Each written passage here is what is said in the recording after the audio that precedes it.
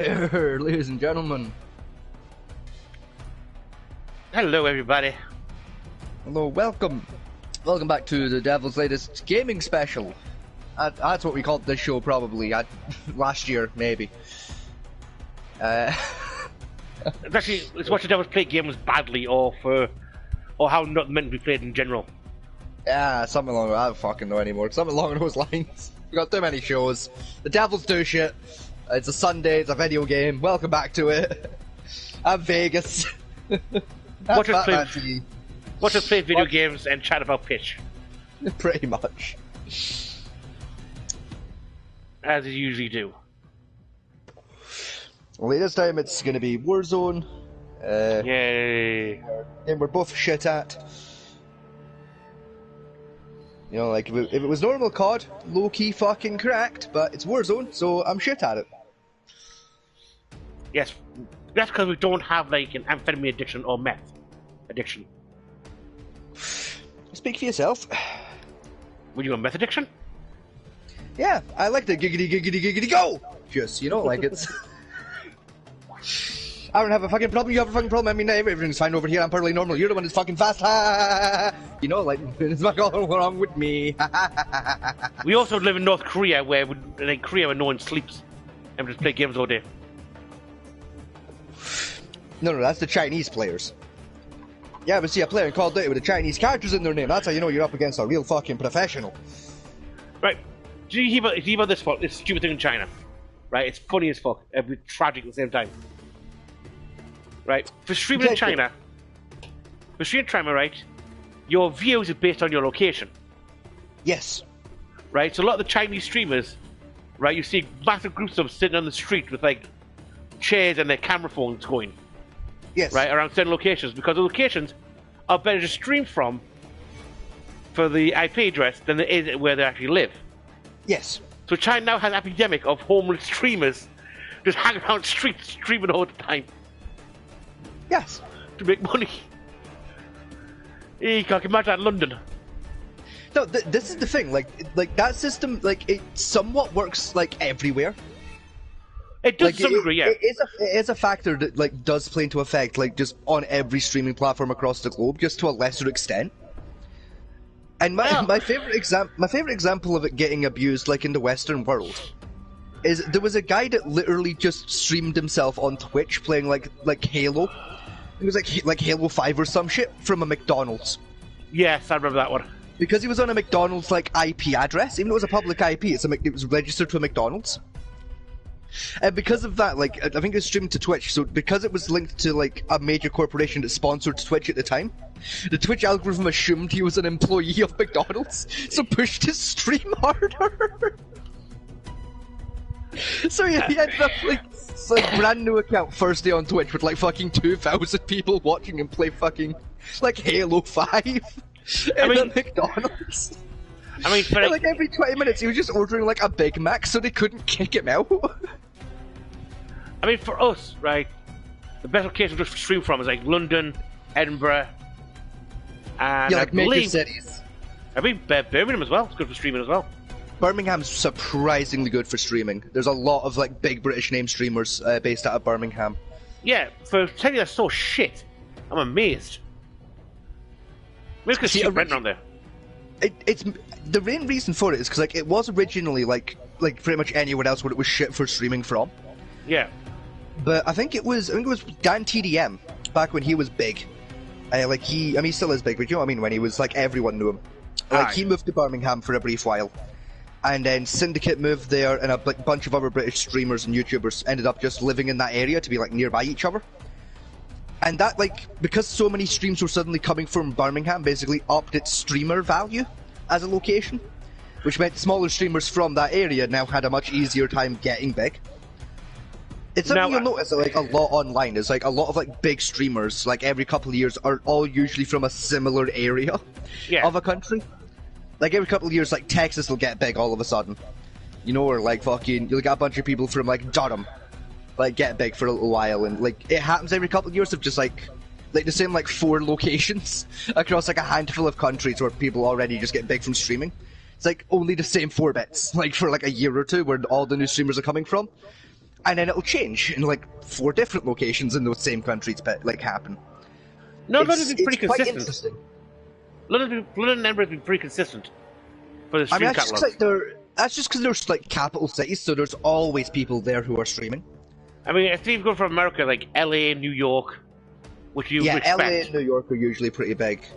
Alaska's apparently quite big as well on the stream side of it. Yeah, Alaska's got a lot of people streaming, but then Alaska has surprisingly strong Wi-Fi capability. It does for an area with no unlimited. They have really good satellites and like really good Wi-Fi cables, which is weird given they have shit electricity. Yeah, and no one actually lives there, just about. Yeah, I think that's why. I think they do just have normal Wi-Fi equipment, but like because no one's using it, it's super strong. Yeah, there's like no jam, no traffic on it.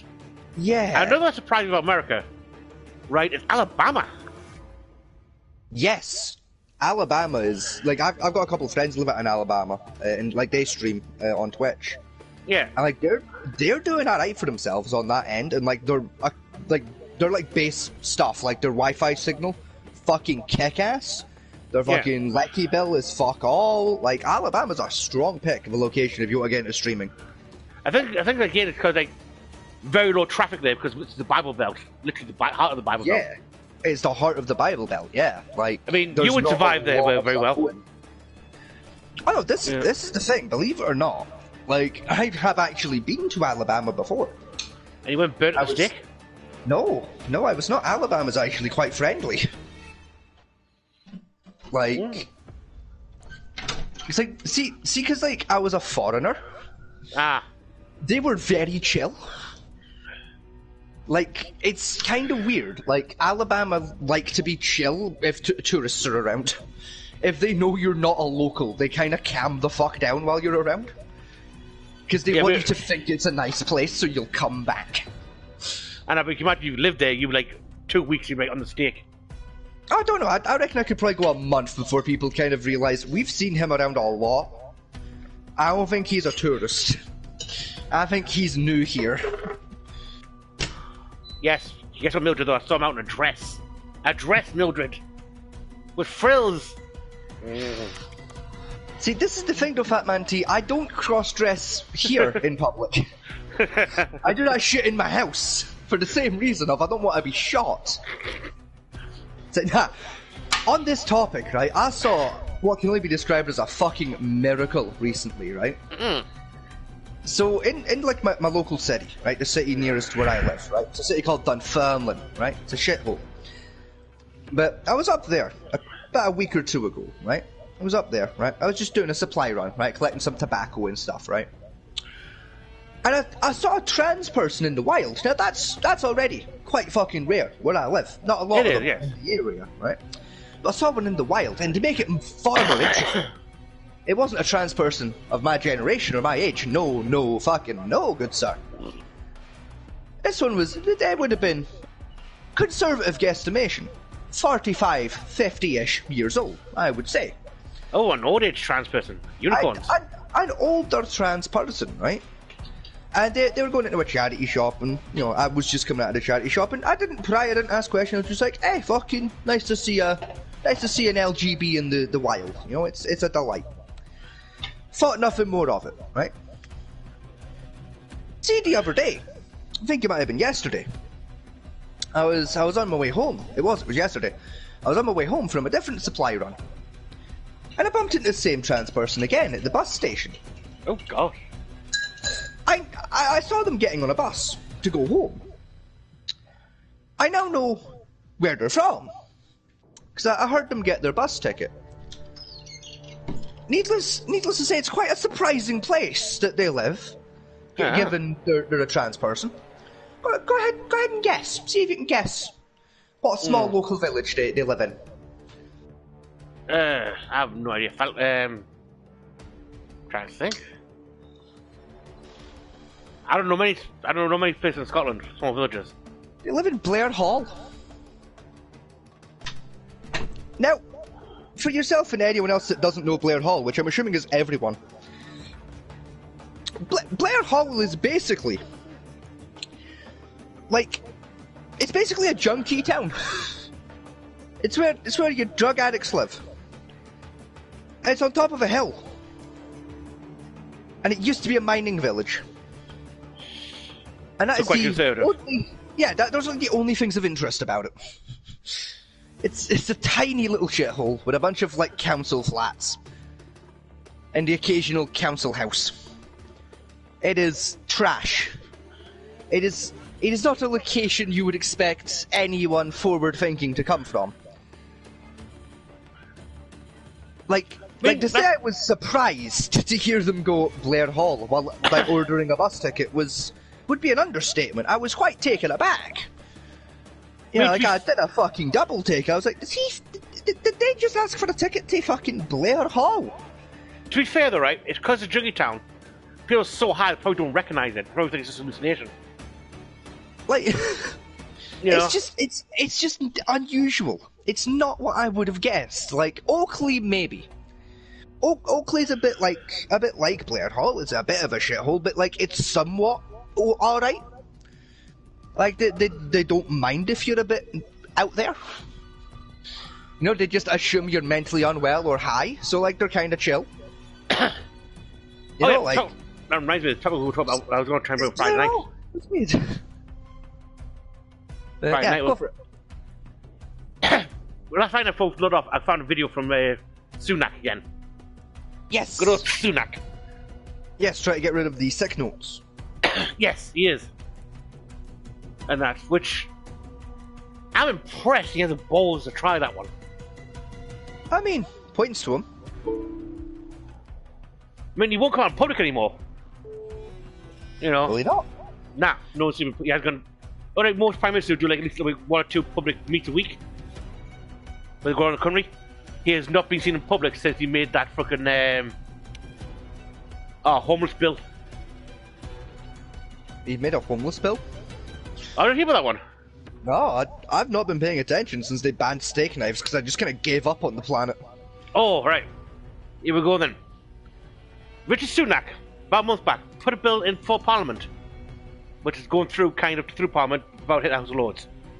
Mm-hmm. Where that anyone caught being homeless, pretty much, gets fined between 1,000 to 200 to 2,500 pounds per day. Oh, this one! No, Yeah. you mentioned it a couple of weeks ago on the channel, yeah. Yeah. Now, admittedly, he's changed the wordings. Welcome, viewer. Right, he's changed the wording slightly to where it states now that anyone caught rough sleeping will be fined £1,000 per day. There's not a difference, though. There's not, no. What a fucking dickhead. The problem with that, though, is in the British law and the Scottish law as well, because this applies to both Britain and Scotland, this bill, right? There's the rough camping ruling, Yes. which basically states anywhere like forestry areas we can camp, as long as you don't damage the environment when we leave, Correct. right? That is also just classified as rough sleeping. It is, yes. So basically, if we get caught camping like we normally do, because we're being specialised in rough camping, we get a £1,000 bill. Bet. Nah, like, you know what? Give me the fucking bill. Like, I will take that to court, I will fight, and I will fucking win, because you're just being silly. Like, bet. And if I don't win, do not think I'm above assassinating a judge or two. Like, bet. I don't give a fuck. That's the point, though. Currently, it's one of those things where it can extend to our Court of Human Rights. Yes. Because actually, it's written into our version of the Constitution. We don't technically have a Constitution, but it's written in there. It's in the Magna Carta, if I remember correctly. Magna Carta no longer applies. That got overruled Does it donkeys not? ago. Yeah. Ah. That was What overruled back about in the Magna Carta? 1746 during that period. Ah, I thought it was still applied. No, basically when the royal family started like dying off their powers more, and more power took over, the Magna Carta was overruled pretty much. Huh. Who knew? And on the other interesting topic we have is the Scottish anti-hate crime bill, which I still. Yes. Well, but before we get into that, very quickly, did I hear you say that we have a viewer a second Yes, ago? we do. A current viewer. Oh, and look at that, I'm also getting a phone call. Oh, it's a busy day!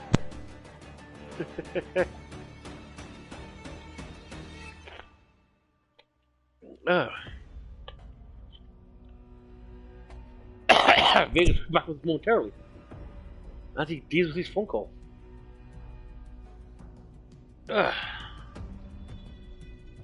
Feel free to use the chat, dear viewer, if you wish.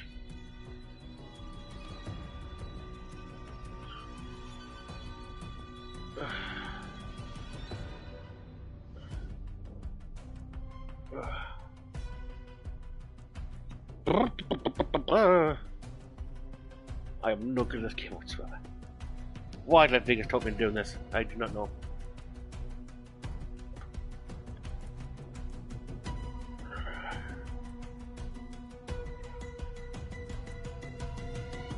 Right, first off, Captain Fuckknuckle. What? Right, I think you'll find you're the one that suggested this game. Yes, like on Saturday, Friday. Right? And we can prove it because you suggested it live on fucking camera, for a start. Right? Second off, that was my mother offering me a bacon sandwich because she's on her way home from work and has acquired some bacon. Oh, lovely. Third off, hello wonderful viewers, good to have you here. Yeah, we've got two views. Fourth off, I'm the second viewer because I've got my other YouTube channel logged in the background, so I can like periodically flick over to look at the chat. And then two views have popped on my side. Yes. So yeah, other viewer, and of course any other viewers that happen to join as we go along. If we don't see anything you put in the chat, we will get to it. We will probably just be in the process of a game. I won't be able to see it because I've only got one screen. I have to jump HD connections to check that. So if anyone's likely to notice it while we're playing, it's going to be Fat Man T. But if he doesn't, we will notice it eventually. I've got a studio open on my side. Yes. And obviously there's likely going to be, there's going to be a stream delay between like you putting it, us seeing it, us responding, and then you hearing it. So please do also keep that in mind. We also do apologise for our abysmal gameplay we're going to have. Yes, because both of us are shite at this. If you come for cracked gameplay, you're not going to find it. Yeah, no, go. If you're looking for cracked gameplay, go check out Marley13. He is. He's actually a decent Call of Duty player, unlike us two, Chuckle Fox. Yeah, anyway, back to the Scottish bill.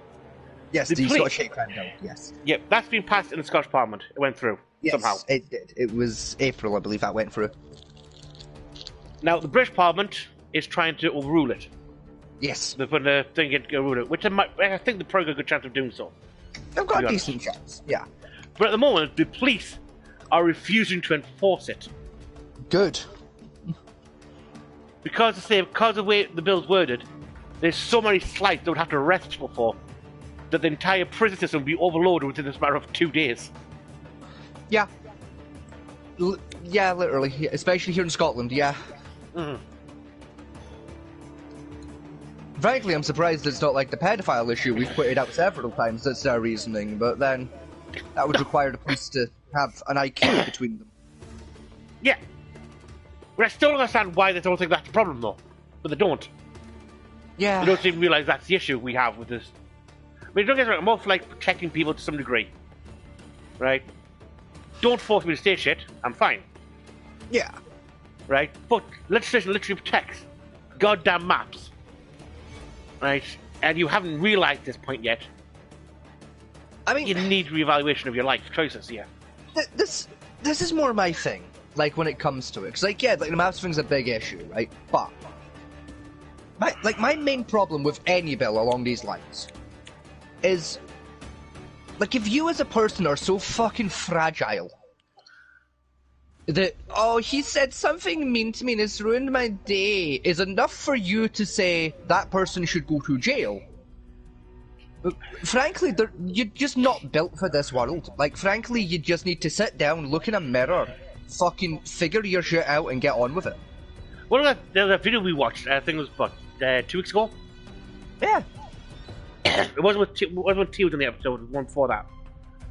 Where that girl went in the pharmacy. Because she hadn't bothered to change her legal name, Uh-huh. right? She had to asked her for a legal name on the documents for medication, and she went apeshit. Yeah. You know, how dare they dead name me? Like, the woman does not know you or care about you, love. Exactly. This is now... And that's the thing about the world itself, is like, people don't care. No one cares about your emotions. No one cares about your feelings. They care about getting through the fucking day and not having a mental breakdown. Yeah. Right? Like that's fucking life. And life sucks. And part of life sucking means some people are fucking cunts. Yeah. And if you can't handle that, that's a you problem, not a everyone fucking else problem. Like I've always said, for the general stuff is, I'm going to look at a person, right? You can look at them, and if they look like a woman, I'll use female pronouns. Yeah, you're going to guesstimate. Yeah, that's what everyone else does. I'm not going to stand there to every person I meet or might have an interaction with saying, before we can talk, you know, what are your pronouns in explicit detail, and are you a vegan as well? So you know that as well, because that can be triggering. I mean, once in a while, like I'll do it, like, especially like if I know I'm around younger people, where they're likely to give a shit. You know, if I'm not sure from a glance, then yeah, I'll bring it up in conversation of quickly just, you know, I just want to double check, make sure I'm not going to step on anyone's toes here. You know, like, if it's not too personal, what are your pronouns? Just to, you know, it's a built-in fucking after reflex from my time doing youth work. Shit, I do that quite a lot in youth work. You know, safe environment and shit. Yeah, but like, if you're like in a shop, yeah, they work on the cashier desk. You know, the amount of people are saying, like, most of you ain't registering all that much. He's going, yes sir, yes ma'am, yes ma'am, yes sir. Right, just have a quick glance at what they look like. You're not going to go in depth before we can have this transaction. Can I please use your pronouns so I don't slightly offend you? Yeah. You know what I mean? I do it at the bar all the fucking time, where it's just like I take a 3-second guess where I'm just like, there you go, pal. Like, I look at you, I guess, like, so I've got like a list of things to say to you if you're a guy, and a list of things to say to you if you're a woman in terms of greetings. Mm-hmm. Or like just like a phrase I'll use like to get your attention. Like, say like I'm at the other side of the bar, but I've spotted you. I'm the only one available. I'm just quickly finishing something. I'll be right with you. Look at the bar. I spot you. Right. Let's say it's yourself, that man to you. Right. It's a big burly guy, big fucking hard-looking biker man. Right. Look up, see you, and go. I'll be with you in just a minute, pal. Just finishing this. Right. I'll be 2 seconds. Right. And then I finish what I'm doing. I come over. That's that. Or same scenario, but it's, you know, it's a tall, slender, you know, like creation of God with long flowing flocks. I'm gonna look and go, woman, and go, I'll be 2 seconds, love, or miss, or misses, or whatever the case may be. Depends on my emotion at the time. I'll be with you in just 2 seconds. I'll just finish up what I'm doing. I'll be right with you. Like, I mean, I usually use, like, if, you know, like if it's like a wee odd lady, you know, like a proper, like, 92-year-old little Betty coming up for a quick vodka coke. You know, I'm gonna default to love, you know, because like the odd bitches love that when a younger man calls them love, they adore it. It's the closest they've come to an orgasm in 70 fucking years. It's always funny to me to watch an old woman melt like that. You know, and then I'll just default to miss or misses if, you know, if they're older but look way more serious and not willing to fuck around today. It's like, okay, miss, you know, or misses, or, you know, if they're just like, you know, a younger woman, or, you know, quite well, like if they're wearing like a business suit maybe. You know, then it's going to be like Miss or Mrs. because you're a more formal person. You know, you kind of can make those guesses quickly. You know, whereas, and if I ever do make the mistake behind the bar, you know, and somebody says, oh, you've got it wrong, because people have got it wrong with me in the past, I correct myself instantly. I'm like, I do apologise. You know, as you can imagine, I'm running quite fast here, just kind of going through the motions. I do apologise, you know? Yeah. Use the opposite, you know, like, you know, have a second go. Use the opposite this time. There we go. Problem solved. You know, like, I've no problem doing it, and I'll make a mental note at that moment. Yeah, I mean, but if they try and correct me and be a dick about it, yeah, you know, like, how fucking dare you get that fucking wrong? It's like, how you're 6'5", you're wearing high heels, and you've got better hair than Mildred. Like you can't expect me to have gotten that right. You literally have tits. Like, come on, throw me a fucking bone here. I mean, my best way I can describe this is, have you ever seen that meme yet? It was like a short animation done by Uncover Animations. I was basically someone being in a chair held hostage by a guy. Guy turns says, "Girl guns. Oh, why'd you pick me?" You know, against, I'm going to murder you. And, oh yeah, daddy vibes. Oh yeah, well, I'm so scared and I want to die. Against, You're from that generation. Cop breaks in. I'm here to save you, ma'am. One, it's not a deep chill, and if you just assume my gender, that's offensive. That's offensive. That's offensive. You see the cop's going to point towards her. You know, I think I'll come to that situation like, have fun, pal. I'm away now. Enjoy yourself. Just have fun, Bucky. Bye. Make sure you clean up around here so we don't find you. Serial killer after all, fucking. Just clean up, you know, make sure you can remove fingerprints and shit. Here's a guide how to do it. See you in 10. And remember to pay the rent on your way out. Okay. Yeah. Always pay your landlords, people. I promise I'm not a Tory, honest. I just believe in being nice. Alright, so get this bad gameplay going. Yes, let's get into one, why don't we? Before we do, actually, has there been anything in the chat? No. We'll have a quick 2-second check. There's nothing in the chat. We still have 2 viewers, or did the other one leave during our rant? We're counting 3 views, apparently. We're up to 3! Ho ho, hello! Yep. We've gained other people. Hello there. 2 current views and 3 views in total. 2 concurrents, 3 overall. We're doing well today. Hello there, good people. Best part I'm quite surprised we've got viewers for us doing COD, like today of all days, given Marley 13 is doing fucking Warzone bingo in an hour. I'm quite surprised we've got viewers. Also, it's surprising. And one of those views isn't actually you. No, one of them is me. One of the currents is me. Yeah, because you switch channels, and you're actually viewing the screen, it'll probably cut you off. No, I'm viewing the actual. I've got the actual stream just tapped. Like I've got full screen on a different HD source. So I am one of them. Yeah, 2 current views and 3 overall. Yes, we're doing quite well. Hello there. Hello, friend. Welcome. Yes. Please, like as I said earlier, feel free to have a chit chat with us down in the chat if you feel so inclined. Please don't be a 13-year-old.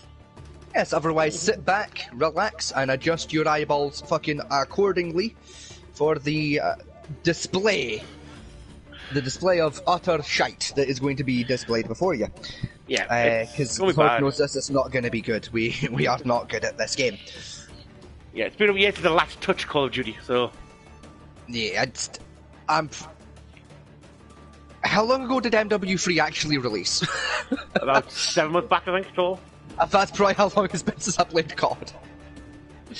January. Last time I played Call of Duty, MW3 just released, and I was trying out the multiplayer and went, I fucking hate this. It was January release. This model sucks ass. Because you paid full price for it, and you've read it ever since. Not only did I pay full price, my ass pre-ordered this shit. Yeah. I was not happy when it came out. Because I fell for the fucking propaganda. Because both you and Kaido were on saying whether or not you're going to order the gold edition. Yeah. Of it. Yeah, I'm glad I did not do that. I'm glad I got base. Now, you know what? I'm gonna bitch and whine a second actually on this, right? I'm gonna have a complaint. Have you just been kicked out of my squad? Oh no, there we go. I'm have a complaint, right? MW3's campaign can take a running fuck to itself. Like, that can fuck all the way off, right? Like... Like, I've complained before about, like, my main gripe with that one fucking mission in the campaign, right? Yeah. With the fucking juggernauts and the time limit, because the COD devs think they're funny. Yes. Right? Hilarious. I hate to break it to you, Activision, you're not fucking funny, you don't have a sense of humour, get off my fucking bandwidth. However, I finally bit the bullet, I gave up. I watched a long play of the entire campaign. I watched somebody else play it on YouTube, right?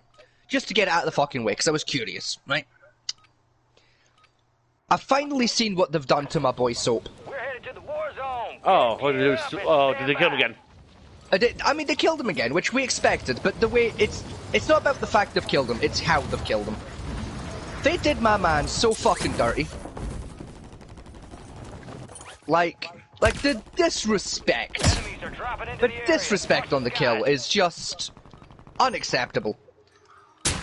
Like look how they've massacred my boy. Like, he gets shot. That's how he just gets shot. He just gets shot in the fucking face. Like, in a cutscene. Like, it's so pish. Like, Makarov just puts him in a headlock and puts a fucking medicinal 9mm through his fucking skull. Like, it's so shit. there's just no fucking... Compared to how he died in the original games, there's no pizzazz, you know? There's no honor. He just gets shot. And no one really gives a shit out of the characters. They do him so dirty. What's with the fucking uwoos? Let's roll. Lovely chap. Uwoo, uwoo. Oh, whoa, sus, All right, weirdos. drop point for your squad.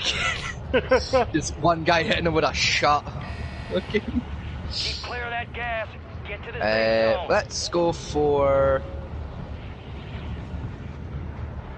Alright, we're gonna aim for like back arse end of Lowtown and then try and make our way up to Sadiq Farm because I feel like that's where the zone's likely to start pushing.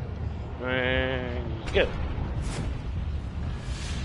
You remember from last time, just my little yellow thing. Aim for roughly over there-ish. Yeah.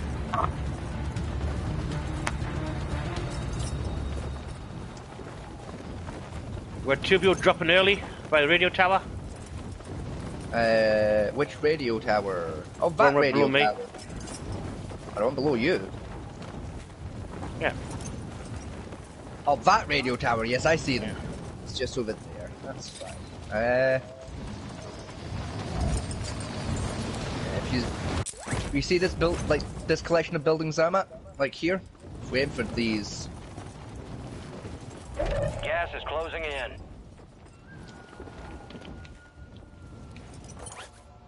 Eliminate all targets in the AO. Ah, fucked that up. All squad members are in the safe zone. Hurrah. Right, closing that. Okay, trophy system right off the bat. That is a fucking strong start for me. Not as strong as a gun, but it's... Assault rifle here.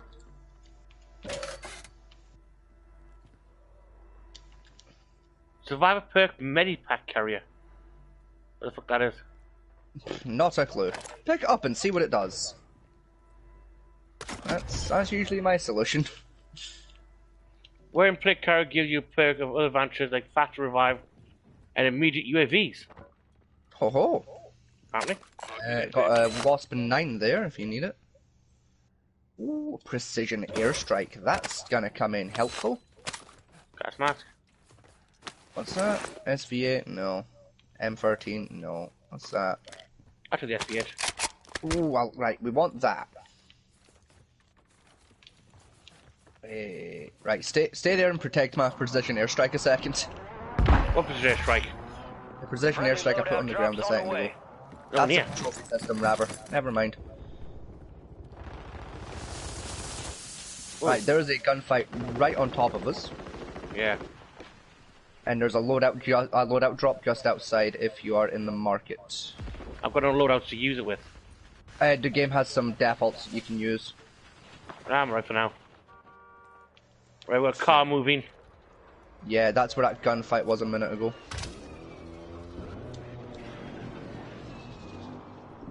Come this way. Yep. No, that's struck by looks of it. I'm making moves towards him, see if I can track him down.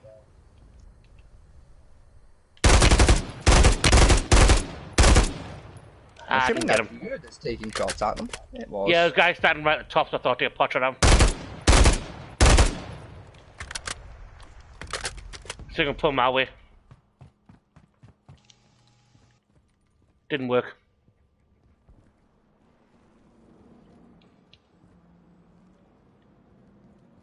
You're heading towards him, like. Yeah. Let's try to see if I can get an eye on him. Yeah, yellow jacket and. Yeah, I see him. Yeah. See him? Yeah, not worth me chasing him down. Yeah, I think I knocked off top of his truck, so he's not happy. Yeah, he got knocked off and got into it with his pal. Yeah, if you stand on top, so I thought, you know, I can't. I cannot not do this. Inbound. Oh, he's come back. Yeah. There's a Did they come for different revenge? player. No, both players are in their truck. There's a different player just out there. Ah, Gas damn. is inbound, marking a new safe zone. He's gone now. Yeah, I took a pot shot at him, but I think I missed. I think he's trying to track that truck. Not any fucking more, he's not. I think now he's probably just trying to track down where the fuck I was. No, I can hear gunfire. That general direction. Whoa, something shot at me.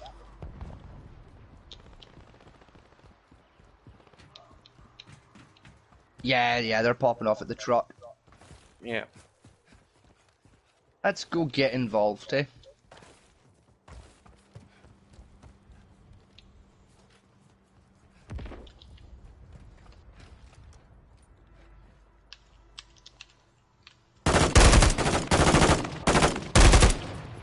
Missed him, bastard.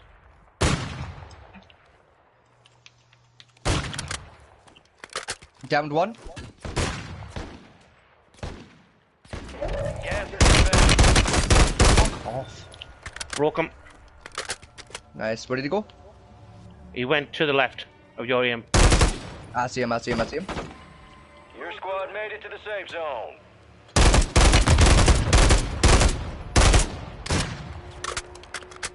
Oh, He's running. Sniper overwatching. Where? Ah, fuck. That way, towards the radio tower up in a building. He's a bitch to see. Enemies dropping into the I AO. wouldn't risk it.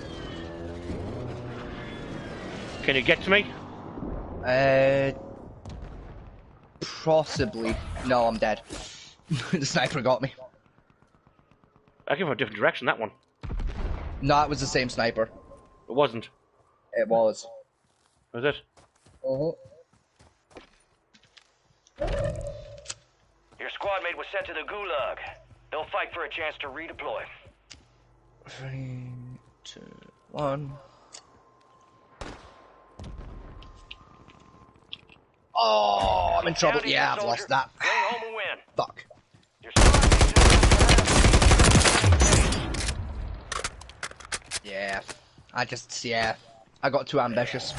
Got too ambitious during my gulag. Got punished for it.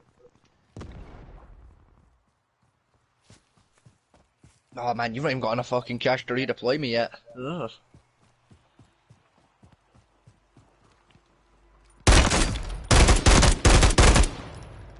It's cracked. Nice.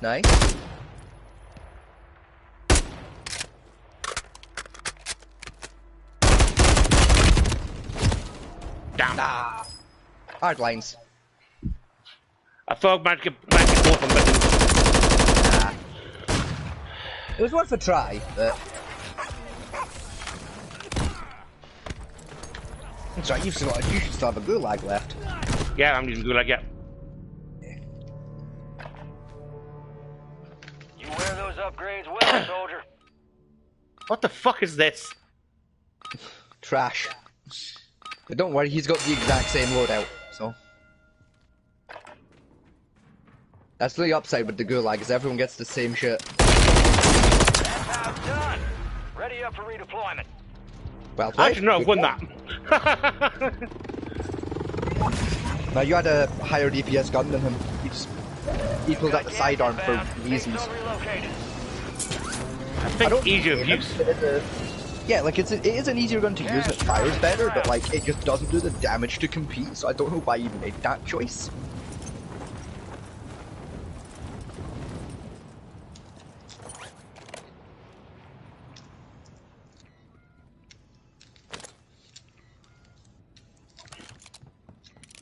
They thought it'd been funny. Maybe? Oh, I'm way outside the circle. If it was me, I'd just para jump off the roof. Get as close to it as you can.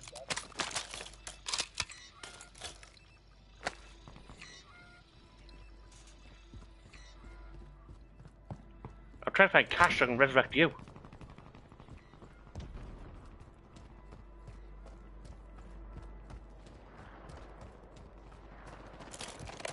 And say, watch that player to your left. I don't think he spotted you.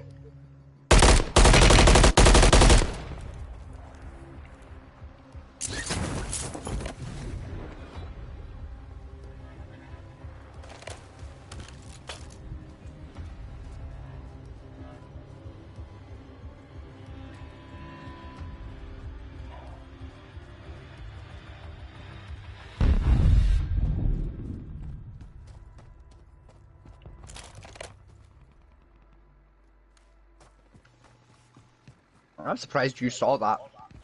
What? That player's movement on that roof, I'm surprised you saw it. Why? Because it was fucking far away. I struggled to see him before you scoped in. I was like, is that movement? And then you scoped and I saw it move and went, yeah, that's a player. 2 players, actually.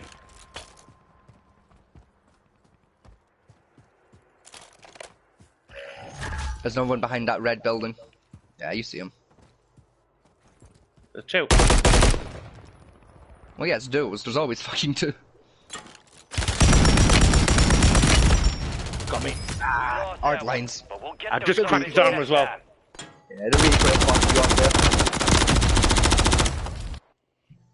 Damn. I'm so not used to these guns at all. Yeah, it does, especially like with the weird ass recoil and bullet drops they've got going on right now. It takes some getting used to with these guns. Yeah. Especially the snipers. The snipers are iffy, in my opinion. Like the bullet drop on them are like sometimes the bullet drop is just right. Other times it's like way fucking off. Other times it's like way too much. Yeah. Like it's just there's like no happy middle ground overall. It's just like a bit of a toss of the dice at the minute. You got one guy can run straight in with a gunshot right in his face. Eh? That AK go's not too bad. The N74. That LMG I just picked up the end. That's no. No. Yeah. There's some severe modifications that recon that's too near to handle. I mean, it is helpful. You just have to kind of know how to abuse it. Like it is a decent weapon. Your best bet for using it is you basically have to like mount up against a wall with it and use that system. Because outside of that, it's just fucking pointless. Oh right, I can modify my guns now. Yay! In front of me, it's not. Oh yes, we'll have that actually. That's helpful. Thank you very much, video game. I don't need that set anymore. So I'll stick with that. Oh, I have a better option for those. Oh, fine. How about those? No, fine. What do we have? Still on. Actually, I'm going to quickly take that into the gun range just to make sure I am correct in my thinking. Because if I remember rightly, this thing was a fucking laser beam. Yes, no, I do indeed remember correctly. I built a laser gun. Good. That's what I was aiming for.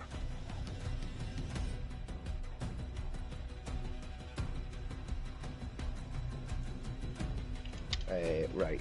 What level do I need to be to unlock the high alert perk? Let's find out.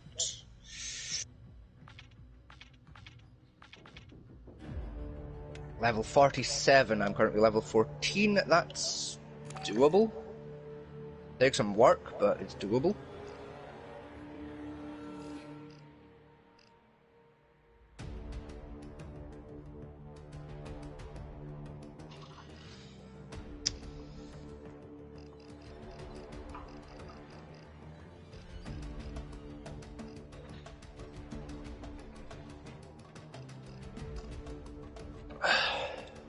Nah, man. Where the fuck, in the name of fuck, for the grace, for the might of the fuck, and the home of the fucky, did I put my phone? I don't fucking know. I know where I am, but where's my fucking phone? Someone, please, who was here when I got a phone call earlier, where did I put my phone after I'd finished the phone call? I found it, never mind, it was over there. It was under a hat. That was the issue. There we go. Right. Leave the phone there. And then grab my TV remote. And a quick nosy in the background here. See what you're up to. Editing loadout. I see that. Question is, what specifically are you editing? Let's see, you're Oh, yeah, having a look at some sniper rifles, a couple of assault rifles, things like that. Just having a generalised nosy. Still got access to it, to be honest.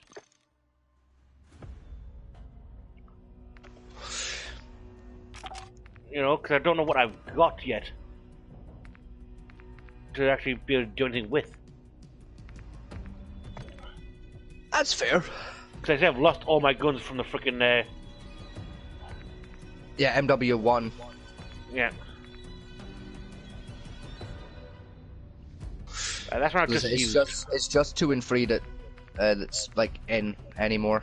Yeah, so I had quite a few guns at the base game that I no longer have. Well, as I said, no one has them anymore though, because they just don't use MW1 anymore.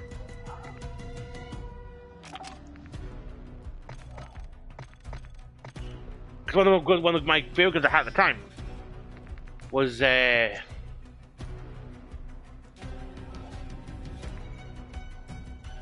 I can't secondary these, can I not yet? No, you're in the secondary tab.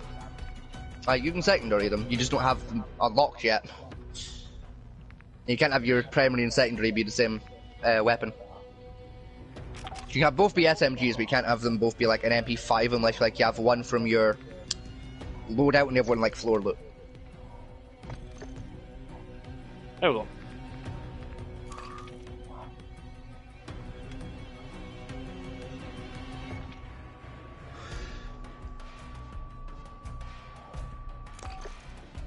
There we go. That'll do for now. Yeah, I'd recommend using one of like the preset perk packages because they're honestly better than the preset custom one. And you're just not high enough level to get anything helpful for the custom one yet. Like neither am I honestly, but still. So we've got LMG, we've got LMG and SMG for that, and primary and a pistol for that one. Yeah, that'll do for now. Not the best I can lay my hands on, but hey up. But even still, it's worth picking them up like in the like from the loadout drops and using them because the more you use them, the more you level up the weapon itself, and the more you level up the weapon, the more attachments and shit you unlock for it. So you can kind of like make it a better gun. I usually say like for newer players, like whether they're doing Warzone or like normal multiplayer, your best bet like early is like the M4 from MW2.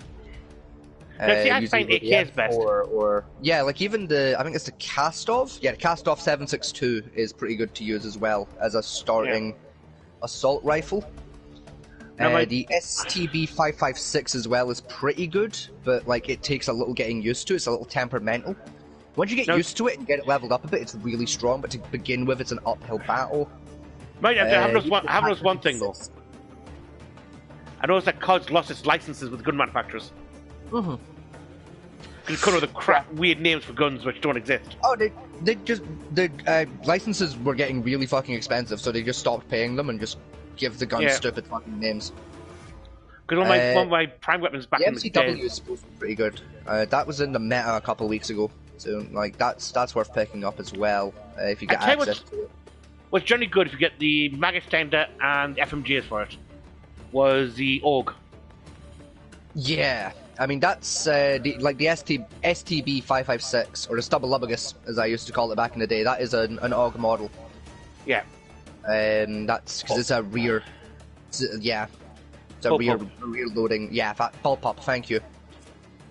Getting the headlock is a pretty good option as well. It takes a little longer to unlock that, but it's a good option.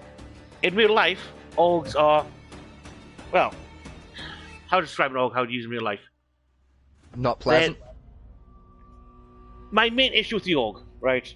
Because like I say, I do airsoft guns are generally move through thing, and have a lot of similar features on them. Yeah. Is that goddamn selector switch on it? Yeah.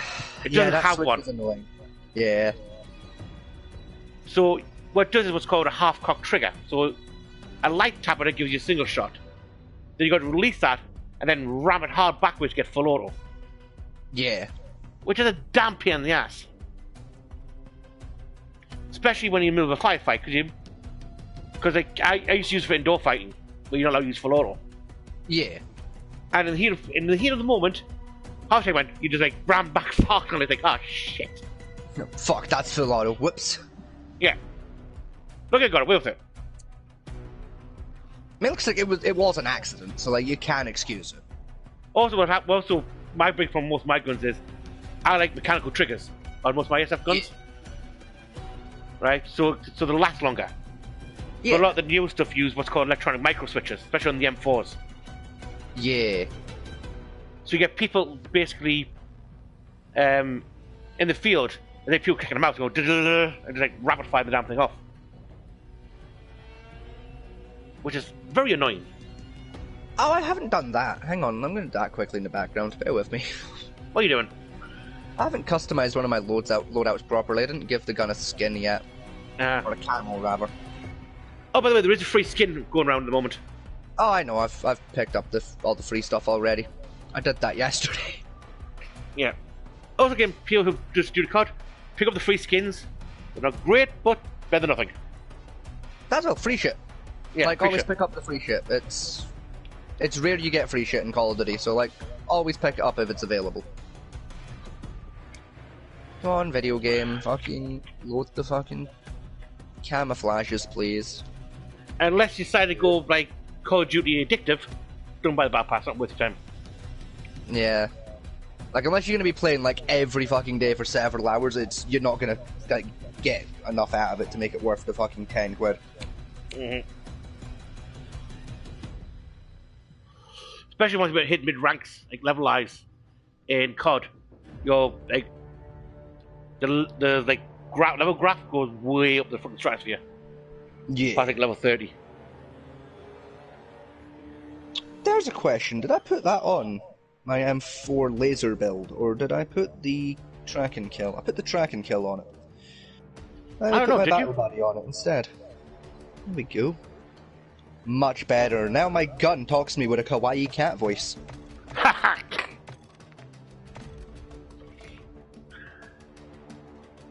It's literally a thing you can like. I've got two. One just tells you your KD ratio, which is somewhat handy in like normal multiplayer. Because it's quick like pulling up the menu to do that.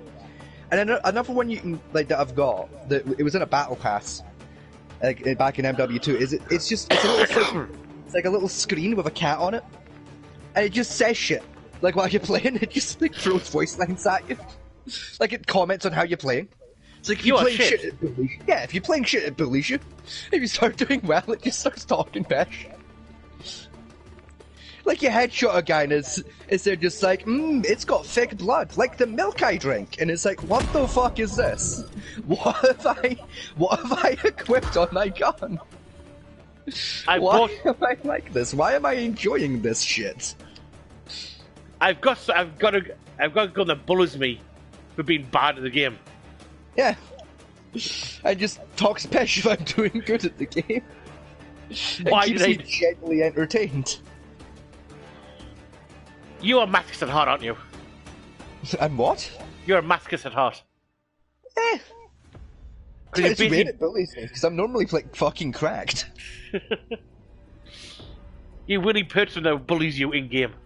Oh no, I didn't purchase it. It was a free unlock for a battle pass. It was like seasons 5 or 6 of fucking MW1, 2 whatever. What game did that? Dragon's Dogma. Remember those? Yeah, because you remember when you used to hire those like stupid like fake people as part of your team. Yeah. Right. Some of them, right, depending on how you build the personality, you get borrowed from other people.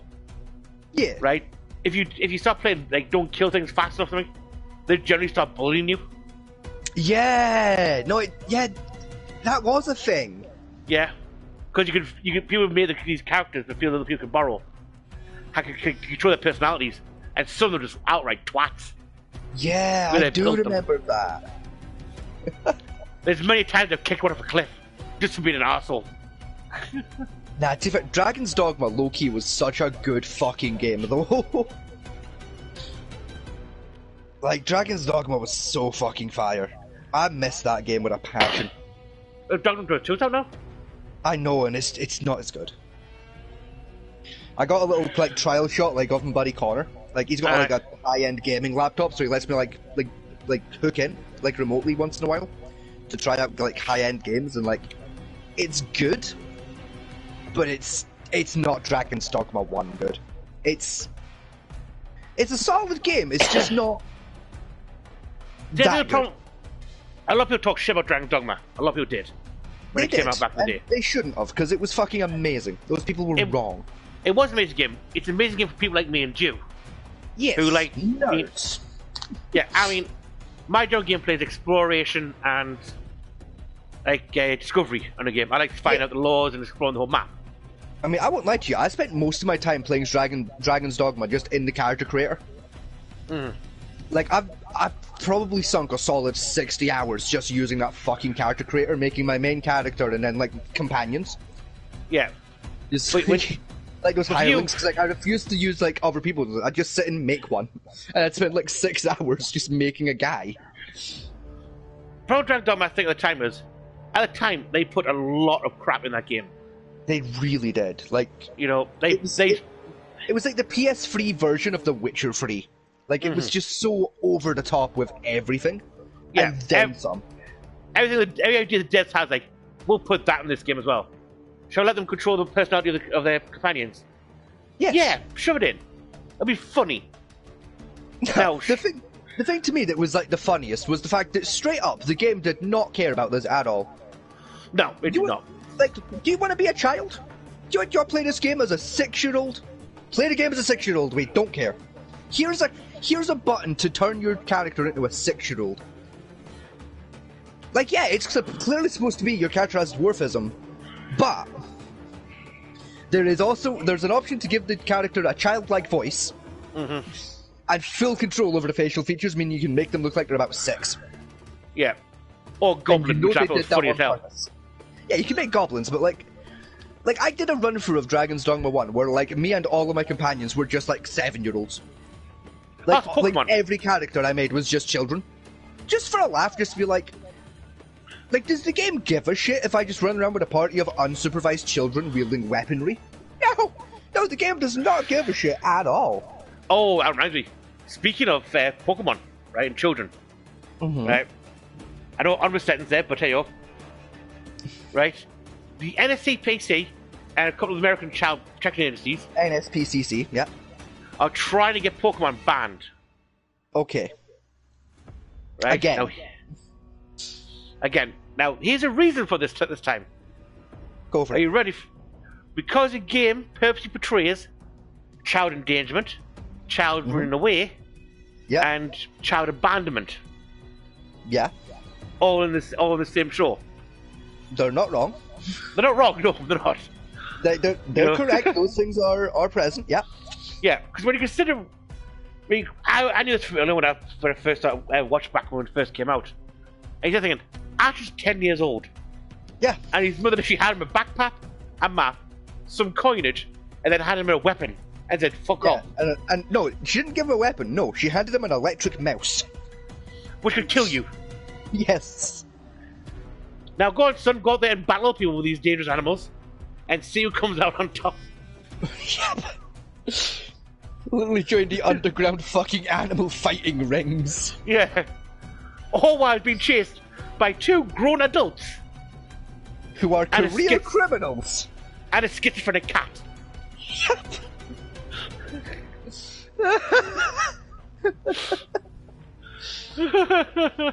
Pokemon was such a fucking fever dream, dude. Oh my god. It really was a fucking fever dream, wasn't it? That's just the main character. That's the tale story of this game, of this series. Then he met Misty. Misty, a 12-year-old fucking Pokemon master that runs a gym. A 12-year-old who is self-employed. No, gets better with Misty. And a master of water. Gets better with Misty, right? She's 12, self-employed. She's also a model, because she models mermaids in a gym. She was a fucking model, yeah. Right? She's also quite an exhibitionist, because she's very with any clothes throughout the entire series. I genuinely forgot she was a fucking model. She also ran away from home as well. Yeah. 4 cities away. It's the fact that she ran away from home 2 years prior, in the space of 2 years. This child ran away from home, became a Pokemon master, a self-employed, and a model. Yeah. And mastered the art of Pokemon fighting in 2 years, and still gets her ass kicked by a 10-year-old and an electric mouse. While also thirsting after this 10-year-old. Exactly. Tell me Pokemon's not wild as fuck. Tell me that shit's not unhinged. While also being chased by 2 grown adults and a schizophrenic cat.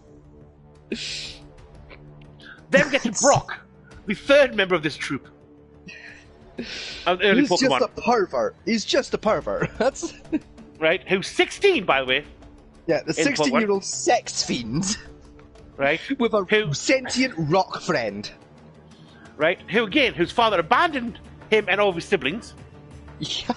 He became a Pokemon master of a gym. Track for his children. Then this 10-year-old comes along, beats him, and then he abandons his siblings back with the deadbeat father. And abandons his siblings, his gym, his main source of income at that. His literal only job. Abandons all of it to go on a fucking wild adventure with a 10-year-old, an electric mouse, a 12-year-old, and a sentient fucking rock and a starfish. Right? Who then spends all his time thirsting after MILFs. Yep. Who all look identical. Yeah, he sort of tells them apart. In fairness, he did have a mommy issue, you know that much, to be fair. Like... Right? And then later in the series, he gets very attached to a Vulpix. Yes. Yes, he does. Very emotionally attached to this Vulpix. You know, it's kind of worried at this point in time. How attached he is to this Vulpix. To be honest. No, the really worrying thing about Pokemon is the fact that, like technically every episode of Pokemon across every, season, series, and movie, all of that, as far as the characters are concerned, happened in the space of a year. Yes, Ash never ages. Like, Ash is still 10 years old. For all of that, he's still a 10. So, all of that for us took, 30 fucking years. For them, was a single fucking year. Oh, it gets worse for Ash, though, remember? At the end of the first season, he gets abandoned by his 2 friends, and then picks up 2 more friends, including a 6-year-old child. Yep. Who was running away from home. Pokemon, ladies and gentlemen, it's... While at this point in the stage of his career, starts fighting the head of an evil organization who genetically modified an ancient Pokemon to be a killing machine. Yes. He also then gets killed by said killing machine. It's the then fact resurrected. It's the fact that several times in the Pokemon canon, Ash Ketchum, age 10, has fought God. Yeah. As far as the Pokemon lore is concerned, Ash Ketchum, age 10, has thrown an electric mouse at, fought against, and proceeded to, actually beat several deities in unarmed combat with an electric mouse. Who has a bad temper issue. And survived. Yeah. No, remember, in at least 4 of those movies, Ash Ketchum was literally killed. Yeah, but he was brought back to life, so he survived. Yeah, then resurrected. On at least one of those occasions, I'm pretty sure it was fucking Mewtwo, who in and of himself is basically just a god, is the one that revives him. Yes, it was Mewtwo revived him after the first movie, when he got between them. It's fucking wild. And in even one of those ones, because I've seen it, his entire body gets disintegrated. Yes! And they still bring his ass back. He got fucking Thanos, and they still brought him back. This is why I think he's 10 years old for all the time for. He's actually 10 years old. He's been resurrected that many times. It's just stopped aging. He's just immortal. Most times that kid's been resurrected in this series. It's impressive. Oh, it is fucking wild though. It is genuinely some of the funniest shit on television. Even how Dragon Ball Z, which is known for killing people and reviving them, right? This kid's been more revived than anyone in the entire Dragon Ball Z universe. I think you're right. I think he does actually have more reses than fucking Dragon Ball. Like, even And then- Goku's only been killed twice. Four times. Has it been 4 for Goku? Yeah, before for Goku, because a literal the god of destruction who burned universes came down Tandy's hearts. Oh, so he did, yeah. I forgot about that. Then God got beat up by Vegeta because he slapped Bulma. Yeah.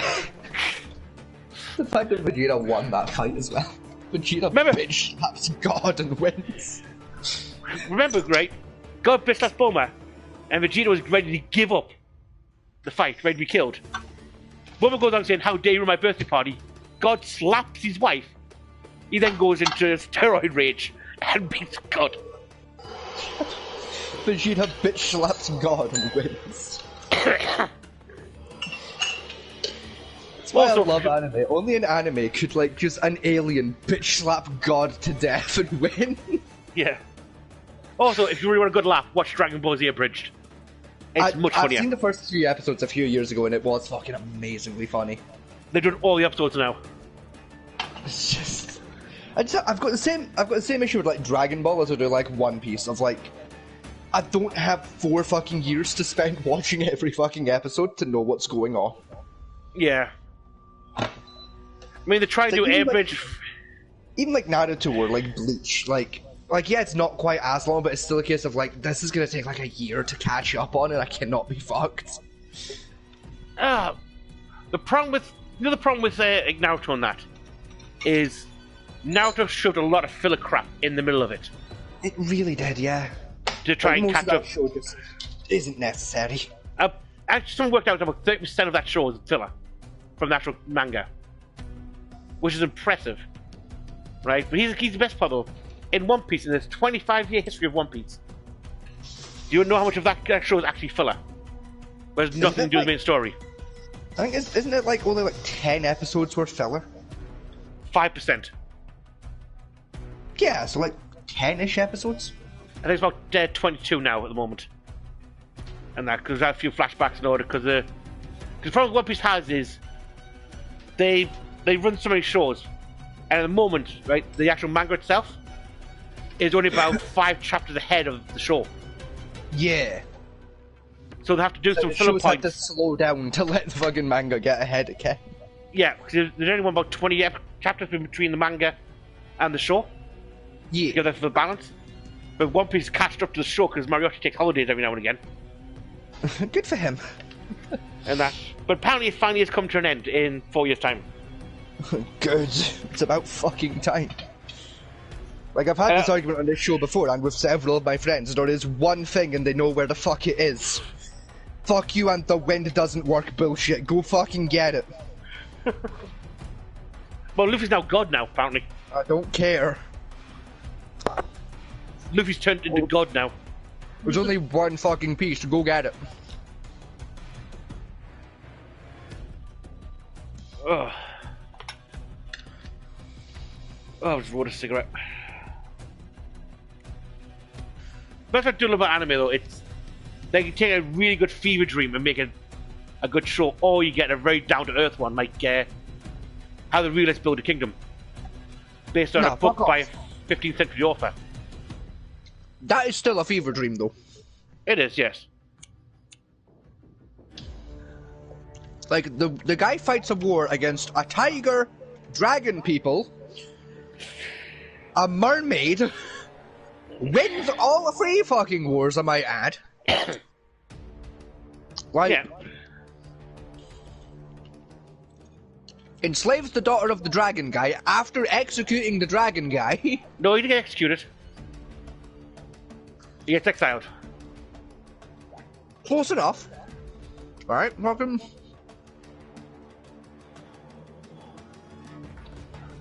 Dismantles 500 years of kingdom traditions. Yeah. Literally overnight. Yep. No one cares. Gets 4 wives. Yeah, you're right. By the end of that show, he's at wife number 4. Yep. Yep. Who's the thing 16, just. It's about that, yeah. My best one though, that entire show, which I do appreciate, was when the little fox girl was coming into it, Mystic Wolf, and the Prime Minister was telling him again, "Well, you can always take as a concubine." Excuse me? She's Like, 10. how about I just adopt the child? How about that instead? Yeah. You fucking weirdo. She's 10. Well, that's unheard of. Fuck you. Yeah, like, I don't give a shit. I don't care, that's a fucking kid. You know, you gotta feel sorry for the poor guy. Like, but one of the best part of episode 1. Like, I've been summoned to this world as a hero. Shit. How do I not get murdered? I know, I'll make a speech. Made a speech. You're now king. Fuck. Excuse me? I'm the now? I'm the what in the fuck did you say? And you're gonna marry my daughter. What? Care to fucking repeat yourself, please, my friend? I'm a bit hard of hearing now. By the way, our kingdom's broke, people are starving, and we have a major refugee problem. Plus, our kingdom wants to attack us. Have fun. Get back here, you asshole! Come back here, I have questions. Nah, fuck you! Have fun, bye, I'm retiring! You get back to your assistant, mister. You can't just hand over the keys and not expect me to have several fucking questions, such as what the passcode is to the safe. You Don't get worry. back here, bitch. Don't worry, you don't need it, there's nothing left in there anyway. I What? don't care. I'm gonna throw the safe at somebody. Give me the fucking passcode. The treasury is empty. Yes. I will kill you myself. The treasury is empty, yes. Let me fix that. I'm gonna put you in the treasury. Come here. By the way, you're the hero. Thank you. You can't fight. I know that. I'm a college student with a degree in fucking economics. You're perfect. Ha. Do you remember one of the lines I do love was like, it's pretty upsetting that a hero can't even defend himself. I mean, it is a little upsetting, to be fair, yeah. And his magic. My magic is what? You create puppets. And they are good for nothing. You can write with them. Ostensibly, fuck all. No fire Cool. magic? No. Okay, so what I'm going to do is create a giant brass puppet and give it a spear. And it ends up being a semi-competent spear user. Yeah, and an A-class adventurer somehow. Which just both fill the adventurers there. To be honest. We're also flirting with another girl. Yeah. I said mascot. I mean, at least he wasn't verbally flirting with her. It was more just like incidental flirting. Like, Yeah, I feel like he was just projecting on the puppet for like most of that flirting. I think so too, but still. Like, I feel like most of that was just kind of in that girl's head more than no else. Wishful thinking. Yeah.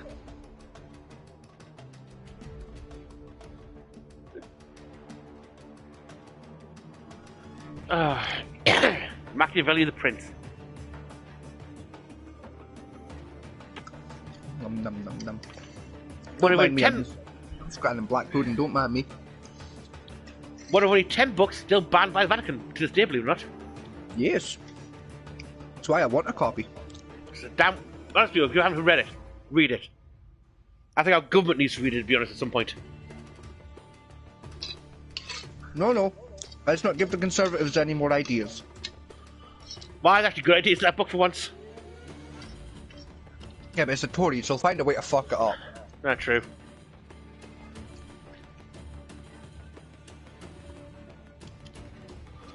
I mean, it literally lays out how to maintain, run, and secure your seat of government for the indefinite future, and no one bothers reading it. I mean, I feel like Gordon Brown read it. Like, he was close. And Yeah. Margaret Thatcher. She got that book fucking step by step perfect. Like, she did all of it by the letter. Except for she didn't leave up on the cruelty side. Yeah. You know, she got to the cruelty part, then didn't help people afterwards. Yeah, she just did the cruelty. Yeah. She kind of skipped a page by mistake, and You know, like everyone was too afraid to like correct her on it, and they just let it go. Probably the controversial opinion though with Margaret Thatcher, right? She was a pain in the ass and a crap, and a crooked, evil bitch. She was a cunt, right? But on the other hand, though, the unions tied her hands. Yeah, she didn't really have a good alternative option. It was do what she did, or the country goes bankrupt. Yeah. And like either way, the country kind of just went bankrupt. So like, her major problem, what she didn't do, was after she nuked the unions, right? What she should have done was then put legislation in place to rebuild the unions afterwards. That would have made the most sense, yes. Which she didn't do, and that was her major problem. That allowed for, let's say, less savvy twats to come in and diddle the miners even harder. Yes. Not children, miners. The guys who went, never mind. Children were miners, weren't they? Fuck. Yeah, I mean, to be fair, either way, you know, like either way, the Conservative Party have had a long, treasured history of fucking the miners. Yeah. You know, like they've much like the Vatican City. You know, they have a long history of fucking miners and fucking miners. Speaking of which, right, I found an interesting factoid about a king. Not our king. The King of Denmark. Yeah, King of Denmark. King of Denmark. Yes. He has a very strange claim to fame, this king. Mm-hmm. He's a bit like our king, which is basically like a figurehead with some power. Yeah. But apparently, 15 years ago, which I didn't know about, he had to take control over his own country by force. He did, yes. Do you know why he did? I don't remember why, I just remember that he did. Because every member of the House of Parliament was arrested, right, involving child trafficking and child paedophilia. Yeah, that checks out. Now, the king of Denmark. It's funny you mention the King of Denmark, because the King of Denmark is very famous here where I stay, mainly in my local city. It's very famous here, right? And surprisingly, we're rather famous as a region to the King of Denmark. Oh yeah, you didn't kill him. Yes. No, even better. Go ahead and guess why we're where I live in the King of Denmark, why we're so fucking tight. Did you come and visit? He didn't stab him. The King of Denmark visits once a year. Really? The King of Denmark spends 2 weeks minimum every year staying in Dunfermline. What? Why? In the city of Dunfermline, in an Airbnb. Why? He just likes it here. Who likes Dunfermline? The King of Denmark, apparently. He literally just, like, once a year, he just turns up. It's always different every year. Like, sometimes it's summer, sometimes it's, like, spring, once in a while it's, like, autumn or, like, November. It changes every year. It's just when he's got some spare time. He rocks up. He hangs out for 2 weeks. He fucks off home. It's like, sometimes you'll be out drinking. And, like, a limousine will pull up, like, a couple of pubs up the road, and the King of Denmark gets out of it. It's the weirdest fucking thing. I've seen it happen so many times. I've never been in a pub he's come into. But, like, I'll be outside having a fag, and a limousine will pull up, and the King of Denmark and 2 armed security guards will get out of the limousine, go into the pub, and an hour later the limousine comes back and picks them up. And they go to a different pub. Oh, that reminds me of something. That one, actually. It's so fucking weird. Have you seen that Amazon Prime TV show they put out about 6 months ago? Maybe. I can't remember its name. But the basic story... Right, the basic story of it is the Prince of England, not a current prince, but a Prince of England, and the son of US President have a fist fight together. To stop a natural breakdown, the families force them to spend a summer together to become friends. Right. Yeah, then they become gay lovers. No, I have not seen this, no. Low-key, sounds alright actually, I might give it a watch. It caused uproar. I can imagine. When that released. Like, it's accusing a British prince of being gay. I'm not surprised. In particular, people connected that British prince with our current crown prince. Andrew. He's a crown prince. John. William. He's our crown prince. Thank you.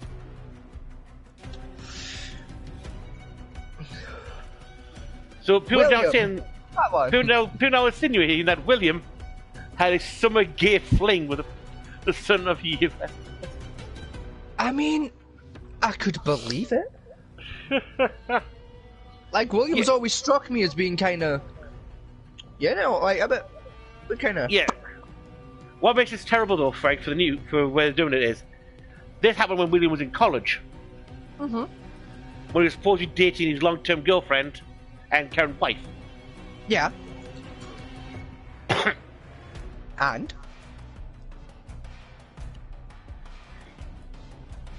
You know, so... Well, see, this is the thing, though. It doesn't count. It's not grounds for divorce. I'll tell you exactly why. As everyone knows, to have gay sex, you have to have anal sex. And as everyone knows, anal is a sex that God cannot see, which means it's not a grounds for divorce because God didn't see it, therefore it doesn't count as sex. No, I think the best one someone said about gay sex, I think it was a clause of gay anyway, was as long as you don't receive, it's not gay. Very true. It's only gay if you enjoy it, push back, you're not wearing socks, and God finds out about it. Those are the only 4 scenarios where it's gay. And the other one he came out with as well, as long as you wear a condom, it's not gay, apparently. Mm-hmm. Which, yeah, impressive mental gymnastics, that one. I mean, that is what they're... No matter what the scenario is, so long as both people involved say no homo bro before adventure begins, it still doesn't count as gay. Yeah. Even if you're not wearing socks, even if you tips touch, so long as you both say before anything gets too untoward, no homo though, doesn't count as gay. And if you're in chat, you hear me coming out now, do yourself a favour and don't Google docking. Google it, it's funny. Don't do it. Do it. Especially if you're a fellow homosexual. Treat yourself. And don't Google man versus screwdriver and one man, one jar. Oh god, I forgot about man versus screwdriver. Jesus Christ. Oh, fuck. Are you crossing your legs already? Oh, it just kind of scrunched in my face. Oh, fuck. Oh, you prick. You had to fucking remind me of man versus screwdriver, you absolute bastard.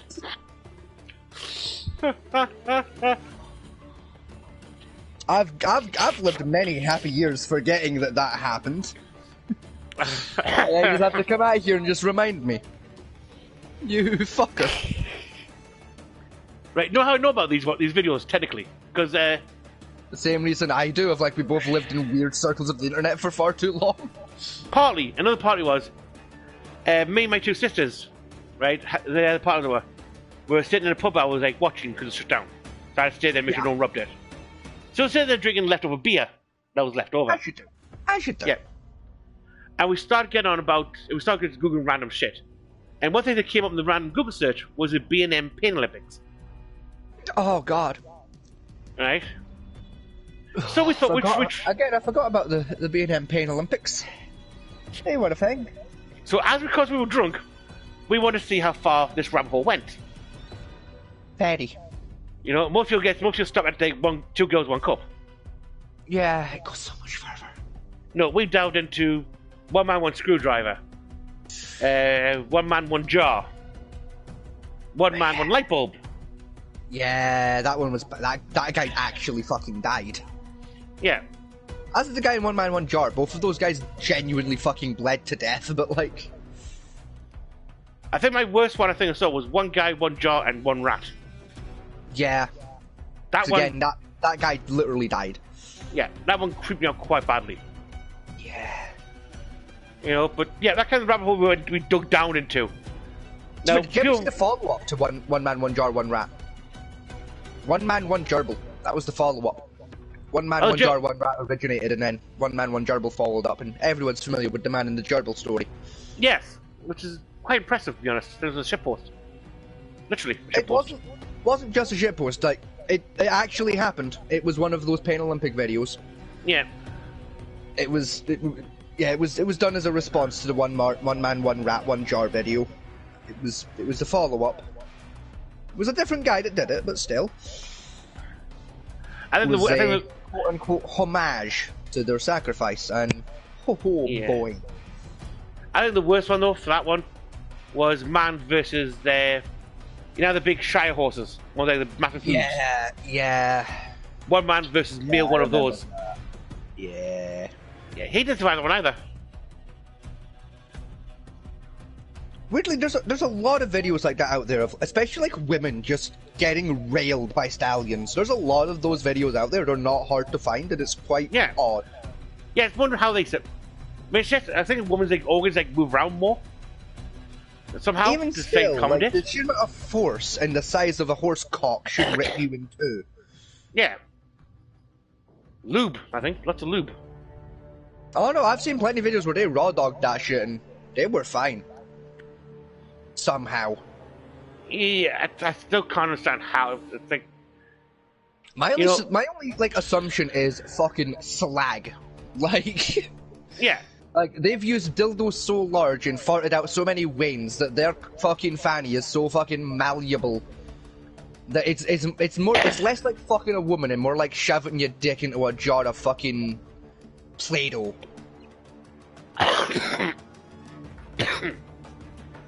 If you hang your foot up there quite comfortably, it's not going to matter much. Yeah.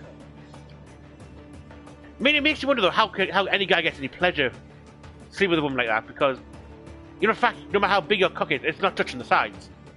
I mean, yeah. I mean, if she's literally can take a whole horse penis and walk away with it, no problem. Yeah, you got no chance. Like, you're not reaching orgasm, she ain't reaching orgasm, it's a pointless exercise, gents. Like, if she takes horse cock, don't waste your time. Just drag up the air. That's about pleasurable you're going to get. More importantly, she's going to be sad for both of you. At that point, you can climb up in there and probably still not find extra elbow room. Is it weird that, like, low-key, I would love to do that? Like, see if there was a woman, like, big enough for me to, like, literally just climb in. Mm-hmm. Like, see if, like, there was a woman on planet Earth the size of the fucking Iron Giant. With, like, a 5-foot wide fanny. Yep.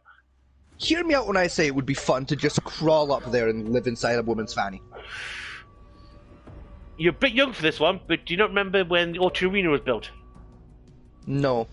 I don't think I was alive when the O2 Arena was built, I'll be honest with you. You weren't, and you weren't alive when this came in. Like, I'm pretty sure that was built in, like, the 1980s. Like... no, it was built in 1999 for the Millennium. It's called the Millennium Dome originally. Yeah, I wasn't alive when that happened. I was born in 02. Well, they installed an art exhibition in there about womanhood. Yeah. And they literally built, I swear to God they did this, a giant replica of a woman's thighs, vagina, down to detail, which you could walk inside of. Yeah, I would have squatted inside there. I'm not gonna lie, I would have lived inside of that. You would not have gotten rid of me. I would have lived there forever, like a bad infection. Like, antibiotics wouldn't have got rid of me. We're holding for deployment. There's a bad kiss to the clap. Yeah, there's a reason why in this household, according to my mother, I have a nickname, and that nickname is Thrush. Enemy soldier So I'm an incoming. irritating cunt that takes strong medication to get rid of. And he's still here. Yeah. Like she's not found a fucking medication strong enough to get rid of me. Probably the thing that I'm pointing, less more of a thrush. And more a bit like, chlamydia. Just a disappointment. At this point. I don't know, I'm less lethal. Playtime's over. Stand by for deployment to the war zone. I've killed less people than chlamydia. Probably right, technically. If you want the strongest creature on Earth, right, and this is a true fact, right? You said an ant can lift like 50 times its own body weight. Yes.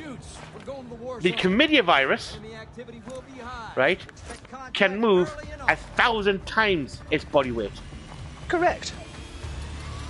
So someone could buy this saying, well, sorry, look, I know I got chlamydia, but it wasn't my fault. It just literally pulled my pants down and got me.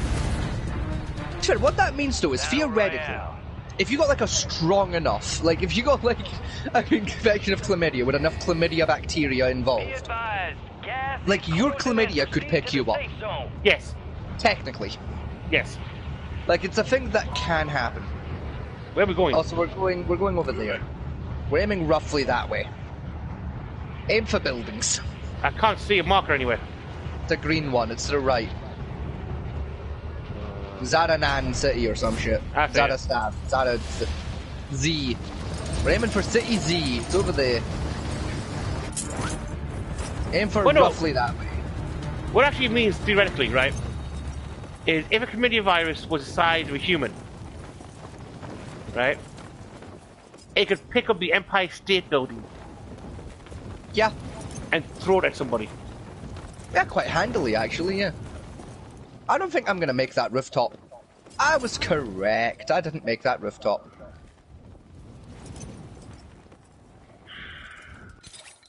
Targets are up. Go take them down.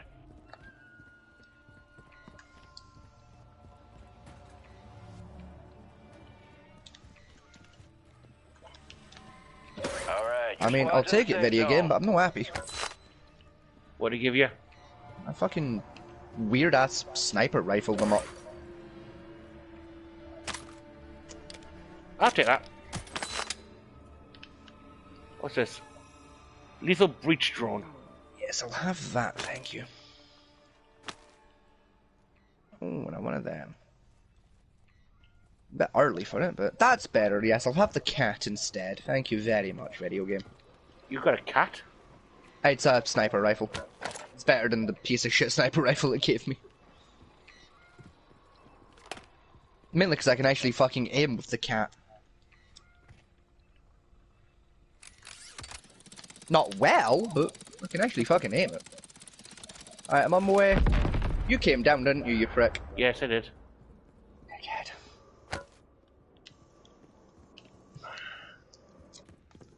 So you got an angry pussy?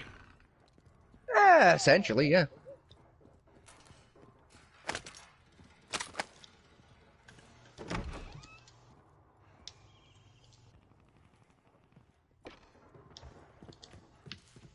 I will find a door. There we go. I found a door. Where you at now? The fucking same building as you dick. There you are. Oh, Prox chat is triggering over on the side there. That means there is some players in the local area. Yeah, the BN should be behind the build, like one building over. Oh yeah. He's on you. He's on you. He's on you. He's on me, I should say. Well.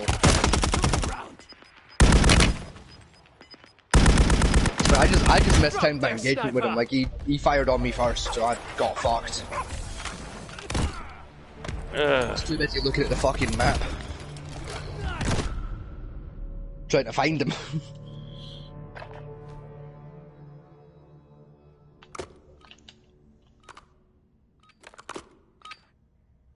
There we go. Jesus fucking Christ. You there already? You're the last of Yep, your squad. I am now. Finish this. Your squad mate lost the fight. They're RTB at this time.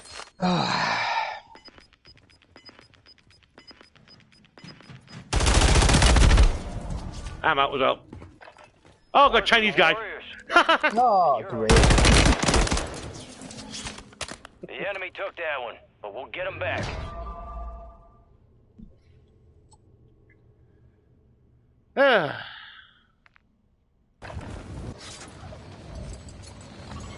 Pardon me, yes, please.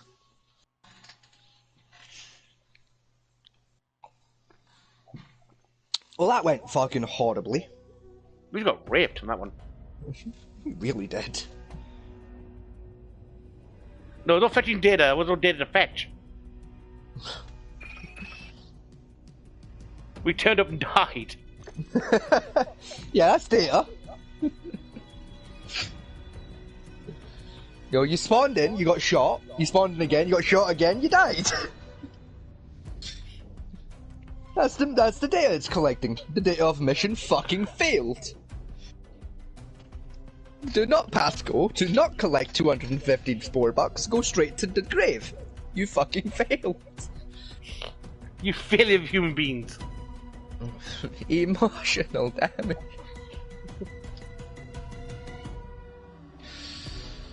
Now look at my pretty assault rifle. Look at it. It's pink. And it's got a cat that bullies me built into it. You know, I wish we had. I can't go come back on TV. What would Robot that be? Wars. I mean, Tifa, they did redo it for a little while there with, oh, that Irish fella. I don't know that. Bald boy. Fucking... Bald nerdy man. Dara O'Brien. Darrow O'Brien, that's the very man, thank you. Like, they had it back on for a while with him. I know, but he just didn't have... It's pretty good, but... I mean, he had him. Jimmy Clarkson did it for a bit once. Did a couple of episodes. Yeah. In the early days. But I know that none of them had the same kind of energy Craig Charles had when he was doing it. They really didn't, but you know they're never going to bring Craig Charles back for it.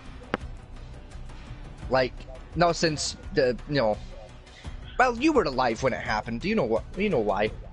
You were there. With Craig Charles, you were alive when it happened. You know why they're not bringing him back. You were there. That wasn't Craig Charles. Yeah. That was a cat. No, Craig Charles as well. Nope.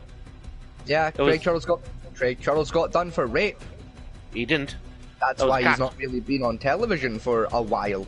He has been, man. He was still on television until last year. Yeah, doing the same show he's been doing since the 1985 or some shit due to contractual obligations of they literally were not allowed to fire him. What? You talking about EastEnders? That was the one, EastEnders, thank you. No, he started EastEnders long after the allegations of rape came out. Oh no, it's not the allegations of rape, it's the actual, he was done for rape. He wasn't accused, he was sent to jail for rape. Hang on. He did a jail stint on rape charges. You Let's were find out. alive when this happened. I remember him going to jail for it. Yeah. That's why they writ him out of EastEnders for like fucking 5-6 years, because he was in jail. Right, how's his name again? C-R-A C-R-A I-G spacebar C-H-A-R-L-E-S R-L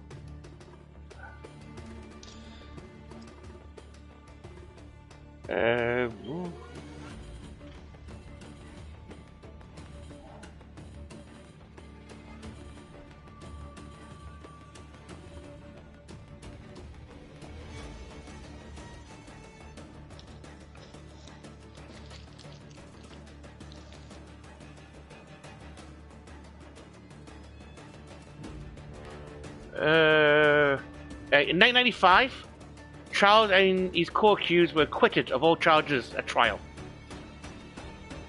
Okay, I stand corrected. I had the impression they went to trial and they did a couple of years. No, the one So I it did remember was getting rid of EastEnders for a while. yeah, because it was him and one other person holding a party. Then the month after, one of the Cat was arrested for it. Mm-hmm. Now he was found guilty on charges, right? But DNA evidence acquitted him later on. Back when we did Red Dwarf, Mm-hmm.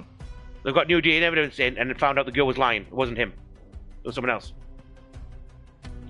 So Cat was acquitted, and Craig Charles was never found guilty of it. See, it was my understanding you had been found guilty. I do apologise then. No. Even still, my point still stands. Given I was under the assumption he'd been found guilty this many years later,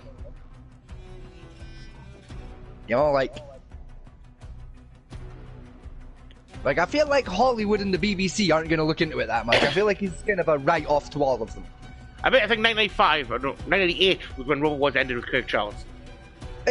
Yeah, I think it was 98, yeah. Right, and he joined EastEnders in 2006, I believe.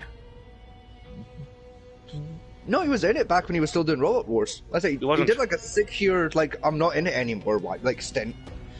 It was 2006 when he went back.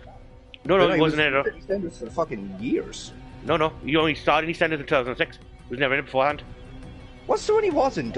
I'm telling you, there was a soap he was in during the 80s that was like EastEnders. Nope. He did Red Dwarf, Robot Wars, went hiatus after the case, and then after that, he went into EastEnders. That was it. Because he was like a taxi driver. Wrong guy. There's like a taxi driver in it for years.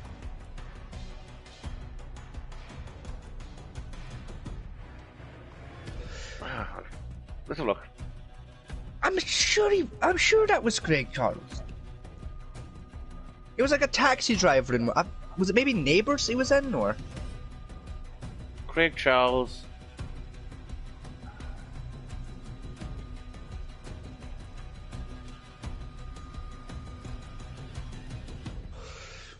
Let's have a look.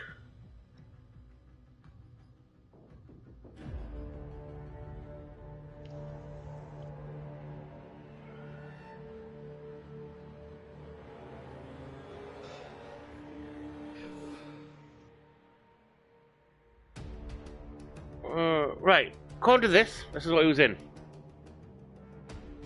Dread Dwarf, Robot Wars. Robot Wars ended 2004, apparently. Huh? Robot Wars ended 2004. Oh, okay. Craig Charles, UFO Conspiracies. Yeah, I forgot about that piece of shit, yeah. God, that was wank. Takeshi's Castle. Yeah, of course, of course. How could we... Craig Charles, apparently was a show, which I didn't know existed. He did, yeah, it wasn't great. He got Ghostwatch.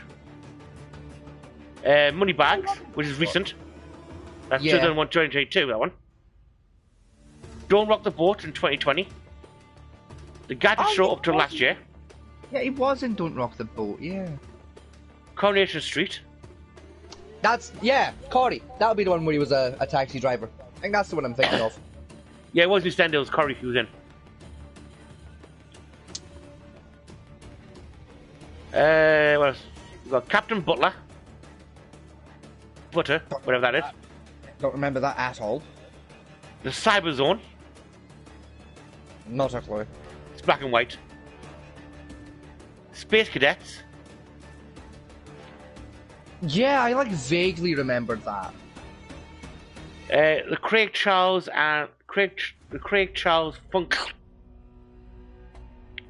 and Social Jailbreak. Yeah. Yeah, he was in Jailbreak. Yeah, he was Craig in that Charles House Party. Yeah, that was a weird show. That was just MTV. But it was like Funny Bunker. It was like ITV2 was on. Funny Bunker. What's That Noise? Craig and Danny's Funny Black on TV. That's gonna be American, that one. Yeah, I think it was. I was time to get me out of here. Yeah, that was the 2016 season. Did that? I have no idea. Sushi TV. Yeah, he did Sushi. Again, that was a weird show. We have been watching. Yeah, that was alright actually. That was like not bad. The Governor. Yeah. Nature's Favourite ABBA Song. Yeah. The Show Business. Easter Stories. Easter Story. That was pretty good. I remember Easter Stories. My favourite 80s songs. Yeah. Cyberpunks and Telephone Poles. Craig Goes Mad in Melbourne. Them and Us. Go Getters. Car Junkies. Stephen Lloyd's Streetcar Stories. And a bunch of like random plugins. I did forget he had like a span there where he did a bunch of car shows for a while. Yeah. Because he's one of the ones that was going to be replacing Top Gear.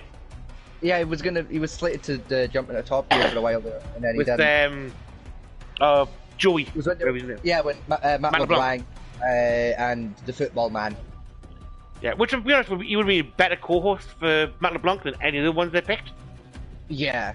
And it might have saved Top Gear, but like honestly, like Matt LeBlanc was a strong pick. Frankie Flintoff was like a weird pick, but I can see what they were thinking there. Like it makes sense. Yeah, he's Richard Hadlock House. Yeah, and then there was that other guy. I don't know who they are. I had never heard of them prior, and I don't remember their fucking name. And they were a weird fucking pick for that show. I don't know why they picked a guy with so little charisma. It like sucked away the charisma of the other two people like alongside them in the show. Probably like, that third co-host is what killed Top Gear because that guy sucked. Yeah, I mean, the energy that Jeremy Clarkson, James May, and Richard Hammond had was undeniable as a show. It was undeniable, and it was pretty much unbeatable because they were genuinely friends, just fucking around on camera with cars. Yeah, and that's the same problem they're doing now with the Grand Tour because of a bigger budget. Yeah, exactly. A bigger budget and less rules, because Amazon's kind of figured out. So long as we just as long as we tell them to behave in terms of what they say, they'll be fine. So long as we tell them don't say fuck shit, we'll get away with this. And even then, they can get away with most of the fuck shit they say anyway. We have the button that says bleep. Yes, and more importantly, we can edit out the really fucked shit. Yes. You know, so they had a good atmosphere. I mean, yes, has Jeremy Clarkson said some weird shit in his lifetime? Yes, he has. Right? Did he deserve some of the hate he got? Yes. Absolutely. But is he a genuinely funny guy? Yes, Oh, he is. 100%. He's genuinely fucking hilarious. He's genuinely fucking hilarious, and to be honest, even the fuck shit he says, some of it does make sense. And that's what, some of it is genuinely, like, it's so out of the blue and just out of left wing and just, like, inappropriate for the moment. Yeah. It catches you so off guard, you can't help but go, that was kind of fucking... That was an out of left wing thing to say right there in that moment, and it's kind of funny because it was so just unnecessary for what was happening. I mean, when you got fired from Top Gear, right, you got fired over supposing Stakegate, what they call it. Because you punched the producer. Punched a producer for a steak or something. Yeah, but you know the full story behind that one?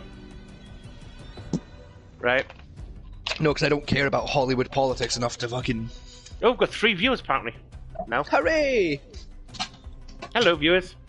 Hello. Please feel free to join in on our conversation in the chat if you have any thoughts, comments, concerns, etc., etc., etc. Actually, can you check? Oh, you can't check the comments on the actual game itself, can you? No, but I can jump HD sources and have a nose. No, I can check out comments, but remember, they could be viewing from PSN itself. Oh, that one, yeah, no, you'd have to check that on your end. Yeah, and I can't do that while playing game because it'll cut the stream out. Yes, yes, no, in fact, no, I tell a lie, I can check that, actually, bear with me. Can you? Yes, because I used to do this for Hisoka every once in a while, if he was streaming. Because what I can do is I go down here and I click on you. Something I would check, but like I say, because I'm running the stream, it'll cut out an entire screen on the outside. Yes, I can check it this way. Let's see. No comments on the PlayStation side of things. Not seeing any in there. If we do have any viewers on that end, and you do want to give us a comment or anything, I would recommend doing so over on the actual YouTube website. Do it on the main version of the stream so we have a better chance of seeing it, because odds are that will get checked like once an hour or so, because we will fucking forget it's there, quite frankly. So just remember it being there now. Yeah, we've been doing this a year and both of us up till now forgot that was a feature. So like, if you're watching via PlayStation, I would recommend like do it on the actual YouTube chat rather than the PlayStation one, because we will forget that's there, and we probably won't end up seeing your comment. Not to the end of the stream. Yes, by which point it'll be a bit fucking late. Yeah, but anyway, apparently it was on one of the big adventures they were doing, the big outings. Yes. And the Clarkson been driving all day, car problems, and had nothing to eat. Yes. It was also around the time where he had that health problem where his blood sugars kept tanking for no reason. Yes. Yes, I recall that. So he went in the restaurant to order a steak for himself. Which, fair enough. Right? And the producer said, we don't have the budget for that, hand it over. He goes, I'll pay for the damn steak myself, if I have to. He says, no, you can't have it, and tried to take the steak off him.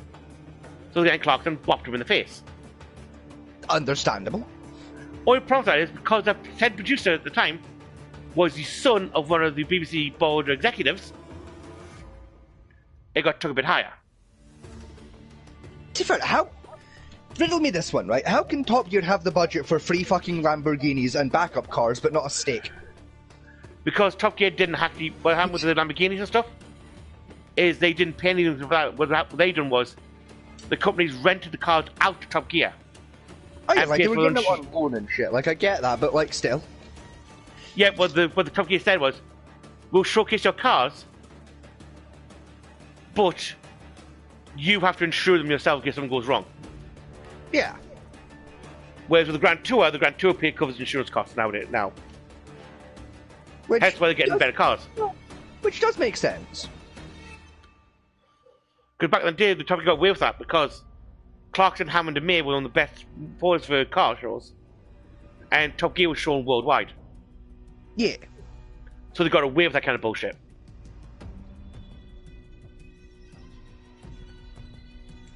You know what I mean? So they got away with a lot of crap. Because some of the crap they made Clarkson and them do was borderline torture.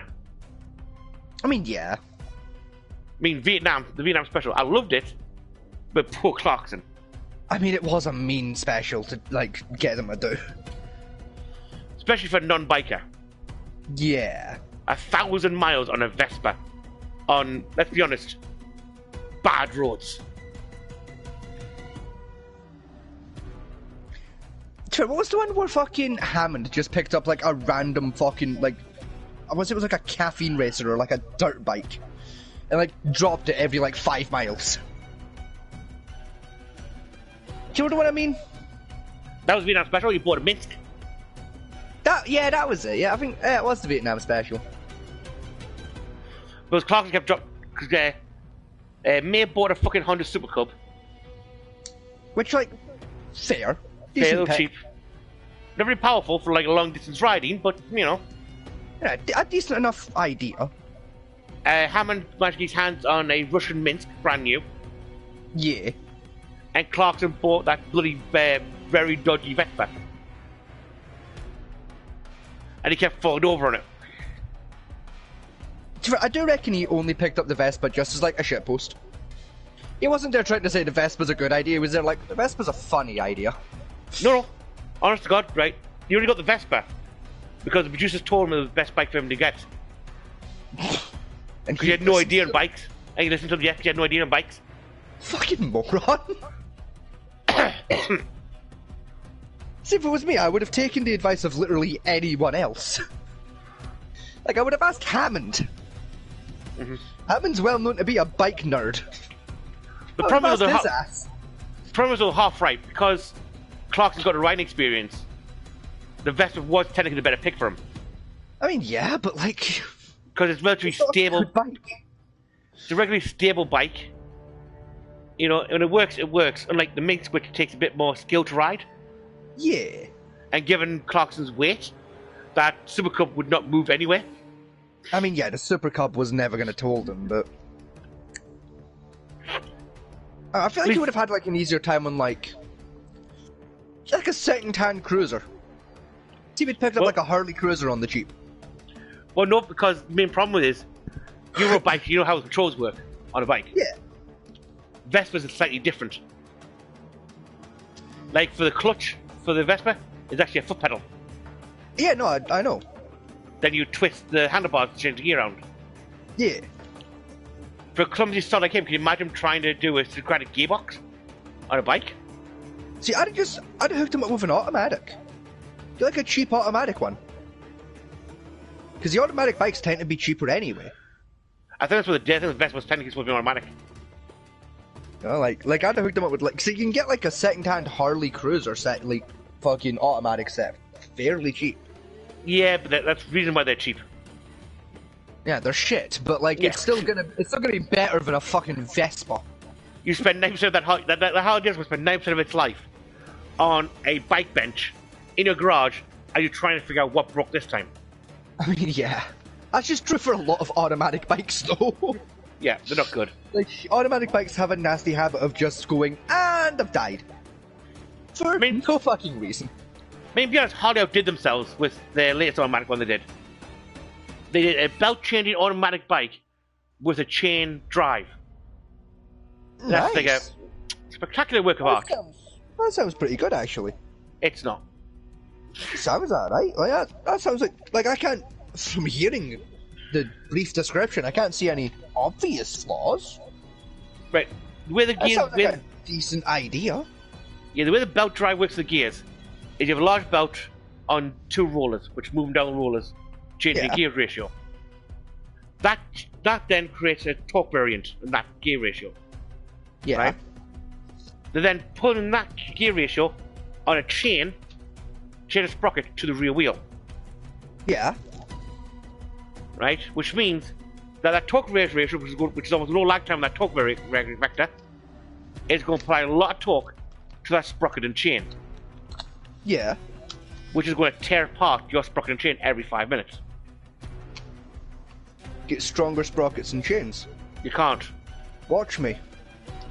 They're better off doing a belt-to-belt ratio, which would allow for the zero lag, because the belt can stretch better, so you don't get that same kind of shearing force.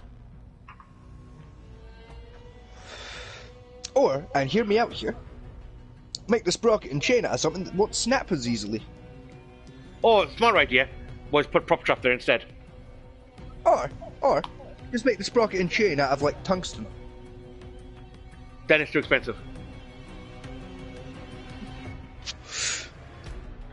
It's a Harley.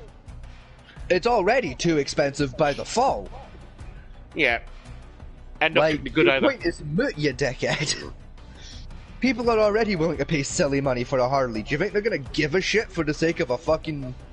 like, the cost of the sprocket and chain, throwing it up an extra $2,000? Probably I don't know why.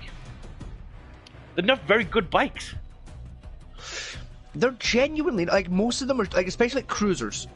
Like, I mean, I've said before my problem with cruisers, like the big fucking windshield. I'm wearing a fucking helmet. Why have I got a windshield? My helmet has a visor. I don't need a windshield. That's the point of the fucking helmet. You know, and they look ugly as fuck. Well, the No, windshield but, for like, cruisers. Just both look ugly as fuck. No, some cruisers but- are quite nice. I quite like some Nah, cruisers. it's that front plate. That front plate on, like, they look shit. It looks like a Suzuki took steroids, and I don't fucking like it. I mean, admittedly, I drove most without that front shield on, like, shadows and stuff. So I drove custom cruisers most of my life. See, like shadows are quite nice, you know, like, but like most of them are shit. Like, I mean, you know me when it comes to bikes. If I'm buying like a bike, I want something that looks more like an Indian Scout bike. Yeah, you want like a tourer. I want to say, is it like the Harley 800? I think it was called. Maybe the 800 was a nice bike. So basically, you want like a long-range tourer. I want something kind of like just like that shape. You know, like the shape of like a caffeine racer or like an Indian Scout, something that kind of shape. Yeah, so you're not like. Yeah, you know, like the shape of a motorbike, where like if you ask a child to draw a motorbike, they're gonna draw that shape. Yeah, so you know, I know you. Yeah, the Honda CB series. Yes, something like that. Yes. So basically, straight line for the pet tank, straight to the seat, straight down back. Mm-hmm. Yeah, you know, like, we'll call them. You like what a motorbike is supposed to fucking look like. Not these weird Cybertron-looking pieces of shit. Yeah, sports bikes snap your back over because you've got constantly bent over that damn tank. Yeah. And like say cruisers are like very loungy. You know, very laid back riding. Which like it's fine, but like if I want laid back riding, I'm gonna go more for like fucking like the big fuck off handlebarry ones where like your hands are in the sky praising Jesus to drive. Oh, choppers. Choppers, thank you. Like if I want a loungy ride, I'm gonna pick one of those because they've got fucking kick-ass chairs in them. Like that's not a bike seat anymore, that's a couch you've got on your bike. I mean, you know, if I want comfort, I want that with shorter handlebars. Maybe that's wrong. Choppers can look awesome. They can, but they're a bastard to drive. Yeah, they're not fun to drive. Like, they hurt like a bitch. I mean, because most of them are hardtails, that's why. Yeah, like they fuck up your spine and they fuck up your shoulders. There's no... And you need both of those. And that's the main problem with Harleys. The 9% of all Harleys are still hardtails. Yeah. So all your comfort and suspension from riding on the modern crappy roads comes from 2 very stiff springs in your seat. Yeah, when they should be on the fucking wheel. Yeah, absorbing impact. Yes. I mean, that's the problem I have a lot of trikes built. Because it's easier to build a hardtail than it is to build a softtail. Yeah. For starters. Because you basically just weld a frame onto the back of a bike. And Bob's your uncle. But every time you go over a speed bump, you shatter your goddamn spine.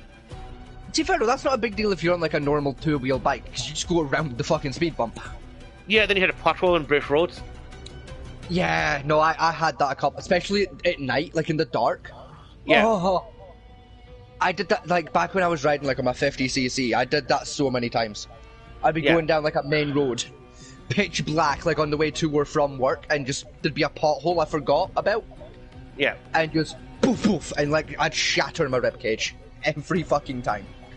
Or my worst one for hardtail, right? Because when I used to go to patrol base and buy a new gun, Yeah. right? Get down there, there's a 2.5 stretch of road. For some random reason, that my son take me through, that has with very, very sharp cobbled road. Yes. Now, driving a hardtail down one of those, Hurts like a bitch. yeah, you got basically what you have to do when you get to the end of it is get off. Well, I say get off your bike. You put your bike up, put the thing down, they kind of like fall off. Yes. As you try and clear your nutsack from being smashed into your pelvis and power tank for a mile. Like, nah, I tell you the worst one I ever had on the bikes in terms of like, oh, you fucker, right?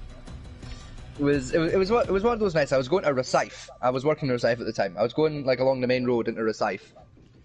Again, pitch fucking black, right? Shit headlights, so I can barely see shit in front of me. Yeah. And like, I hit one of those potholes I was on about, right? Big fuck off one that I every time forgot was there. Fucking poof poof, hit it fucking hard, right? Shatter my everything. Immediately afterwards, it is followed up with the second punch of the day. A big rig, like a big fucking truck, Oh. whizzes past on the other side of the road doing like 60. And you get caught in the wash. Like, it was like, you're like gently damp. Mm-hmm. And like slightly cold. It's like, there's water getting flicked up, but also just shrapnel. Yeah. So much shrapnel. And I took all of that straight to the fucking throat. Just, it was like getting shot with buckshot right in the fucking neck. Yeah. Like, cause like I'm doing 30-ish, right? After hitting this pothole, I'm doing about 30 down this fucking road. That fucker was doing 60. Weighs a ton. So while I'm doing 30, I've got shrapnel the size of like glass beads hitting me in the fucking throat doing minimum 120. As well, like, you just try and stave yourself out in the wind wash. As well barreling past your Mach 5. Exactly. Like that shrapnel hit me. And I remember just letting go of the throttle and just going, no. Just fucking no. I literally took a hand off. Put it behind, like, up to my neck to hold. And just fucking hooked myself into a lay-by. I was like, nah. Just nah. Got off the bike, set it up, took my helmet off and pulled my phone out and just phoned my boss. I just phoned them up and I was like, yo, I'm literally round the corner. But I'm gonna be like an hour.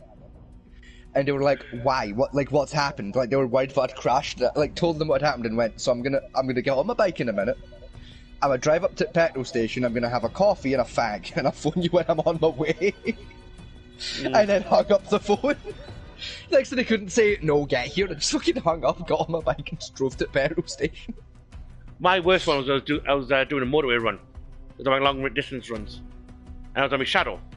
So I was doing 70 miles an hour going down the motorway. Yeah, easily. Right? And again, slightly damp weather. Right? The motorway had just been finished, newly built, like the roadwork's done, so still some loose shit in the road. Yeah. Right? A 2-trailer 18-wheeler barrels past at max speed. So I got shrapnel up in the wind wash from that. Followed by another one. And this one was an oil tanker, which is even worse for wash. Oh, they're behind it. And I got battered in the face for that. Yeah. All by going over a very open bridge with already wind warnings on it at the best times. Yeah. I was not a happy camper. I can imagine. Like, that would have fucking hurt. So again, like I said, I put in the service station, cut off the bike and sat there again. I'm just gonna have a moment to myself. Yeah, I'm gonna... I literally walked into the petrol station, bought a coffee and then walked around the corner and just sat down.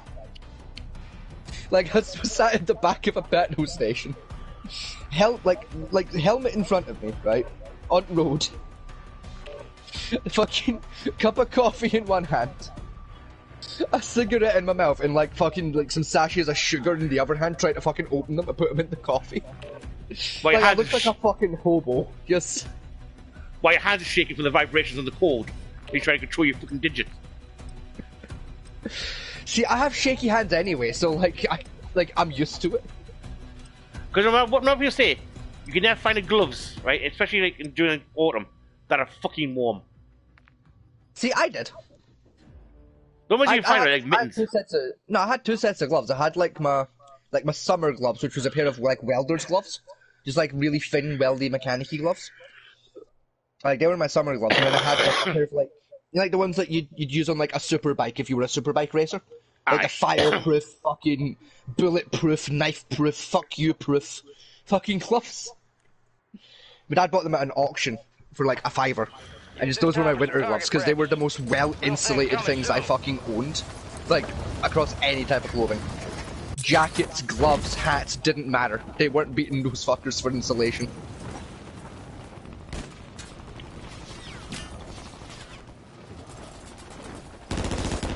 Enemies are dropping into the area. Watch the skies.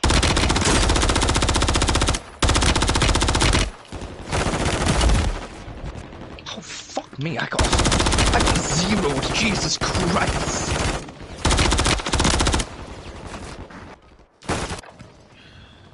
That guy had just been looking at you as well and decided, nah, I'm going for him instead, and fucking zeroed me in the skull.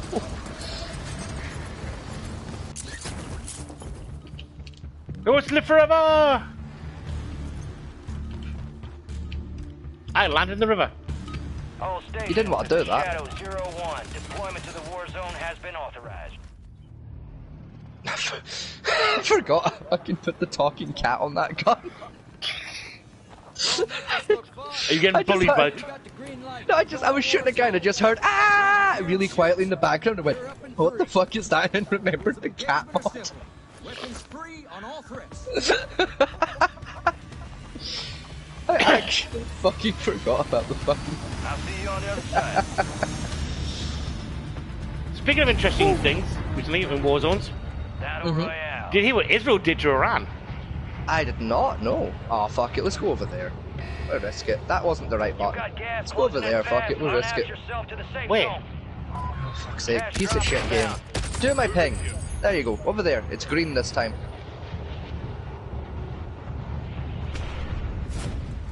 Yeah. Let me put a more sensible ping down now.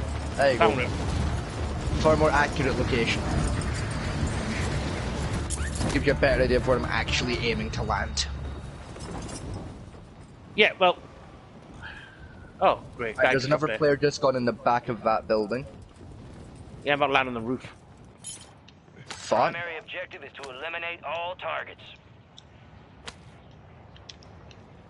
Yeah, Israel invaded Iranian airspace Mm-hmm. with other planes. Which, at this point, sounds about right, yeah. They proceeded to drop dummy munitions all over the place, but hit every target they were aiming for. Okay, but why? Funny. Gas is closing in. Is it funny, though? Well, basically, what they that's an invasion with extra steps, Fancy. basically it was All squad members a are warning in the to safe zone. Iran saying, we can hit you whenever we want to, and you can't stop us. Yeah. That doesn't mean it's necessarily a good idea to let them know that. Like, just because you can fuck up somebody's whole week doesn't necessarily mean that you should. True, but that's what they did. I am finding fuck all here, I'm not gonna lie. I haven't got much either, to be honest. I have found a sniper rifle thus far. I have a rocket launcher. That's low-key more helpful than what I've got, quite frankly. I've just picked up an AR-15. Hey! You actually have helpful equipment now! Yay! Let's see, we get a second window. Oh, we'll have that though.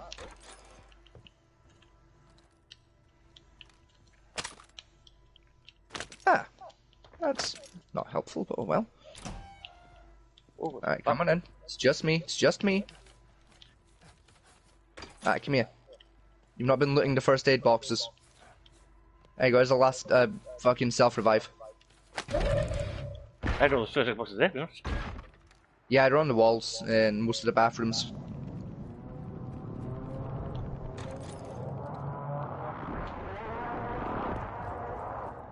Oh fuck yes, we've got an armor box too. Let's fucking go. Munitions box here as well. I'll have that C4. There you go. Let's see you found. Oh, a gun. Oh, wonderful. Is that on the fucking roof? Yes. Fuck's sake. Right, how the fuck do I get up there then? Can you see me? Hang on, I think I found a way up. Where are you at? I'm across the road. Give me a second. Oh.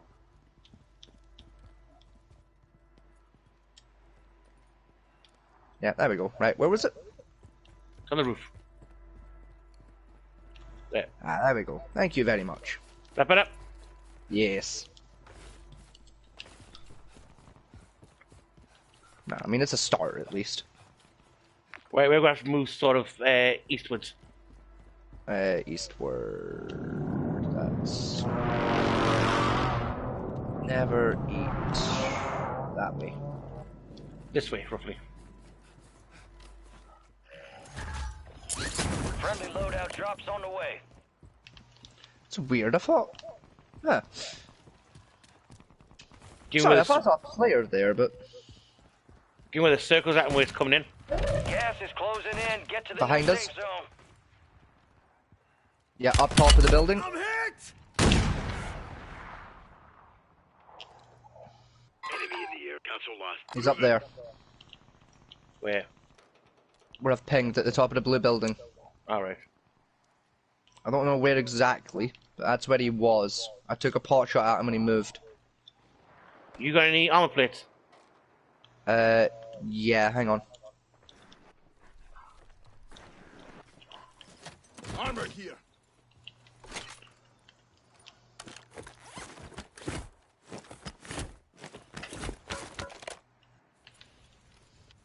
Right. I'll say we'll just move, leave them. Yeah. I'll keep overwatching, keep an eye for them. But we should be able to. He's going to start moving himself. He wants to Yeah. avoid the circle. Got gas moving in. I said we should be able to move enough for him to basically not have angle on us anyway. All right, your squad's in the safe zone. I think he might be solo running, honestly, because that he wasn't followed up by another player taking shots at us.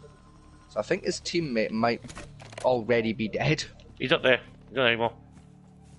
I just checked. My rocket launcher's got pretty decent scope on it. Never mind. What do you mean, never mind? What happened? I heard a shot. As in, you heard the bang or you heard a whiff? I heard a bang. Oh, that's nothing to worry about then.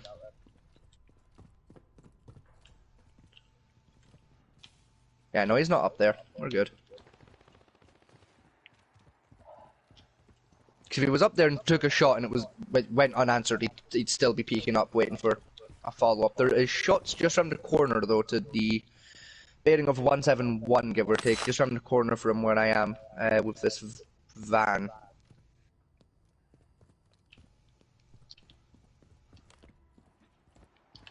I'm not 100% sure as to where exactly, but there was a bit of a Barney around here.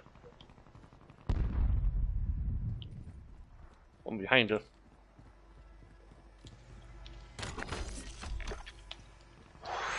He's in this building right in front of me.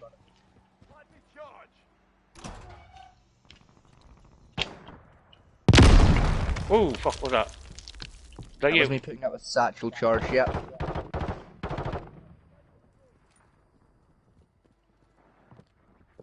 You got him? Nope. I wasn't shooting at him. I was shooting at his equipment. Get dropped. I need Hey, some Jones. caliber rounds. You down? No, I'm fine. I got him.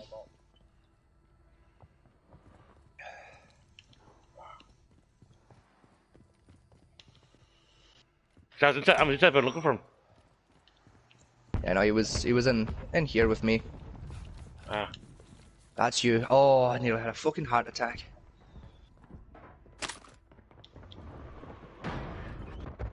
Right. I'm going for the roof. Gas is moving in. New safe zone located. Oh, right on the edge. Oh, fuck off! Oh, don't tell me. Full Fire squad sale is next active. building over on the Buy roof. station prices are adjusted.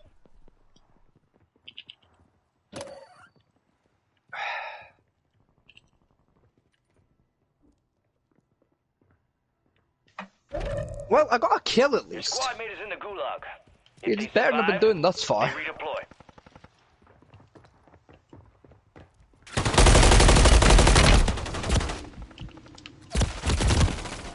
Down.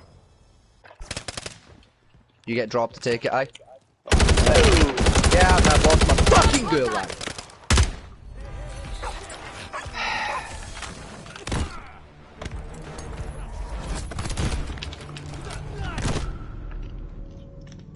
Fucking. Nah.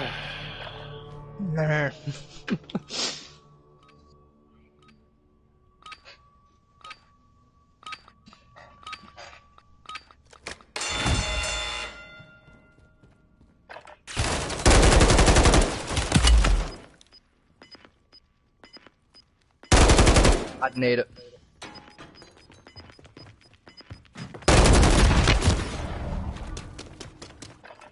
Your fight's over, soldier. Return to base. It's a valiant effort. Keep your head up. Return to base for debrief. It's fucking game sometimes, dude. Jesus. Fire sale's done. Prices are back to normal. Yeah, fuck it. Just auto search. I don't give a shit anymore, game. Just. Oh, fuck me. That was fast. We didn't have enough really there to worry about. Huh? We didn't have enough there to worry about. We didn't have. What? Enough points to worry about, like, leveling up. You know, like Oh, level up right. shit. I'm with you. Right. I'm right. Yeah. I've got Discord message. What's this on Discord? Oh, it's just fucking Ascension. Never mind. It gives a tick actually when this loads. I mean, dude, I'm fucking random. Bear with me. Fucking. Oh, sweating me bollocks off in the background here. Oh no. Well, There we go. do you That's wanna- better. Fucking. Oh. Right, do you want to know how many total views we had so far? 6. 7. But hey, we're doing all right.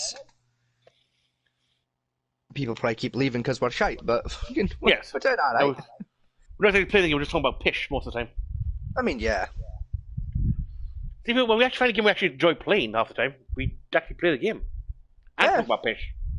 I mean, I don't mind playing this. It's like all right, I guess. The problem with COD can be infuriating at times. I mean, Especially yeah. Maybe I don't particularly like Battle Royale games as much. Oh, piss off. But what's Is happening? it actually just, yeah, it's just putting back to main fucking menu. Mine's not. Thanks, game. I'm still on the loading screen. If you hit circle, it should be able to just ding you out. Nope. No? No. No, You know the screen, fucking the screen which shows you, great. like, it tells you where you are. It says DR Bros. And you're just panning over the city. Yeah.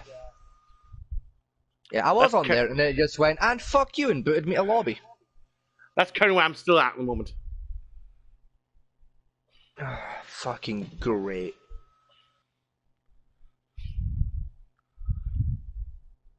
So see, what was it? See, Activision stuff and fix this shit.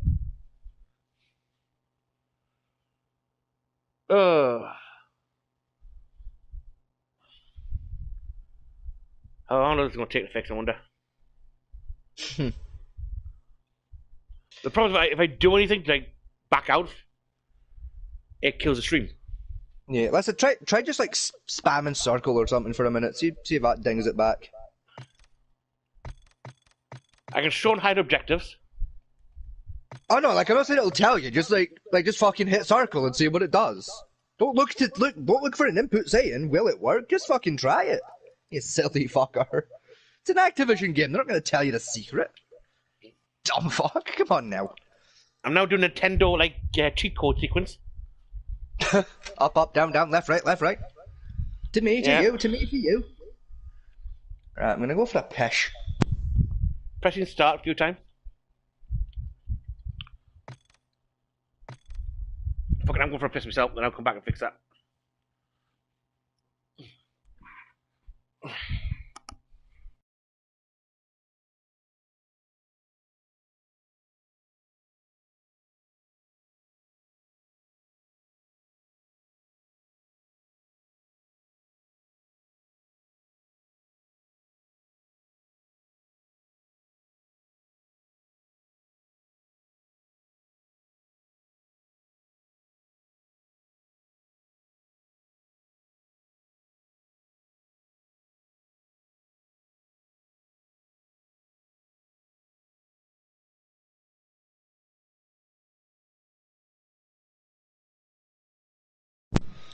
Alright, ladies and gentlemen, I am back. Mr. Vegas has returned from his pee.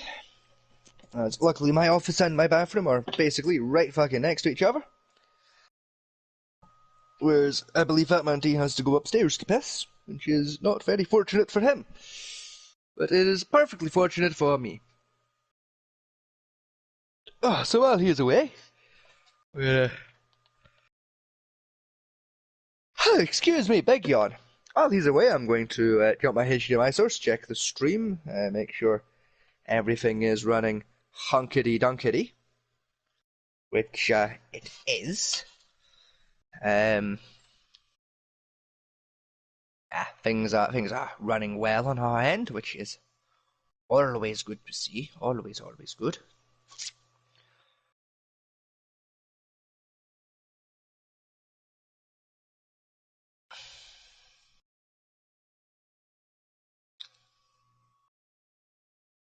Nothing all that interesting going on right now. I'm back. Welcome back, Mr. Fat Man T. So you check the stream? Yes, I was just having a little nosy in the background. Yes. Yeah, I'm still on that fucking screen. Yes, I noticed. Fucking great. Okay, here's an idea.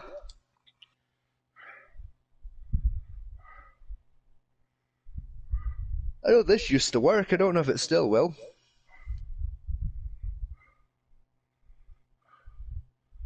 Searching for matches. Alright, has that just pulled you back to the main menu?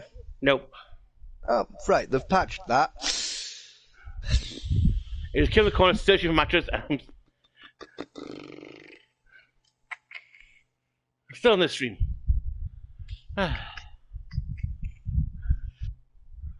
Let's see. Alright, I'll do that. Invite to party. You. Alright. If you rejoin the party,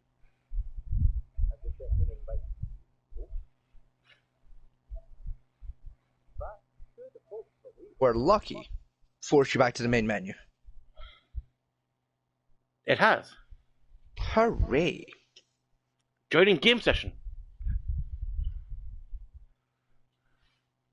Joining game session. Now give it a minute, it needs to fucking load. Fucking bear with it. Jesus Christ, you impatient bastard. It's an Activision game, what are you expecting? Quick loads? No, it's ready to fucking work. You're asking a bit fucking much for Activision there, pal, what? Oh, that reminds me, do you know Ubisoft? No, I did not. They got roasted. Last week they officially announced the release date for Star Wars Outlaws. Yes. Right? Yes, that pile of shite. Yes. The one we reviewed the video for a few months back. Yes. And were disappointed by. I mean, like, the game looks alright, but not like 120 fucking quid alright. Yeah, they released their 3 price brackets, as they called it, Yes. for the game. Yes, I 70 remember quid, seeing that. 110 pound, and like 150 quid.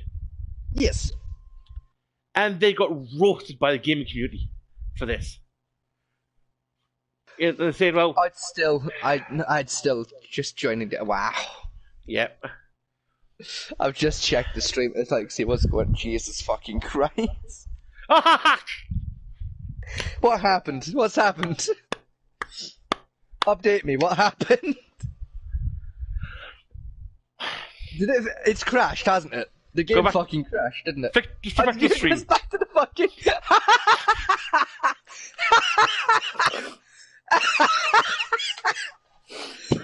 It's put you... It's put you right back where you fucking were. What the fuck? Is it even added you to my fucking party? No, it hasn't. You're not even in the fucking party.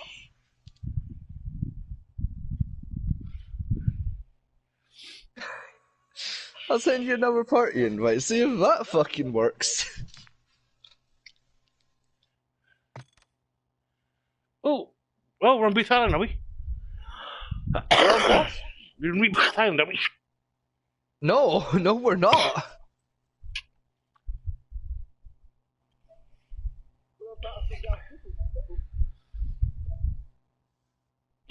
Why is it trying to invite you to Reaper? Reaper Island Duos. It popped up my screen there. I know, I saw it on the fucking stream.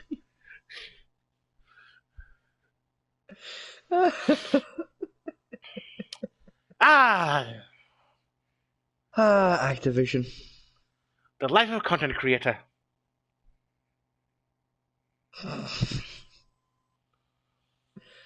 This is a fucking joke at this point. Jesus fucking Christ.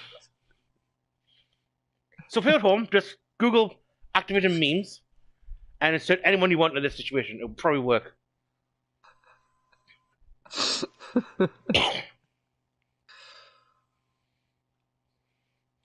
You stinky. Oh, fucking please. Just fucking work, please. See, I'm now going to prompt to press circle when it talks to S3. Yeah. I was going to press that. It'll take me back to that screen I was on. Fuck it, press it. Let's see what happens. Fuck it. It did. It did. Fuck off. There's no way it did. It fucking did. Oh my fuck.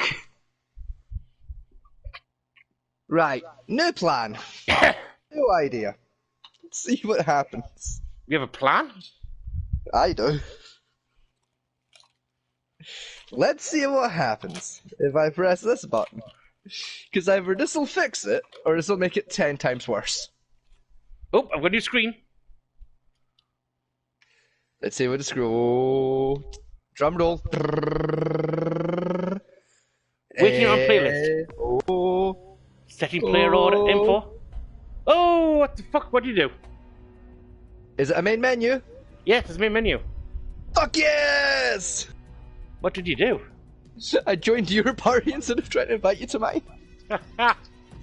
So the logic was either it's gonna get me stuck in the same fucking like load glitch, or it's gonna fix the problem. It's a 50-50.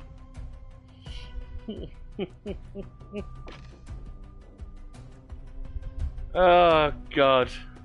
The fact that that fucking worked, oh my god.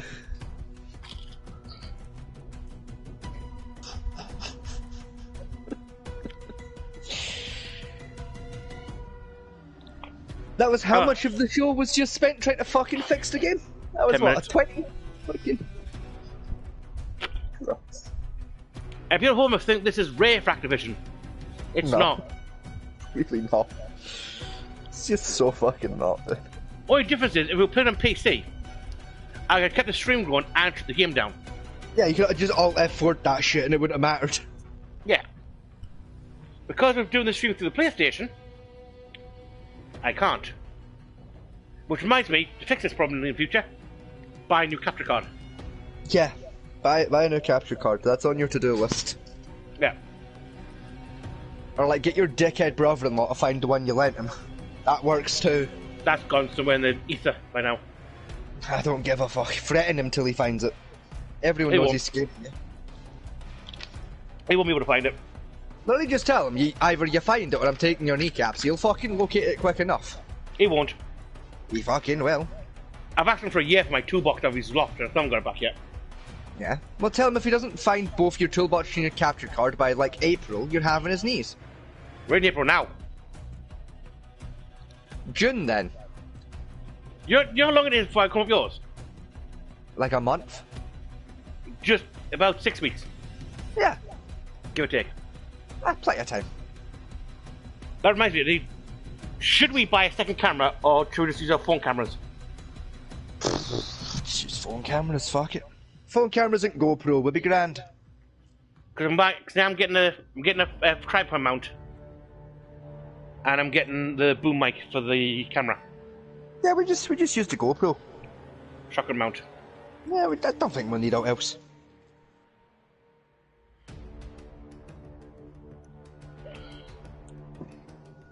To be honest, I don't know how much footage we use for our editing this week, because I think half of you pissed. I mean, yeah. It's I'll pride. be- Like, quite a lot of it will be me drunk, like running around with a pride flag on my back going, I'm Captain Homosexual. While wearing a skirt. Yes, I'm homosexual man, king of the fanboys and great superhero legend, savior of the gays. See, they I get think me, I right? do it every pride festival I go to. Like, I have a pride flag that I turned into a cape. And I do up my face paint, and I go around telling people that I am Captain Homosexual, savior of the gays. King of fanboys. This what gets me about Scotland and cross-dressing as a whole. Right? You guys literally invented the kilt, Yes. which is a skirt. Correct. It's a battle skirt, though. It's still a skirt. Yeah, but it's a battle skirt.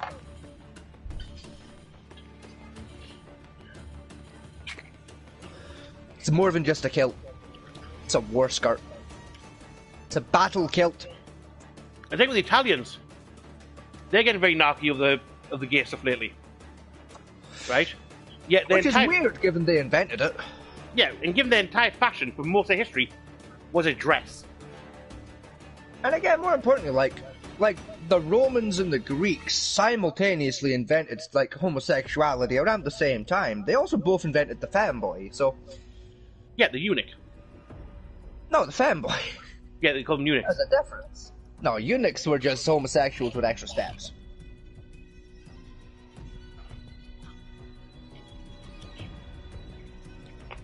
Man, I still don't know a man who's willing to get his balls cut off, but there you go.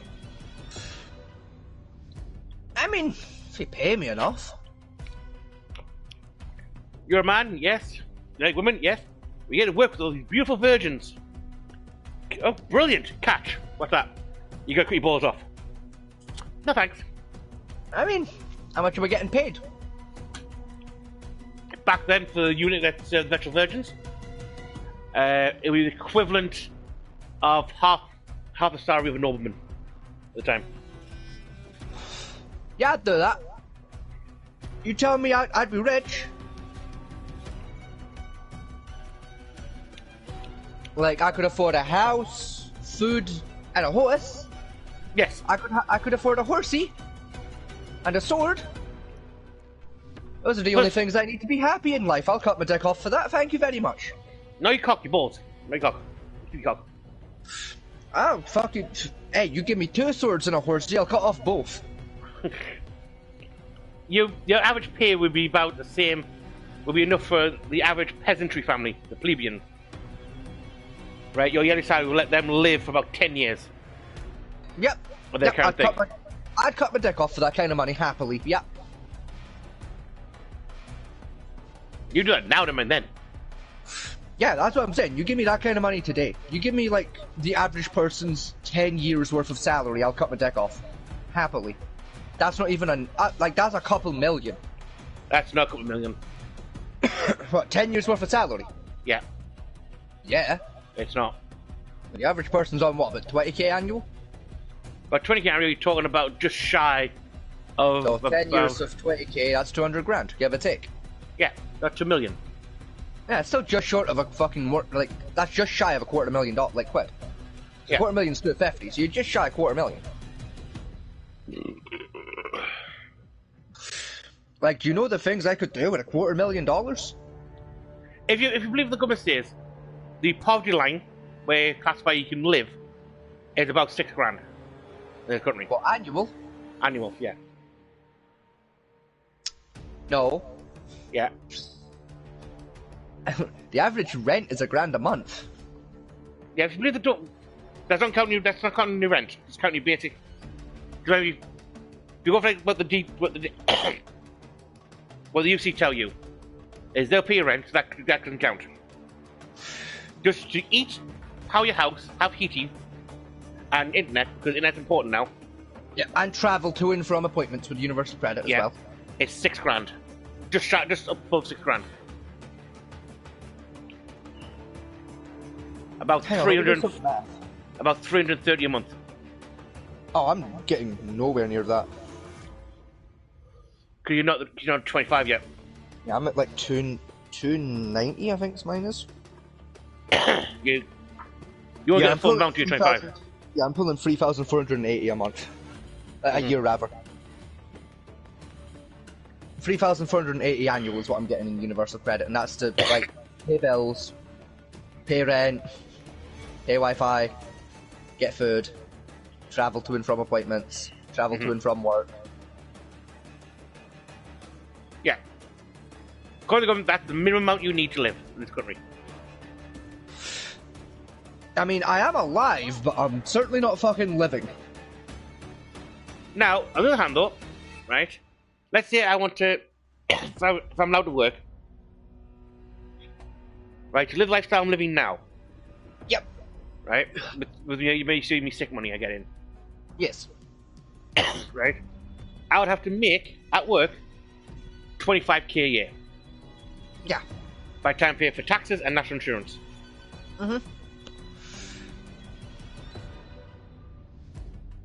About that, yeah. Yeah, and I'm just making about what I'm making now, with a little bit extra, if I'm lucky. Yeah.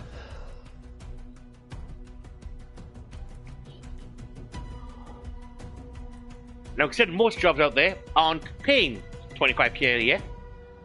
Yeah. Like, especially like where I live, you are lucky to see a job going at 20k a year currently, never mind 25, 30. You're lucky if you see a 20k posting. And given my current qualifications and the fact that I've been out of work for so long, right, I'd have to completely change careers and relearn something from scratch, Yeah. which I'm planning on anyway. Or basically factory work. And like, even then. Even then I might get a factory job Like about 25. factory work. if I'm lucky. Yeah, even like factory work at 25 a year, you're wishful thinking there, pal. I know I might get depending on the factory. Some of the factories down mine are quite specialised. So I might be able to pull that in. Because where I live, there's a lot like industrial manufacturing Yeah. jobs. So like the door locks, door frames, car parts, machine workshop, that type of stuff. I can think of maybe 2 factories where I live, and neither you're gonna see 25 a year. Like, one's a fish farm factory, and last I heard they were offering 19 annual. And then there is, I think it is what's it, like a fabrication factory? I think they make like car parts or something. And last I heard they were up at like 16k annual. Like for their average position they post up for. That's a starting position, is it? Huh? That's starting pay, is it? Yeah. That's like your first year, you're looking about 16k annual on a part-time contract. You know what's most depressing? You know who pays more than that Who? for a starting position? Amazon. McDonald's. Yeah, McDonald's does, yeah. The starting position cost for a fry cook is about 25. Yeah.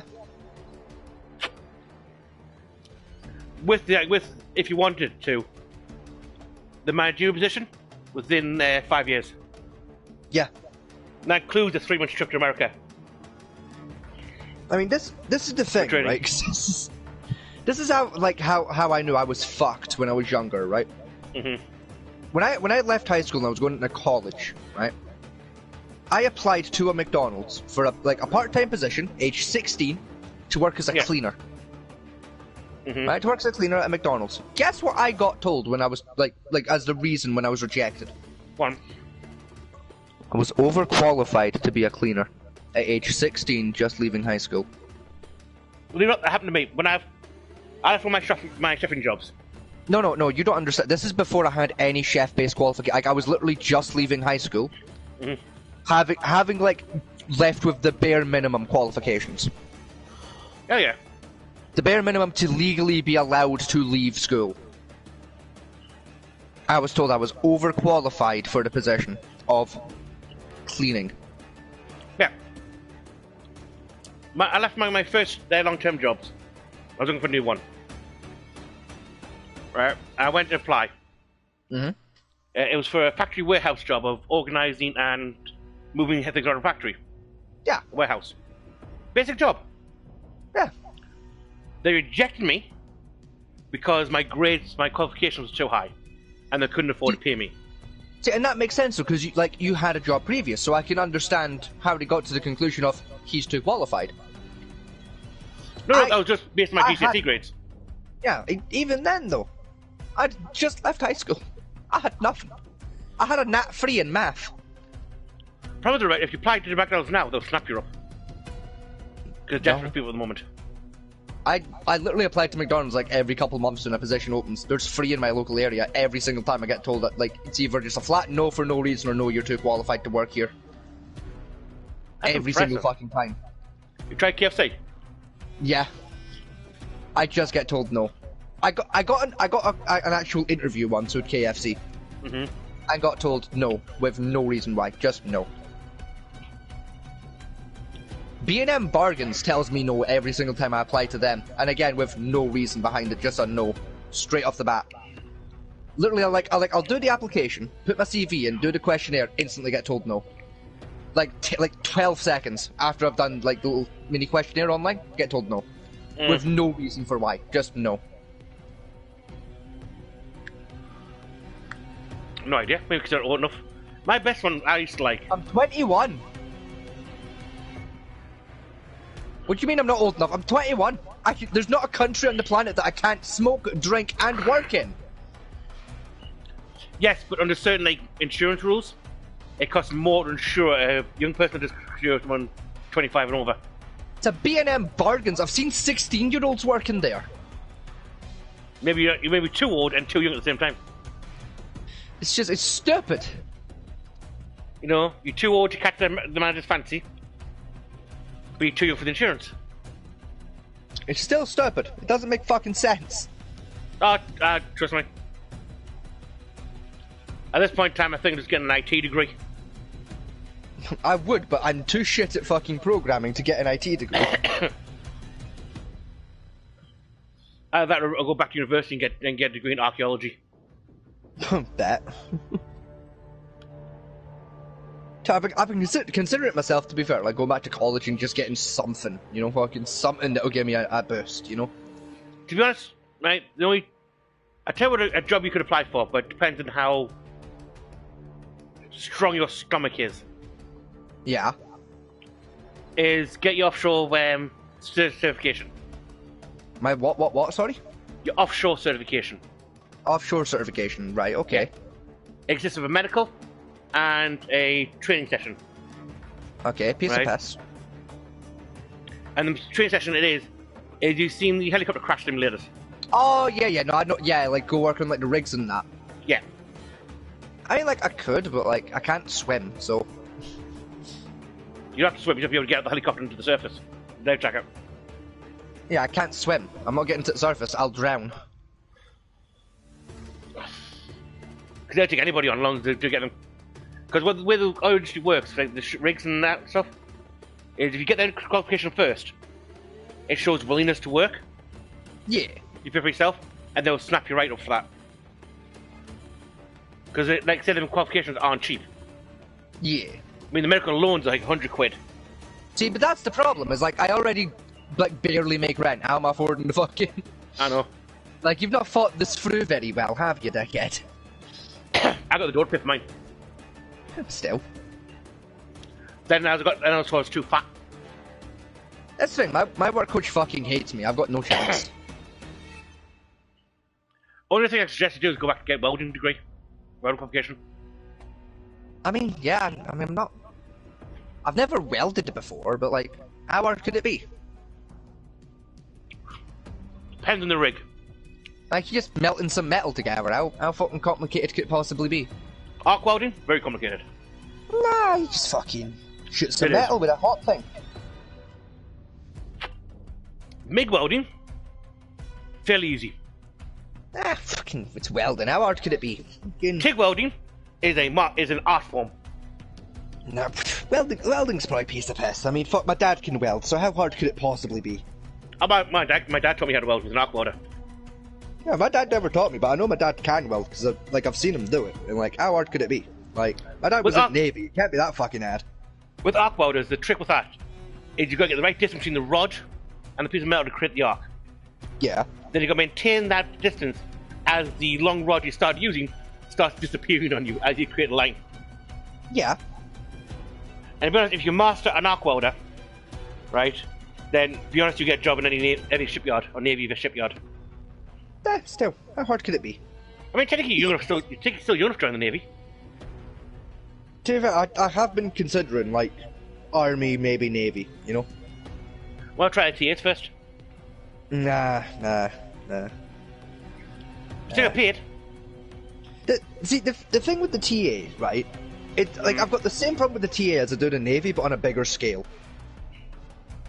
What, the bunch of pansies that don't do anything? No, I'm known to them. No. Because, like, I'm known to the Navy because my dad was in the Navy. Uh-huh. And specifically, he served at, he served in, like, my local dockyard and that, where I would end up getting fucking stationed. Mm-hmm. And, like, I don't like the idea of, like, my commanding officer knowing what my dad's dick looked like. Because, like, it's the Navy, so he probably does. And, like, with the TAs, like, my gran was in the TAs, like, I've had uncles in the TAs, aunties, cousins, like, it's the same problem, but, like, more widespread across not just the area, but the country. You know what, I just had this image in my head. Right? You go in, fresh out of boot, on your first ship. They say you always, I know your father, Vegas. Let's say Yeah. drop trowel. Yo, like, fuck it, I served with your dad back in the day. Man, did he have a cock like you wouldn't believe. Cause I had a close scare, like, similar to this recently with my dad in the Navy. Where, like, I was on a bus, right? And this guy sat next to me on the bus, right? Because it was kind of busy. And he was an older gentleman, and I like talking to old folk on buses, you know, like, get some fucking wisdom, hear some life stories and that, right? I find that quite fun. So I struck up a wee conversation to him, and we're chatting away, and, you know, I inquired, you know, where are you off to today, pal? He was like, oh, I'm going up to the Veterans Hall up in town. I was like, alright, did you serve? He was like, yeah, I was at Navy back in the day. So I asked him questions about that, and he was like, yeah, like, I did most of my service up at Recife. And I was like, oh, you might know my dad then. And he was like, who was your dad? So I told him who my dad was, and he was like, it's no ringing a bell, like, I need a bit more. And I was like, oh, he was a radio op, like, he was on radio ops, like, on ships and a couple subs. And he was like, oh, of course, aye! And he fucking went on to this story about my dad fixing his fucking radio. Right? And I was like, alright, cool, fucking, so, again, shook hands, I, like, wrote down his name and that, and I texted my dad. And I was like, here, I've just met this guy on bus, like, do you know him? Like, sent him his name.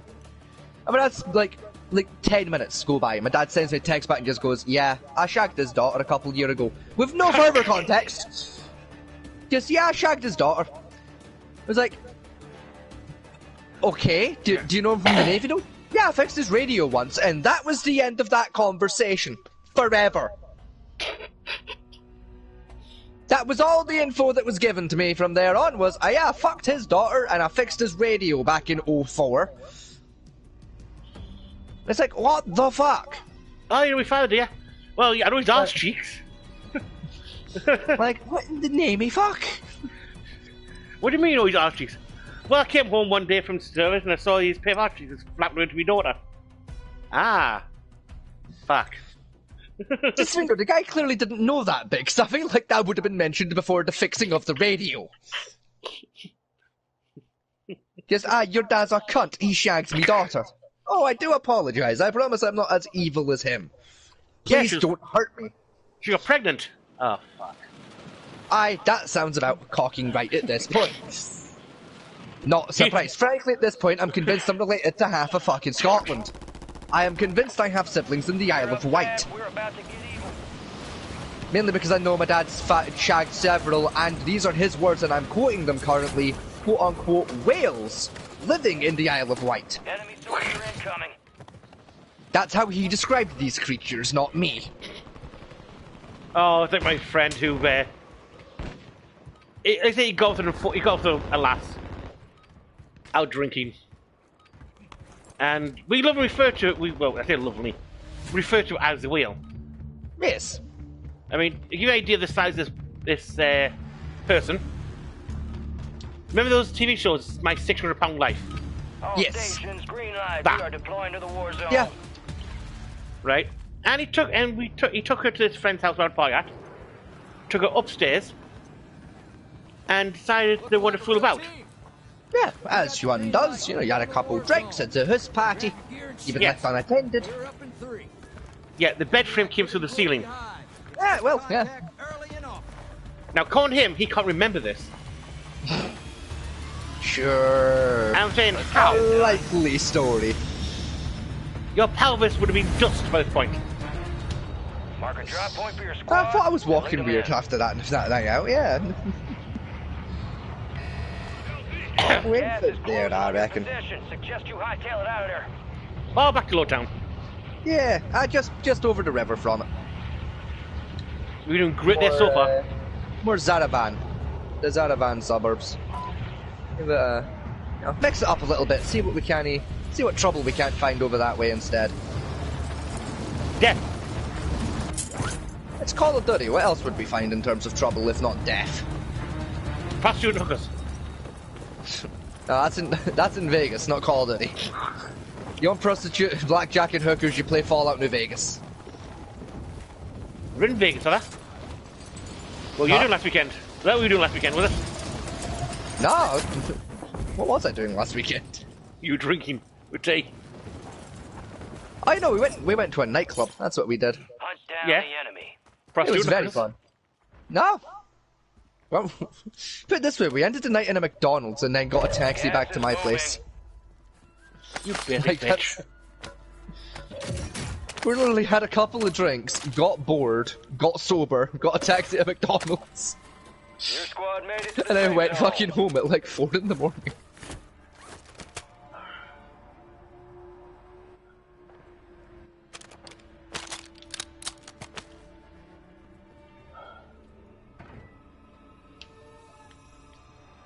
Oh, you're such a basic. Oh, shit.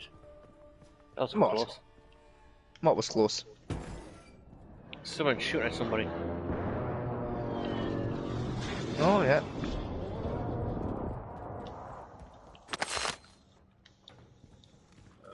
There's quite a lot of action happening nearby, isn't there?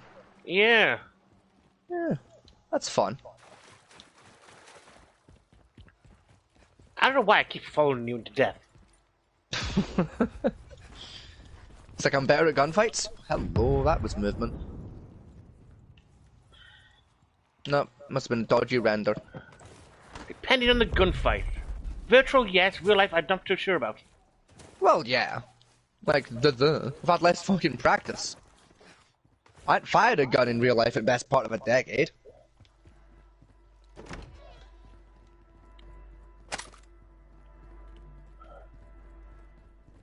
Got a sniper rifle around here. Nice. What kind of sniper rifle? What is it? Charge bolt action Mars. No, that's what I had last round. It's not great. I got a kitty AMR. Well, I have that. That's nice. Oh, and we'll have that too. Thank you very much, video game.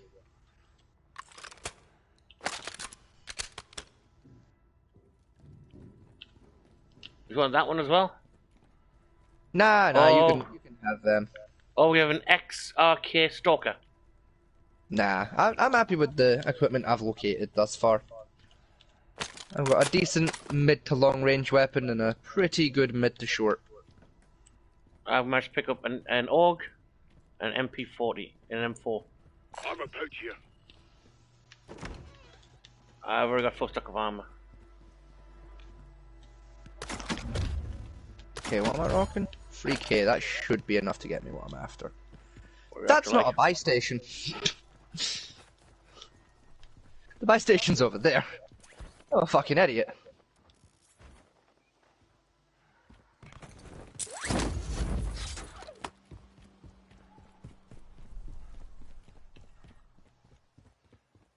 Rooftop, rooftop! Whoa!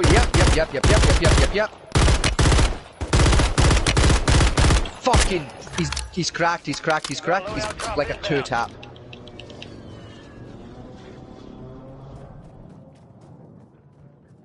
Fucking. I should have known.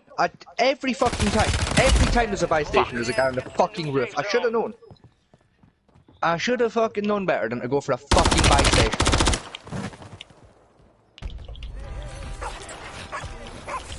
Yes, video game, I know how the fucking gulag works. Lord knows I've been in it enough fucking times. You wear those upgrades well, soldier. You can fuck off. Have that. Be advised, your squad is down. It's up to you now. Your squad mate failed their mission. They're headed back to base.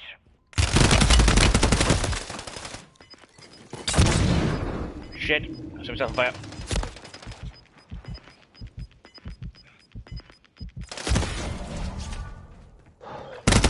Maybe solid try. Time to head back to base. Failure ain't fatal. Yeah. It's just an opportunity to do better. Fuck you. You're losing ground. Move it. Alright, you know what? Well, Back to main menu. Better idea. okay. Fucking plan whatever the fuck. Right. Warzone can fuck off. I've got a better idea. Mm-hmm. I've hit the wrong cocking button. Mm-hmm. Right, I've sent you a party invite. You can get that joined.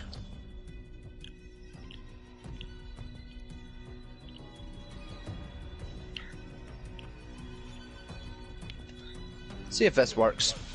See if it'll let us away with this.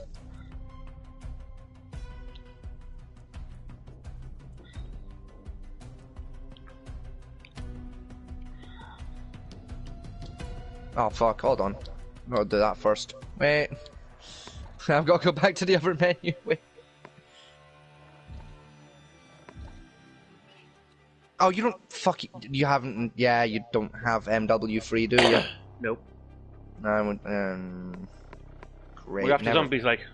No, it's because I played normal multiplayer. Nope.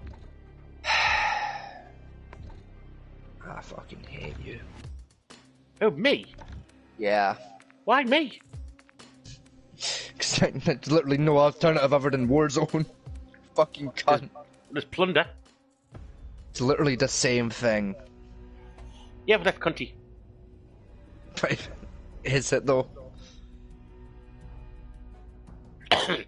Like, are you fucking sure about that? Yes. Have you played Plunder recently? No.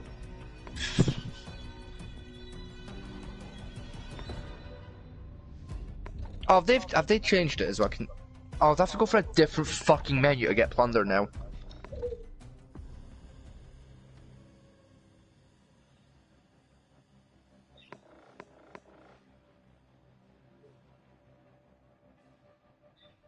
Yeah, you gotta do it that way. Right. Different menu to get to Plunder. Right, cool. Me.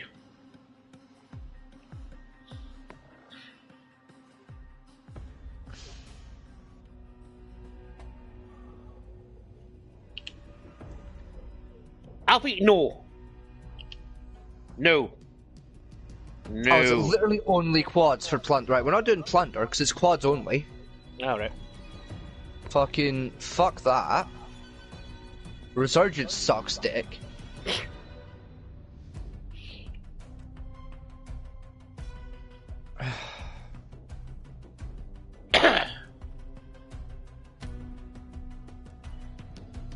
I'm not fucking dealing with high trip, you can fuck off. I'm not playing competitive, that's even worse.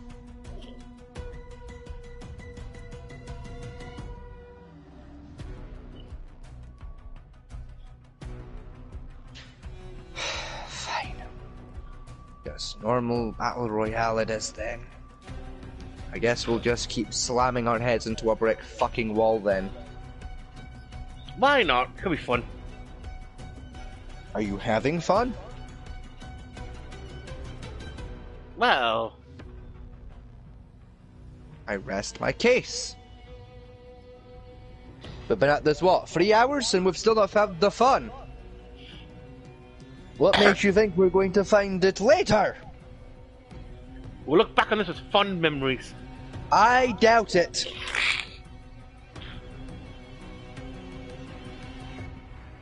One day when we're YouTube famous... This will certainly be one of my memories of all time, sure. Yeah, when we're YouTube famous, we'll look back on these and laugh. It certainly will be a memory of all time, yes. You know, we're rich as Logan Paul. We'll go back through our archive of videos and we'll find out cringe. Valenti, if I ever make the same kind of money as fucking, like, Jake and or Logan Paul, I'm disappearing. No one will ever find me. On the internet or otherwise, I will disappear. Why? Because I feel like we've long since established I hate society, I've given up on this planet, and I want to move to Gazorpazorp. Gazorpazorp. Like, if I had that kind of money, like Jake or Logan Paul, I would buy an island, I would build a castle on it, and I would live there. And no one would be allowed in or out of the island. So I can't come and visit you? No. Oh, why? I'm friendly. Yeah, but you're still considered a human being. So I'm gonna just break in the island at random. Yeah, sure. But remember, it's no one in, no one out. So, like, if you break in, you're not leaving. I'm pretty sure I can beat you in a fight quite easily, so I'm quite happy with that. Even still, like, once you get on the island, it's the law. You don't leave the island. This is where we live now. And you think I give a fuck? Yeah, I think you do. And why would that? What makes you think that? Because you love me so much, and that's why you care about what I think and how I feel. You know, like, since I'm your cute little uwu fanboy friend. I mean, you wouldn't hit a fanboy with glasses, would you? Yes. You can't hit a fanboy. That's a hate crime. I don't care.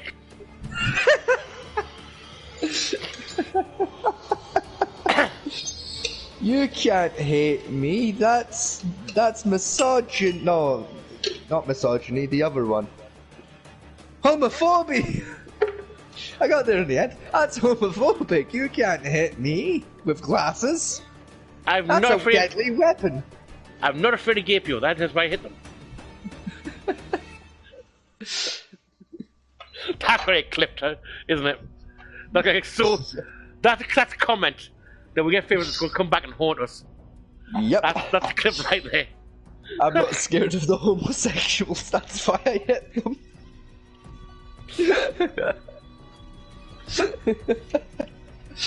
That's the one. That's the one. In 10 years' time, it's going to end our careers. So, can you care to explain this? It was funny, Your Honor. That's kind of turned out of context. Well, you see, at the time... At the time, Your Honor, my clients were making it funny. At the time, the internet was a different place with the rules of engagement. We're very different to the one of our own time today. No, it wasn't. This is the exact same as they are today. Well, The culture was different at the time, Your Honor. It was war crime, small crime, you know, that was the attitude. we said it in Canada. War crime, don't you mean Geneva suggestions? You know, that was the internet. We said it on 4chan. There you go. International waters. Like a 4chan is basically international waters, but for the internet, isn't it? It is pretty much. Like, 4chan does not give a fuck. They're just like, yeah, just do whatever, we don't give a shit, just don't get caught. Like, if you do get caught, you weren't involved. That's what we don't care. 4chan and Tumblr are currently the way stations of the internet. They are the international waters. One's just a bit more, like, left-wing than the other. Yeah. I'll let you decide which one's which. Oh, I know Tumblr, like, not just a little bit left wing, it's fucking, like, stands at the fucking far left as you can possibly go. It's at a fucking 45-degree angle to the left. Like, it's just... That shit's just horizontal, my guy. You know, if left wing currently is a box, they currently put the box on Mercury and stand on Pluto doing a tap dance. Yes, hee hee, whoa, look at him go. Tippity tap dance, dip tap the tea. I was like, Tumblr's... Look at him go. I was like, Tumblr's still alive, to be honest, at this point in time. Honestly, same. Because it is such a shit show of a website. But In apparently, terms of its content, it's just not well programmed. Like, it fucking sucks to navigate it. but apparently a lot of people who are leaving X now are moving to Tumblr. Yeah, and I don't understand why. It's so shit. I can't figure out myself either. Like, move to Reddit or something, you know, move to something that's, like, actually fucking feasibly programmed and wasn't built by a gibbon. Now. Reddit was built by a gibbon. It was just a genetically modified gibbon that actually had a brain cell. Yeah, one brain cell, but had one. But still, that's still more than can be said for Tumblr and the person that fucking programmed that shit. And it's now also basically governed by the extremely overweight, incel, left-leaning, vegan, anti-religious, anti-humanism moderators. Mm-hmm. And I was being polite there, people, if you're wondering. I have other words for Reddit moderators. Look on the bright side, right? When it comes to Reddit, Tumblr, all those other websites, there is one thing they all have in common. The crap. At least they're not fucking amino. No, Amino can stand. Amino was funny. It was so bad, it was funny. What do you mean was? Amino is still alive, and it's so much worse. Well, So you say alive. You know, technically a cold patient is alive. Like up until last year, like I was still on the pagans and witches amino. Now, if you want to really get down to the fuck shit, you know, line was a thing. No, I got banned from the pagans and witches amino. How? I put a post up, right? It was around, I think it was like Samhain or something, like one at Pagan Holidays. I put a post up just saying, happy fucking Samhain, all that pish, wishing people a good time, and then post at the bottom of just like hypothetically, just for a bit of fun, right? Like, if like the different animal kingdoms all suddenly became sentient and waged war for control over planet Earth, which do you think would win? Me personally, I've got money on the squids. I think the Squid Empire would take over. Ain't not far off that one, you know. Right? An hour later, my post gets taken down. I get a DM from a moderator saying we don't allow fucking, like, what was it? Like, fucking posts that are satire. I responded back, it's not satire. It's a genuine, heartfelt thing, and then a fun question. There's no satire present. It's a funny hypothetical and a happy pagan holiday message. What you're talking about? and we then had a 3-hour argument about whether or not it is satire, to the point where I googled the dictionary definition of fucking satire to prove a point. Yeah. At the end of that argument, I was told to stop complaining or I'll get banned. So I simply sent a message back with the word complaining, and got banned. I literally just sent him a one word response of just the word complaining, and just got fucking outright banned. And I was just like, alright. Fuck you too, then. I mean, if you really want to stir shit, right, there's a very easy way of doing it. Right, you go on Reddit, right, and you type in one or two. You ask any question. No. Go on Reddit and type in one or two things. Mm-hmm. One, put Merry Christmas. Mm-hmm. That instantly starts World War III.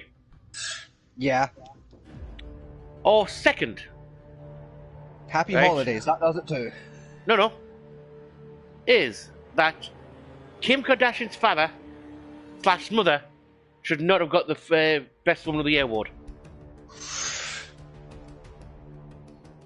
Controversial opinion, I do agree with that though, like Oh, so do I. a lot of other people did like way better shit that year. So do I. It's like Except, I'm pretty sure, was that not the year where like that really famous Russian woman escaped Russia on a sailing boat to Yes. go to America to live with her lesbian lover? I'm pretty sure that happened the same year Caitlyn happened the Jenner same got year. Woman of the Year.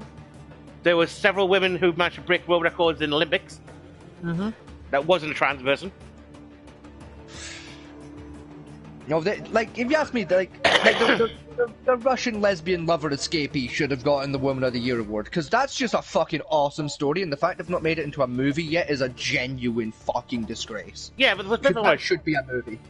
is she built her own boat Yep. From scratch. from scratch, had no idea of sailing or session navigation, Yep. and managed to Figured sail. that shit out on the day. And managed to sail not only in rough waters, she sailed through the North Sea into the Atlantic Yeah. at the Arctic Circle. Yeah. Which people don't She understand went how along, bad right? that is. That's suicidal Yeah. for sailing ships. They don't do it. And this bitch did it anyway because she's a Russian who doesn't give a fuck and wants to be with her lesbian lover. You wanna know what- Massachusetts. Do you wonder how we know that is? Nearly every boat race, sailing boat race, takes place in the southern hemisphere around the Arctic And it does the circumference. southern version of the Arctic for a reason. It's Yeah. nicer there. Yeah, not are you dying or less. Not a lot less, but less nonetheless. You know, it's still a Yeah. lot, still quite a bit lower. You got a good idea, a good chance. Certainly less than North trying to Sea, sail you're into fucked. the North Sea on a Yeah. small sailing boat. Where, be honest, yeah, right? Just in general terms, oil tankers capsize. Struggle. Oil tankers struggle with that water. Yeah. I mean, fuck, it's beginner's luck, innit? Like, fuck, it was her first time sailing. She got beginner's luck. I think it was. Like God Just saying, beginner's luck. if it wasn't God, like, you deserve this, love. Go on, just go on. God was there just like, it's her first time. We'll calm the water down a little bit for her. Give her a free pass, you know. A one go, you know. We'll be nice this time. Death, leave her alone. Look, there's It's like one when you Mr. going over there. It's like when you take someone gambling who's never been gambling before in their entire fucking life and they walk away with like 10 grand. Yeah. It's the same kind of logic of, it's their first time. We'll have a good time so get addicted so we can fuck them up later. That only works unless it's roulette. Where they put like 100 quid on a single number. Yeah. Then you just beat the shit out of them. Yeah, because they lose every single fucking time and it's always fun. It's like, Don't no. You spread that 100 across some numbers, or if you're going to do one big large bet, you put it on a colour. Red or black. Yeah. Or you pick an area of the board, like first 12. Or fucking second 12. Third 12, etc. Like, use one of the segmental bets. That's what they're for. You know what it is, right? I had a mate who put like a bet, like 100 quid on all big groupings, so you got some money back. Yeah. At least get, I think it was said, even betting 100 each would quadruple his money. He cost to do this. Yeah, roughly You know that- you should do, yeah. You know that is like, I'll guarantee I'll win something. Yeah, it came up green 0. I'm going to say green 0 and he loses everything. Yeah, he It's wasn't every happy. single time. Every single time. The one time that you need it to be anything but fucking green zero. The number that never shows up. It fucking lands on it. Every single fucking time. Yeah. The number of, like, keyboards and mice I have launched across fucking offices. Because I've been playing online fucking roulette. I'm down to my last chip and I need anything but green zero. And it fucking lands green zero. For the first time in 6 fucking hours. Yeah. The number of desk swipes I have done and just fucking knocked out entire setups. Out of just fucking raging. Even worse, green 00. Green 00. You know what gets even worse, right? Is I love to feel like I play online casinos and it's the most fairest way of gambling. No, it's fucking Like, not. are you fucked? The average slot machine in a building will rape you of your money, Yeah. right? And they have to come in and manually rig that. The reason why I know this for is my dad used to do it. Yeah, so did my He gran. used to repair slot machines. That's why I know how to beat them. Repair. Fucking repair, air quotes. You say repair, what you really mean is re-rig. Yeah, re-rig them. Right? You know, quick, the gambling inspector's coming. Quick, re-rig them, re-rig them. Set them to be legal. Right? So, in your time, tell me, a computer program where it takes one trigger fuck to go dit on a keyboard is fairer? Yeah, no. At least with a rigged one in like a pub, you eventually learn its isms. Yes, and how to fuck it up and to give you money. Right? On the computer one, not a goddamn chance. Now, as for these so-called roulette games, yes. right? I have seen rigged roulette tables before in my life. Yes, they are not hard to come by. No. In fact, every casino has one. Yes, I've played on them. They're actually kind of fun sometimes, but only if you're aware of the fact that it's rigged and you're gonna lose. Yeah, if you're on a shippost. Especially I did when I found a device that messed with the trigger. Yeah. It really confused the poor guy who was doing the wheel. Right? And you're trying to tell me again, a computer one is fairer? Yeah, no, it's not. Online blackjack, online poker, none of them are fair in any way, shape, or form. Like, online poker is pretty much the only one I'll play when I don't really give a shit. Aye. It's like, it's poker. It's already unfair. It's like, I don't mind. I go into it knowing it's unfair and I'm, like, fighting an uphill battle. It's fine. Like, with something like, say, roulette or blackjack, or, like, if I'm playing that online, like, I'm playing a live dealer version or I'm not fucking playing. Like, if I can't see him physically take a card out of a fucking shoe, I'm not playing. Yeah. And if I'm not physically seeing a guy spin the wheel and throw the ball, I'm not fucking playing. Like, playing is, if I can't see a human doing it, so I know there's not a chance of human fuck-uppery, like, working in my favor, I'm not fucking partaking. Right, here's an interesting factoid for you. Have you ever played professional mahjong? Well, No. No. admittedly, most people believe mahjong is the fucking match 2 tiles and watch it disappear type crap. Yeah, I've played that once or twice when I was younger, but never really understood it. Right, actual mahjong, which you play, is a lot like poker, except you've got to make like a set of 14 in total to win. And there's very hands to do it. Now, the reason I've done this before is because there's a condition that suffers both mahjong players and poker players. Mm-hmm. It's called screenplay blindness. Mm-hmm. Right? It's a phenomenon that happens between online play, like digitally play, and then real life play. Yes. No, I'm very familiar with this. I've seen it a lot in casinos and like house games.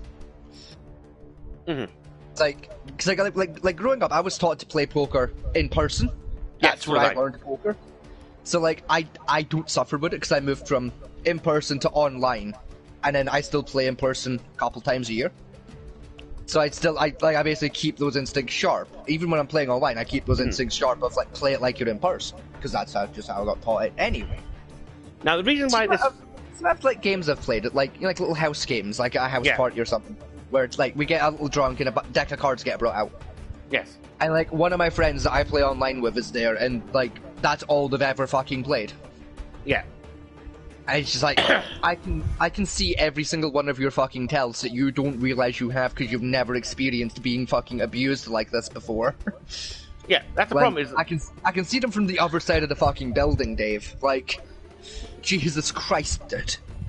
Like, see, what happens is with online play, is a lot of people get down to play by statistics and numbers, especially with, like mahjong and poker, particularly. Yes. You know, you count the tiles, you work out the statistics of where you're going to win and where you're not going to win. In real life, there's called the distraction factor. Yes. Whereas, I mean, that's why sometimes it's hard for, like, if you people play a lot of real life, they are trash at online. I am. Yeah. Trash online. Because See, I I'm, don't... like, either way. Like, I've played enough of both to be, like decent either way. I play a lot of both, but I play better in person because I don't play the statistics like you're supposed to online. I play the person. See, I play a bit of both either way. Like I weigh up both ends. You know, like if I'm playing against you and I know like what your bluff tell is, and you're very obviously fucking bluffing, I'm playing either way. But say I'm like at a casino. I'm at a casino and I'm at a table of players I've never played against before. Yeah. I'm still gonna be paying attention to what they're doing and trying to figure out their like isms, but I'm still gonna be running the numbers in my head of like, you know, oh, I've got like say fucking pocket hearts. Like I've not got a pair, but I've got, you know, fucking I'm on suit. That gives me a 1 in 12 chance at the river. Assuming like, you know, assuming I draw 2, which is a 1 in 8 chance. That still leaves me with like 2 1 in 4s at the back of that to pull a flush. Yes. You know, like I run those base statistics. Like, that's pretty much all I do in terms of statistics. Is like, what have I got, and what are my odds of getting a flush out of this? You know, like the problem is when people play in person, do those calculations faster, and are less distracted by people. Where people play online, when they get to like a live table session, you see the World Poker Stars tournament all the time. Yeah. You know, this person came here because they won the tournament online and got a seat here. Yes. And you watch them, fidget, look around the room. You know, up and down, constantly flicking the cards up. You know, because can't remember the cards they have. Yeah, because they're used to it just being visible at all times on the screen and just. Yeah, when you see professional players in the flesh, they look at the cards once, put them down, and forget about it. Yeah, because they just like flash memorize it. That's the one thing like I do at poker that like kind of shows I'm a pro level because I've got a shit memory, so I do have to periodically check what the fuck am I running again here? Like, what was my plan? I know what my plan is, but like. Am I actually thinking straight, or am I a moron? Like, only time I check, I have to recheck, is just before the river lands. I see the flop, I see the next card, and I'll check. If I'm still in the game, I'll check before the river. Yeah, just to see like where you're standing and like make sure you've remembered right and you're running strong. Yeah. Now the reason why this came from is there was a started research paper is mahjong in the age is quite big tournament thing over there. Very big. Yeah. Yeah, there's lots of mahjong tournaments out in places like China, Japan, places like that. It's like their version of poker, essentially. Yeah, to be honest, there's more money out there in mahjong than there is in poker anywhere else in the world. To be honest. Yeah. Now, what happened was an online player who was known as the God of the Tiles. This literally was a nickname. Right, ranked number 1 across the entire continent of Japan. Which, those who don't think that's that hard, bear in mind, an average player at mahjong can only win about a quarter of the time, if they're lucky. That's about a 1 in 4, yeah. Right? Professional mahjong players can manipulate that to about a 1 in 2. Roughly, yeah. Works at about a 50-50 for like your top end guys. Yeah. So she got seeded into a professional tournament, right, at the high end. And she got trounced. She will, yeah. Right? But then they did an experiment with about the top player from the live person game and put her into the online game against the same person. Yeah. Then the other person trounced her. It was almost like a no contest type win. Yeah. Like the guy that's used to online will always kick ass at the online, whereas the person that's used to in person will always kick ass at the in person. Yeah. because there's different isms to the both versions of the game that kind of you get used to. Yeah. And when those isms are no longer present, you kind of lose you're not in the element anymore. You're not in the zone. Like, I mean, online Mahjong is all about statistics of what tiles you have, what tiles are left, what tiles being played. I mean, fuck, Right. it's kind of like this, like what we're doing tonight, like when it comes to Call of Duty. Mm-hmm. Like, from my perspective, like it's like I was saying earlier, you put me in normal Call of Duty multiplayer, I'm alright, I'm pretty good. You know, like, you put me in Warzone, because there's, like, different isms to how Warzone works, I struggle a lot more. Because I'm just not used to it yet. No, and like I'm like it's very clearly the same for you a little bit, like with just Battle Royale in general. When we do Fortnite, both of us do alright usually. We do pretty good. Yeah. Here in Warzone though, we're shit. Because there's different isms to this versus, like, for you, for example, like with Fortnite that you're not used to yet.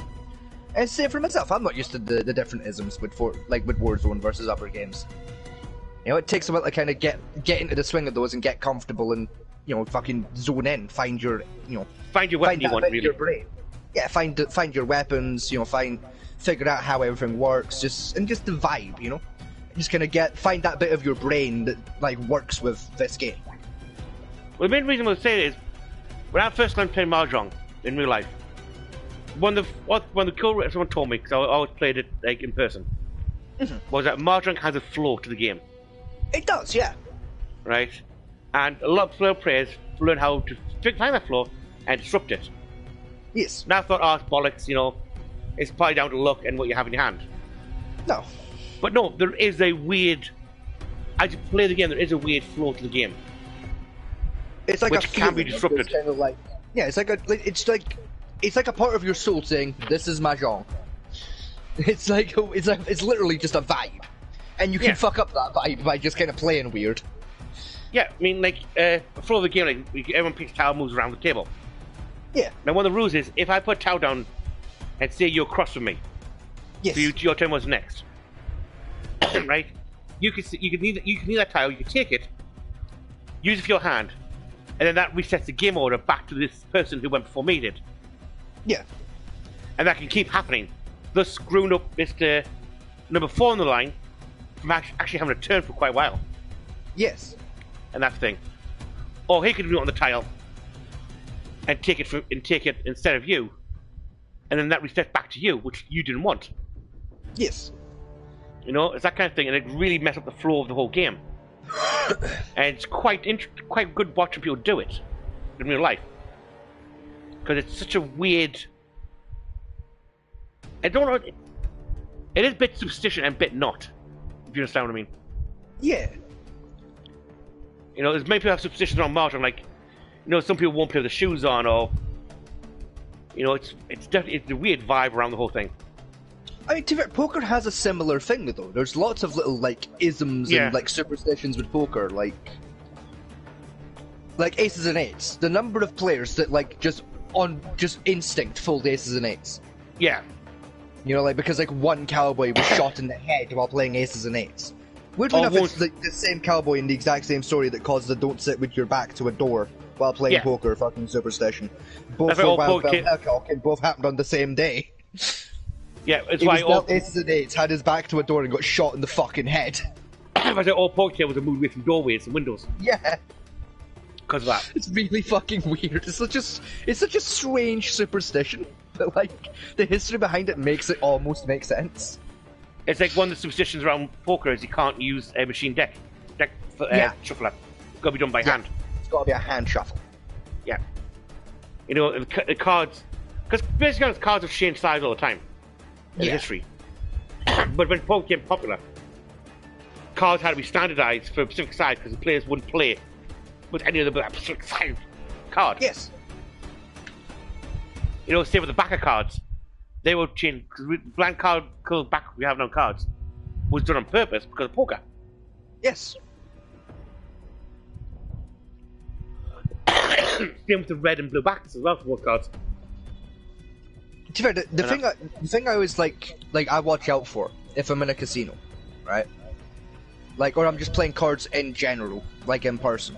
Mm-hmm. Like I will sit and I will scan the shit out of the back of one of those cards to make sure it's not a marked card. Yeah. Like the first, like if it's like poker or blackjack, the first 2 or 3 hands, I'm not actually playing. I am just scanning the fucking card with my eyes, looking to see if there's like a tiny detail that marks it. Because like the amount of like card decks out there, even ones that are like advertised as like official unmarked like pro decks, and there is a tiny little detail on the back that's different on each card that tells you exactly what it is, both in terms of nomination and what suit. Like, 'cause it happened during the World Poker Tour. Yes, a couple of years ago. They were doing a tournament in, I think it was like Nairobi or some shit. Like fucking bumfuck nowhere. Essentially, they were doing. They were hosting it. And the deck had a teeny tiny little character hidden in the fucking the bespoke patterns on the back that was slightly different on every card, and like one player noticed like on his cards like one had like a little monkey and the other had like a little squirrel, and went, hold on, and then like looked at everyone's like back of everyone's cards and went, these are fucking marked.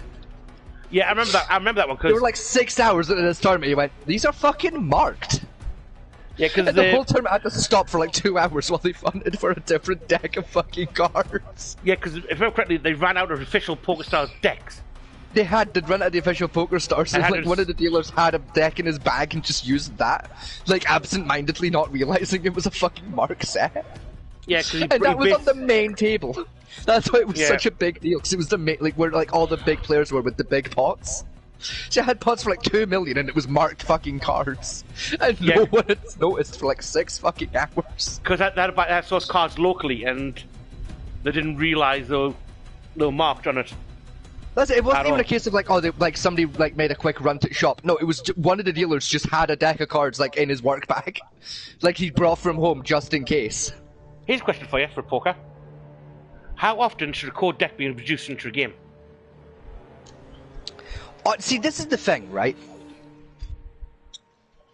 I know there is an answer, but I genuinely don't care. There is. I've never once, while playing like say poker or blackjack, actually given a shit. Just change it whenever. I really don't care. See, because like while I can card count, I don't, so I don't care. I don't care when you change the deck. I'm not card counting, so it doesn't affect me in the slightest. The main reason for poker change deck is when people like you got people on TV, they lift the corner of the cards up. Yeah, and they end up like bent out of shape after a while. Yeah, which yeah, fair. But also, I don't give a shit. Now, the official world rules state that after every 20 hands, a code deck should be introduced. Yeah. Right. So, brand new deck, unopened, to be brought to the table, opened at the table, and start from there. Right? However, according to the poker scientists, resistance people, right, it should be done every 15 hands. Yes. And I know some people, like in poker, like I've seen in PokerStars tournaments before, they insist they be changed every 10 hands. See, and then you get players like me that are like, I can do 200 hands with this deck of cards, I do not fucking care, just shuffle it every once in a while. Yeah. Like, so long as I physically see the dealer shuffle it once in a while, I really don't care. It's also dealer shuffling biased as well. Even then, like, see, so long as we're not pushing an hour since the last fucking shuffle, I don't really care. If we're pushing an hour since there's been a shuffle, I'm gonna start being a little bit like, can we get a shuffle going, please? Just to be on the safe side, but like outside of that, I don't give a shit. With blackjack, you're not supposed to shuffle the cards until someone pulls the blackjack out. Then the cards are shuffled. With poker, you're shuffling every hand. Technically. See, I know it's supposed to, but like, I guess especially if like I'm playing like a smaller game, like a house game or something.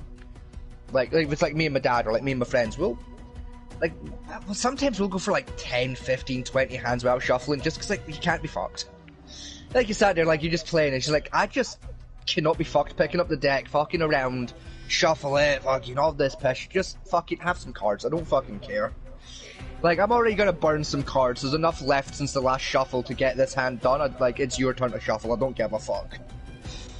You know, like, because like, me and my friends that I play with, like, even the ones that are poker nerds like me, we just don't fucking care. I mean, house game, probably. mean, the problem I've got is, if I shuffle a deck, I can remember the placement of all the cards in that deck. Like, even still, like, cause like, again, especially if I'm playing like with my poker nerd friends, we're playing for like £1, £2. Like the most I've played for like a house game has been a £5. £5 buy-ins. And it's like, for the sake of a £5, I don't give a shit. Just don't fucking card count and I'll be happy. Don't card count and shuffle like at least once an hour minimum, and I'm fine. Like that's all I ask.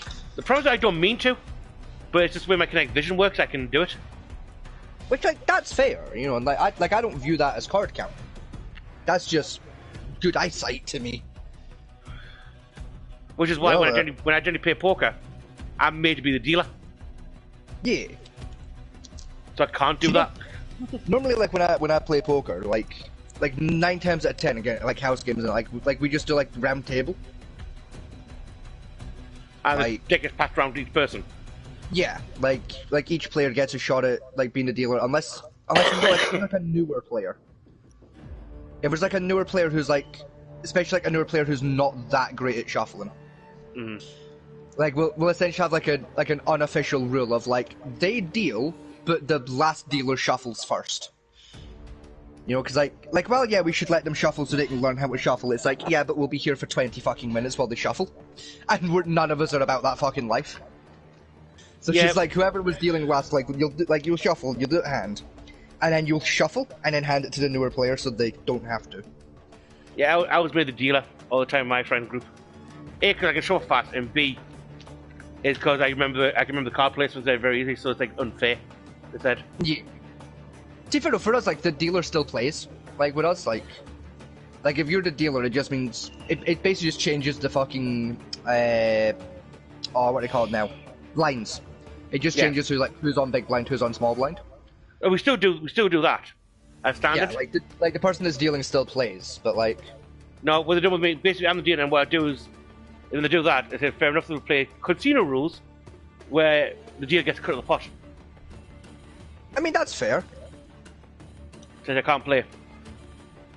Which is generally how that's what I guess I'll give her with Poker Stars. Is they say they follow official casino rulings. Yeah. Right, but the dealer doesn't get cut of the pot. Yeah. And they're supposed to, as that's their payment for the game. See, it's because like most casinos now have taken on an unofficial different rule. We're like during a poker game, where rather than the dealer getting like a rake, or the house getting a rake, like as it was originally, it's now just kind of common courtesy, especially if you like win a bigger pot. You throw like at least a chip. You throw it bare minimum small blind at the dealer as a tip. Yeah. Like minimum you throw them small blind, or if it's like a larger pot, maybe like say 10% or something. Like you give the dealer a nice tip. Essentially your way of saying, hey, you dealt good cards that were beneficial to me. Thank you. You're a good person. You know, like it's kind of a courtesy thing nowadays at like most tournaments. Of like you don't have to, but you're kind of expected to do it. Mm-hmm. You know, it's like an understanding everyone kind of has. You know, like because like say, you also see the saying, oh, she's a great deal. That's why she's on the big table for, and new deals on the weaker tables. Because on the big tables, you can make a large cut of the pot. Yeah. Depending on how size the players are, the whales come in. Yeah, that's what, like on those bigger tables, where you've got bigger pots and bigger stakes, and there's more kind of tension there. You need to be like a fast dealer, but also like you need to know what the fuck you're doing in terms of poker rules, and you need to have mastered everything, because tempers are high. It's high stakes, high stress. Like everyone's on fucking edge. You make one mistake, you're out. They don't fucking care. You know, like, you make one mistake, you lose the trust of the table, you're fucking gone, someone else is taking the place. Like, you need to be on the top of your game to be with those guys. As well as you shuffle have to be perfect, so they can't be accused of, like, cheating or fraud type shit. Exactly, there's that too, that's what, you have to be quite charismatic, so, like, if something does start to get a bit heated, you can, as the dealer, do your fucking job and step in and go, gentlemen, behave. This is a casino, this is a civilized establishment. You will both behave or you will both exit the building. You know, like, which is part of the job of the dealer that a lot of dealers don't get taught anymore. They just get taught to hit the button and phone security. No, fucking deal with it yourself. Have a bash yourself, then phone for backup. That's part of the job. Where it used to work, even back in the 60s, is you had a pit boss, yes, which ran around the whole floor. But the dealer is in control of their table. Yes. Where they say it goes. Yeah, the pit boss is just kind of the guy that things get escalated to if the dealer's not necessarily loses control, but needs a little bit of backup, and then there's the security beyond him if things get a bit fucking tense. You know? Like... But nowadays, it seems to be the pit boss takes control automatically of the table. Which I think undermines the dealer's ability too much. Because they're supposed to be in control. Yeah, like, I mean, like, 9 times out of 10 though, nowadays, like if there is a problem at the table, a lot of the time, it's usually something like the dealer's done this, or the casino has made this error and it's something that needs escalating to the pit boss. It's been like, the casino's fuck up or the dealer's fuck up. Yeah. You know, where like it's gonna get escalated anyway, so it's a case of save a 20-minute fucking discussion and just go straight to the pit boss. You know, like the guy that can actually get something done about the fucking problem. But like I mean, don't get me wrong, it does happen kind of like how you're describing it. Like an argument will break out at a table and the pit boss is right fucking there instantly, and it's like, let the dealer handle it first. Yeah. You know, it's part of what the dealer needs to learn, is to be able to control the environment. You know, get these fucking arguments handled. You know, if they can't do that, they're not going to make the big leagues. Yes. And I think that's... Because I've noticed in the English gambling establishments, I mean, there's not many of them nowadays. Yeah. But again, the dealers are just dead fish. They are, yeah. You know, like... It's why, like, whenever, like, if I'm at a casino, like, I will engage with the dealer. Like, I'll chat with them, like, I'll ask them questions just, like, about their day and shit, like... Because I want their personality to come out of it, you know? You know, like, and if there's a problem happening at the table, you know, and the pit boss tries to intervene, I tell him straight out. I'm like, oh, hold on a second. Let the dealer have a bash quickly, like... You know, like, don't take over just yet. Just hold on to now, Steve. Let the young one have a go first. If things get tense, we'll call you back, but let the young one take over for a minute. See if he can sort it. What I quite a lot of them with... I find a lot of professionals these days. Is that called the what I used to call the job center soullessness? When you get your job center advisor, because you get job center advisor when they first come in the job, are lively, bubbly, they want to help you. Yeah, you know, they have a personality still. Give it a year, and they're dead inside. Yeah, because they've seen, done, and heard some shit. You know. You know, you spend a weekend in Vegas' house. Yeah. By the time they finish their first year, they think, what the hell happened to you? I'm dead inside. I've noticed a lot in the service industry lately, even down to wait staff. It's very rare to find a wait staff that actually has a personality. That isn't just like the default, like, every waiter personality. It goes, hey, how you doing? And, like, you can tell because they're dead behind the eyes that that's not who they are as a person, and they're just desperately trying to make rent. I call that the flight attendant smile. Yeah. Just like, it's all alive at the mouth, but the eyes are dead inside. There's nothing behind those fucking eyes. There's nothing. They sound happy and cheerful. It's like, you don't care about me, do you? Not at all, sir. No. You could die. Thank you. You could literally be shot in the chest in front of me with medicinal 556 and I will not fucking bat an eyelid. I wouldn't even flinch. Because I care not for your or my own safety anymore. I just want to pay rent and sleep. And you know what? I can respect that.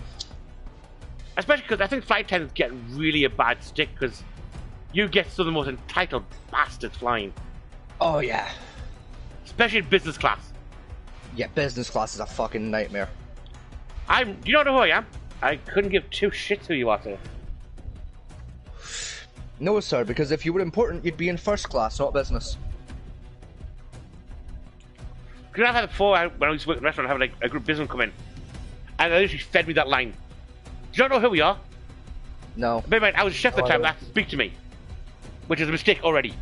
Because not only have you now fucked me off by asking to speak to me, you took me away from my work, which is now my kitchen slowed down. You have to speak to the chef if you have nice things to say and it's important. Right, and especially if you want to complain about the waitstaff, don't talk to me. Yeah, no, talk to the manager. But no, they want to speak to me and bitch to me about waitstaff and everything else. Yeah. And I got fed the line, you know, it was over a steak not being cooked properly. Because Yeah. that's for rare. And I cooked it rare. Yeah. And I got the thing, this isn't rare. It should be lightly pink in the middle for rare. Like, that's medium, you idiot. Yeah, that's medium rare. There is a fucking difference. You're like, no, I know what I'm talking about. Do you not know who I am? I couldn't give a shit who you are. And of course, So, are you Heston Blumenthal? No. Are you fucking Gordon Ramsay? No. Then I don't give a shit.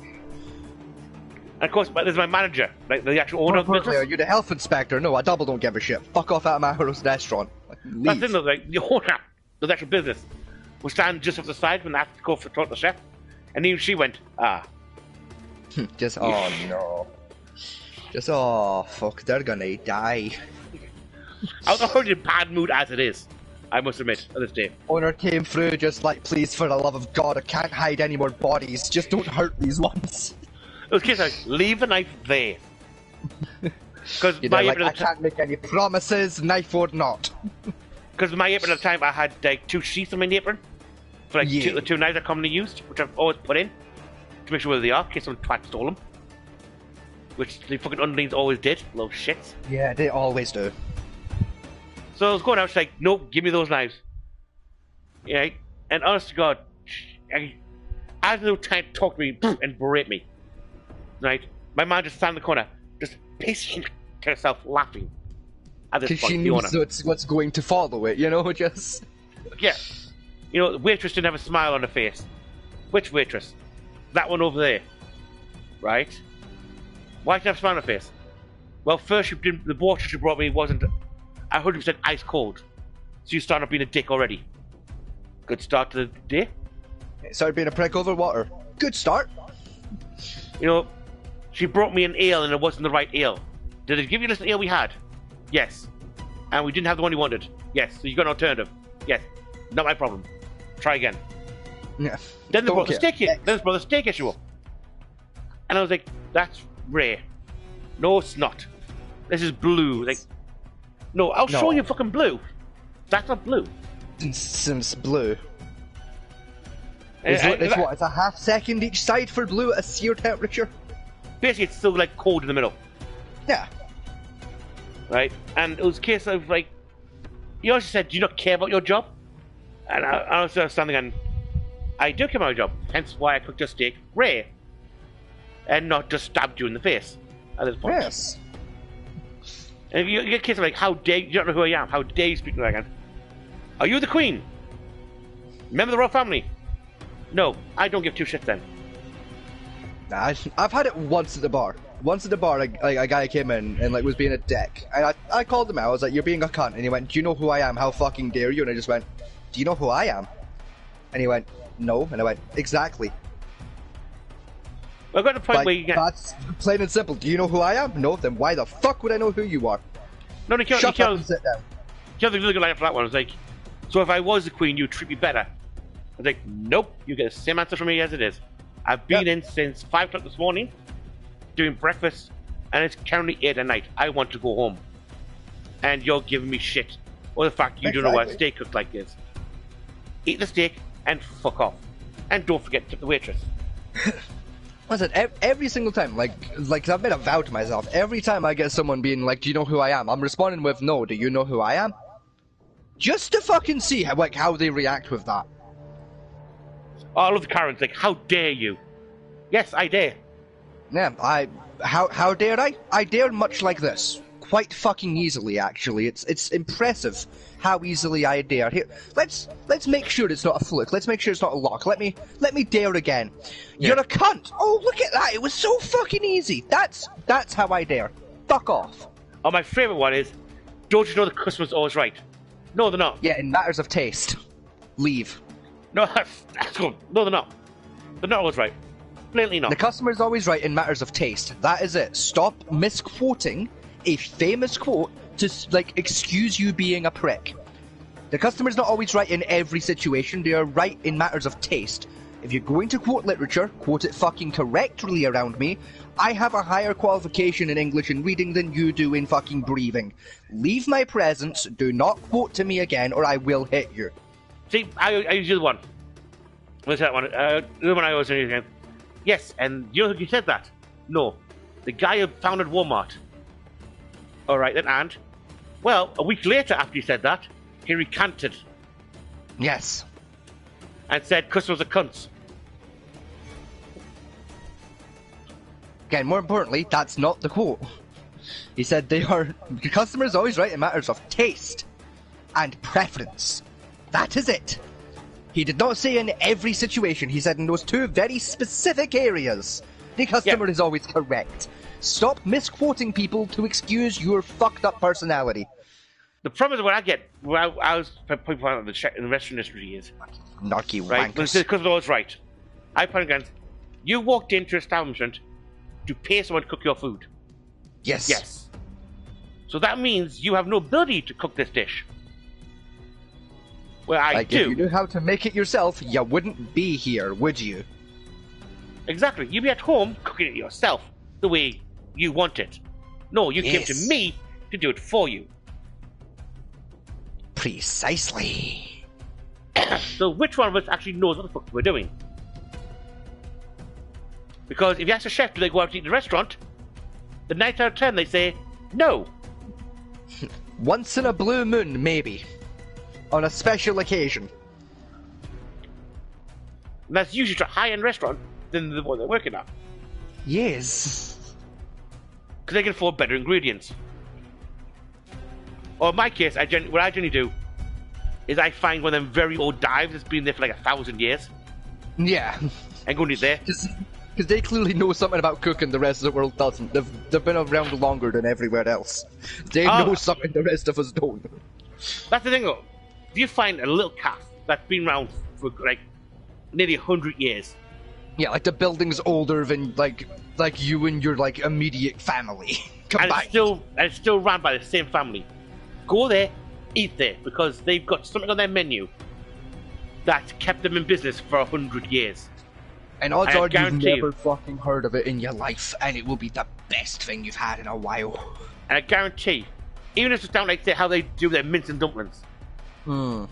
Because I know most people say mince and dumplings is basically mince, gravy, and flour with some suet. Yes. Trust me, there's so much more you can do with a dumpling. It's so much. Put a bit of garlic in there, a bit of leek in there. Steamed dumplings and that.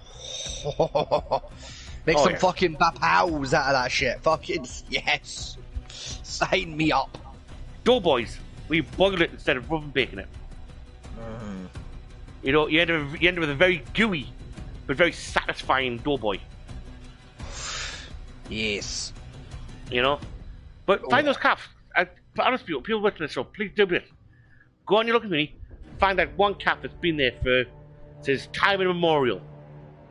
You know, the old granny's still sitting there who originally bought the damn place, serving you lunch. And eat there. Or better yet, find a little cafe where like the cashier or like the server has the name Mags or Moira.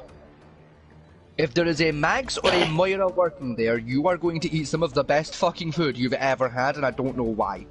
Also, it's like an unofficial law in Britain. If the place has a Mags or Moira working at it, it's got the best fucking food in the world. Also, if you're going out to eat in a foreign country, right? Do yourself a favour. Go outside, find the bellhop at your hotel. Or find the cleaner. Right? Ask them where they will go to eat in town. Where they normally would go to eat on a Friday night. Yes. Then go there. Because that's where you get a true taste of authentic local cuisine. Now, I will admit, some of that food you will not be able to handle. Right? Because local foods can be tricky to handle. It can be a bit unique. I specialize in Asian cooking, and I know some local delicacies including like gizzards. You know, barbecue gizzards, barbecue lungs, intestines. Yeah, things that would break the average European. Yeah. You know? And they do eat that type of stuff for snacks half the time. Yeah. And they're gorgeous when handled correctly. I mean, like I say, I love Japanese snacks. I buy a lot of them in. Right? And Japan snacks have two extremes. They are either very good and very... I mean, even though the chocolate is very sugar-free. To be honest, Yeah. I don't carry They're them. either very weird and out there but fucking amazing, or they're very standard but so shit, it's incredibly impressive. No, it's either out there and amazing, or at the other end of the spectrum, right? Because I literally got this in a bag once. Dried fish. Yeah, just dried fish. Mini dried Just fish. standard. It's just standard and shit. Right? Which most Europeans would say that thing, why am I being served fish food?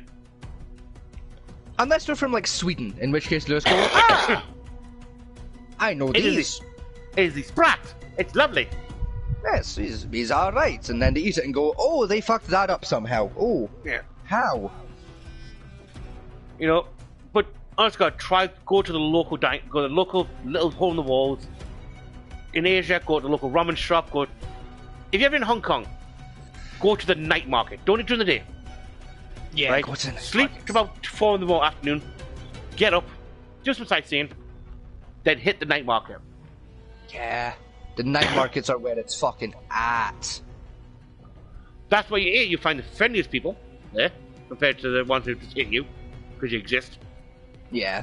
and probably where you find the best food in the city. As we all know, racists hate the dark. They're so racist, they hate nighttime because it's black. But I don't hate racist. I mean, to be honest, I hate. If I worked at a hotel like in Spain, and all we got was drunk Brits who were pissed 90% of the time from as soon as they got off their plane until they get back on it the end of the week, and spend all the time at the bar drinking, I'll be knocked as well. Hey, yeah, but like still, like, I want credit for that joke. That was fucking good. You can have a cookie. They're so racist they hate the nighttime because it's black. You can have 2 cookies for that one. That was a good joke. Frankly, I want a fucking medal. That explains why the Ku Klux Klan wear white. Yeah, they're so racist they hate dark-colored clothing as well as people.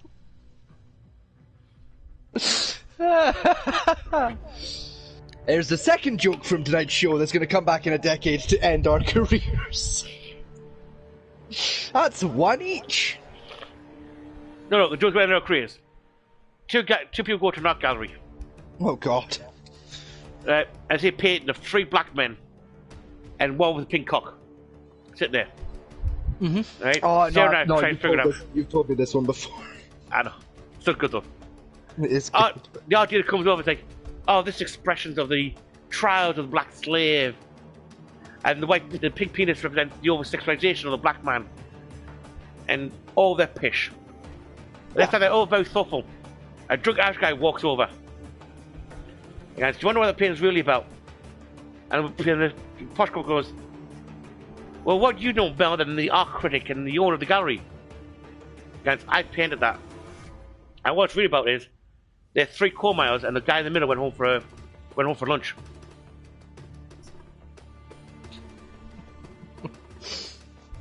It's such a good joke, but it's... Best of that joke is it starts off almost racist. It's right? so close to racist, and then it just swerves the complete opposite direction. Like, instantly. Yeah. It's like, at the end, it just fucking hooks right so fucking hard. Right. I hate this, right? You just loaded the game, right? And know the first thing I've done? What's that? Grab my keyboard and mouse. Yeah. So you know you've been playing too much PC recently, Jesus. Yeah, I've just literally went, the ASWD, and going mouse just ready. Default, it's position 2. Yeah. Gear up fast, we're about to get evil.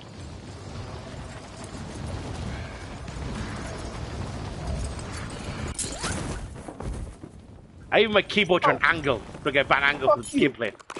Fuck you, I'm not even out of the sky yet, fuck off. You been shot already?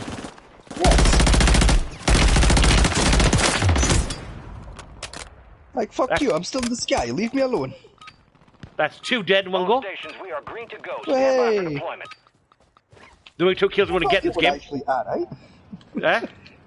See, I mean, like, normal multiplayer, we're alright, but... That's the only 2 kills we're going to get in the game. It's like in the game. Head shit gave the green light. Going into the front line. Alright, if we're lucky. We might, like, I pulled 1 last game, we might be alright. Enemy activity will be high. Expect contact early and often.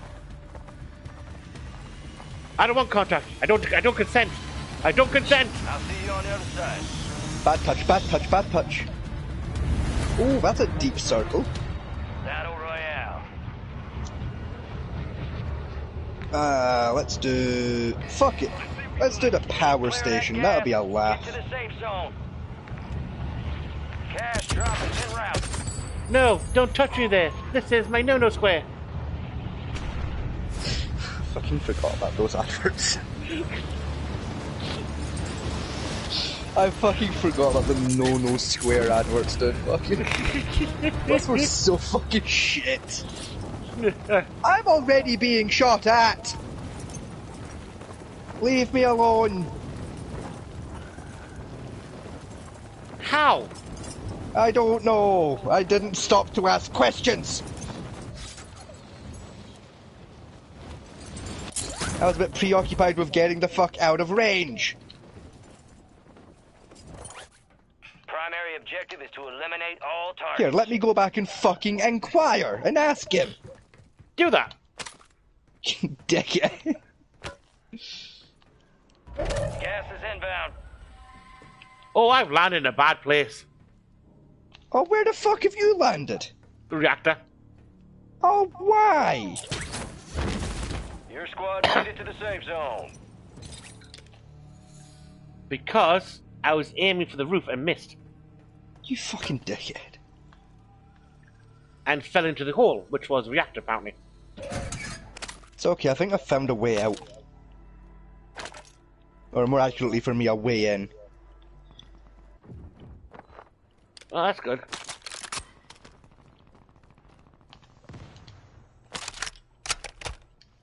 Yeah, here we go. Where are you? You're over there. Right, come this way. Which way? Behind you. This way.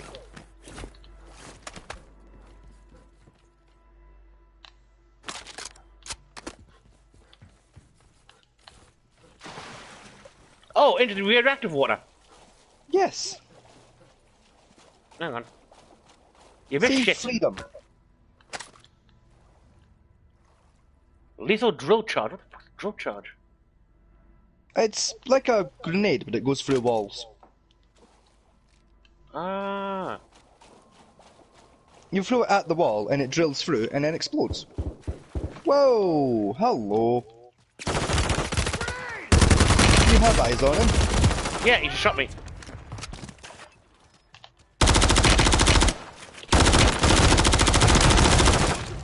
He had several friends, and I was in crouch position, and I was panicking trying to figure out why I couldn't sprint.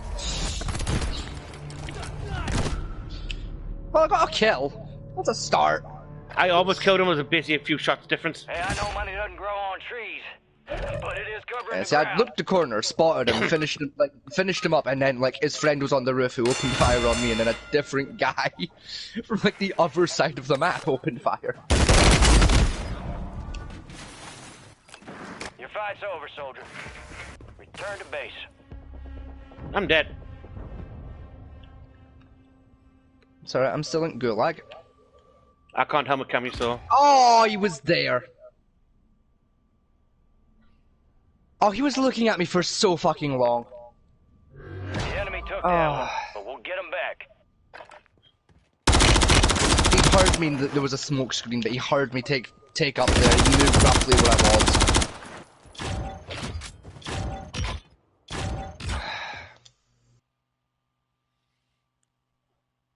Right, one more. One more One more, and then feeling. we'll call it a night. Yeah, one more time. This time with some fucking pizzazz.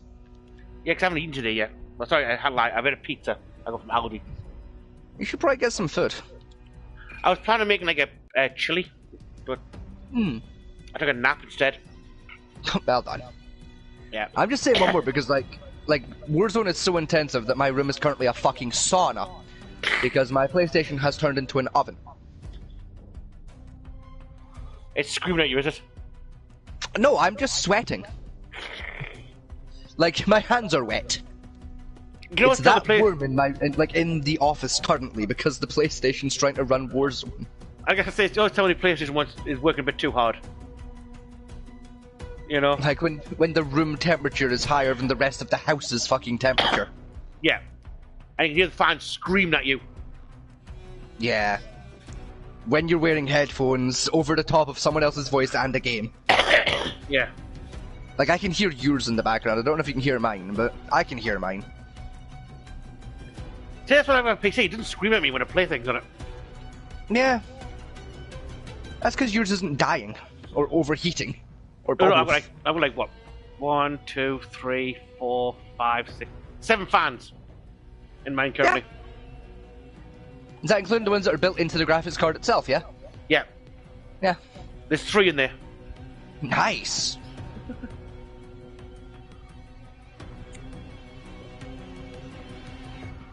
I have a 120mm fan dedicated to my CPU. Then I've got 2 intakes and 1 exhaust at the back. I've got 3 exhausts and radiator built in my graphics card. Plus I've got a cooling fan on the power unit itself. Nice. So 8 fans total. I don't know. What's he said? Dark Eagle said Cheeky. something. Oh. It wasn't a good game. We died. I think that's the current lobby. F you. Yeah, these are the current lobby. Suck. Oh. So What? the lobby hasn't changed. No, no. It's Call of Duty, it'll never change. Still toxic shithole. Yes. You expected that to not be the case? I was hoping they matured slightly. No. Also, what's making this game harder is I've got a brand new pad. That's what's making this game hard for me, is I have an old one, like I've had to turn on auto sprint. Because I cannot manual sprint, my controller's that fucked. Yeah, I bought my wheel controller's fucked, so I bought a brand new one. So it hasn't actually worn in any degree Time yet. for some target practice. Yeah, mine's is overworn in, that's its problem. Like...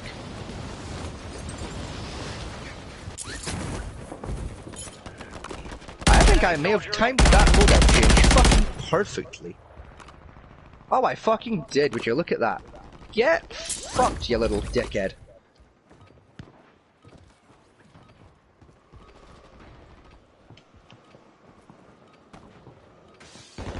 Alright, good to know that that gun is also pretty viable, actually. Like, it's not as much of a laser beam as my M4 build, but it's still pretty good.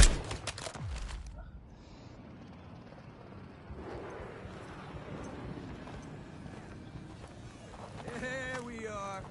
God, the walk animations in this cutscene are so fucking scoffed. Here and shoot.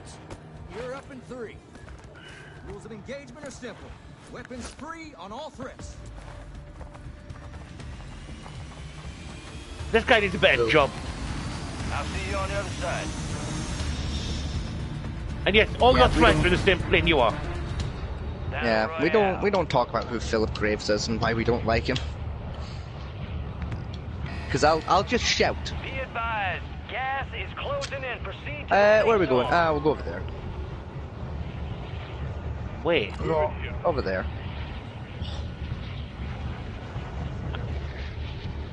We'll go wherever we land. Wherever we land is where we're going. Okay. The markers don't show up very well in this game. They really don't. You low-key get used to that. That's a player over there. Well, I've got some rocket launcher ammo. That's a fucking start. Don't have a rocket launcher, but I've got rockets. That's certainly neat. Hunt down the enemy. I don't want to. That's yeah. Inconvenient. I want to go home and bake a cake. Tough. But Mom, Gas is closing You don't have a in. home anymore, soldier. The army is your home. I left my home. To join the army. All squad members are in the safe zone. What? Have you been killed already?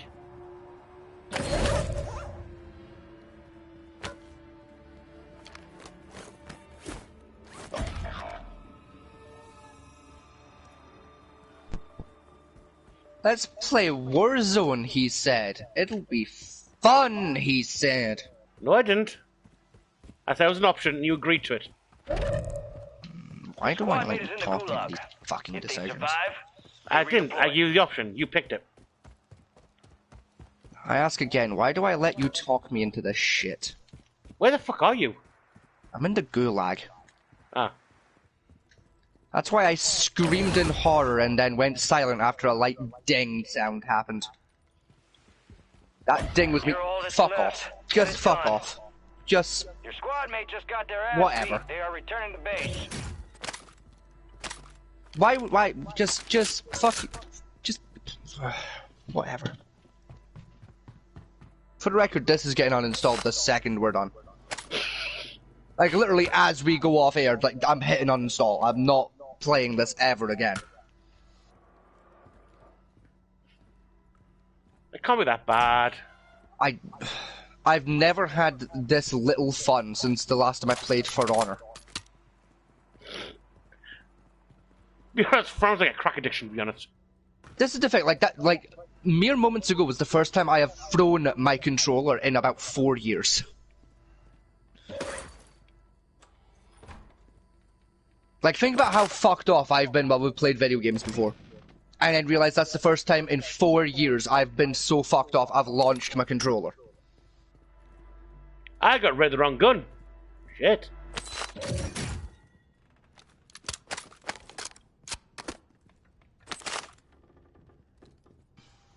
Go back for the one you didn't mean to put down then, you dick. I'm on a bit, it's alright. On the roof in front of you.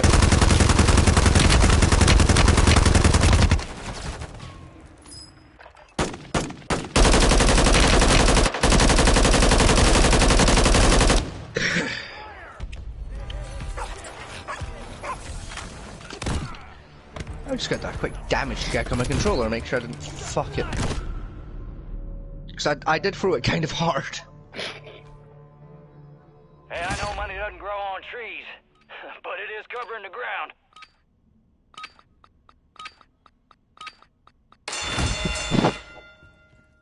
Not seeing any obvious damage. Yeah, I think it's fine. Fuck me, that was a quick Here's a gulag. solid try. Yeah. I didn't even see what happened. Fucking We hell. lost that one, but we'll get those sumbitches next time. He's a keyboard 45. player, Gas that's... is inbound, marking a new safe zone. He's a keyboard player, that's why. Yeah, that would explain it. Wait, is he? Yeah.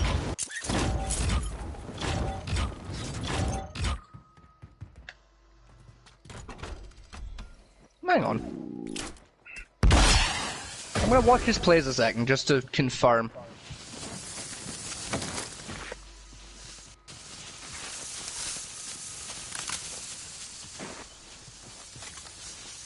Nah, his movement's too janky. I think he's just a high DPI player.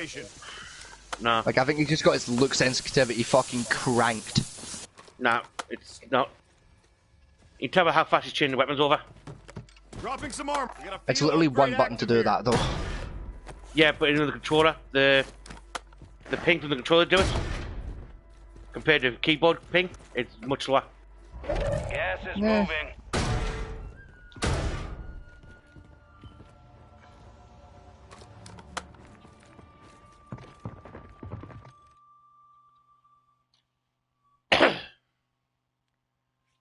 Well, that was like 48 hours. No, I know exactly what he's done with his controller settings. He's not a... No, I know exactly how we set that up. The way that drop shot, I know what he set up. That's... He's got his crouch setting on R3 and he's just cranked his DPI to fucking... probably about 72. Somewhere between 72 and 83, I'd guess. Yeah, anyway, fuck that. Uninstall, thank you. Yeah, thank you for joining us, folks at home. That's about as much bollocks as I can take for one day.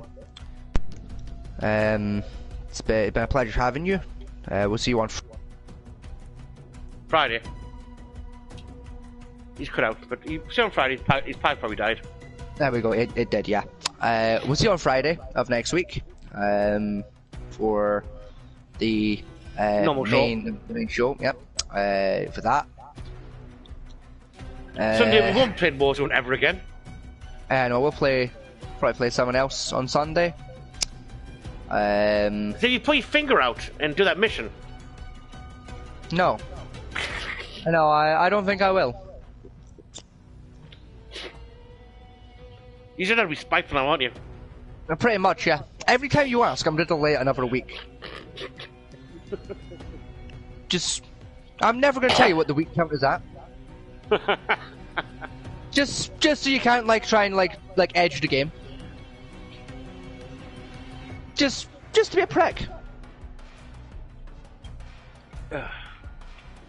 There's when I cut yours in January. I'm doing myself the mission. This what you picked up PS Extra, didn't you? The one that gives you the games library. Yes, I did.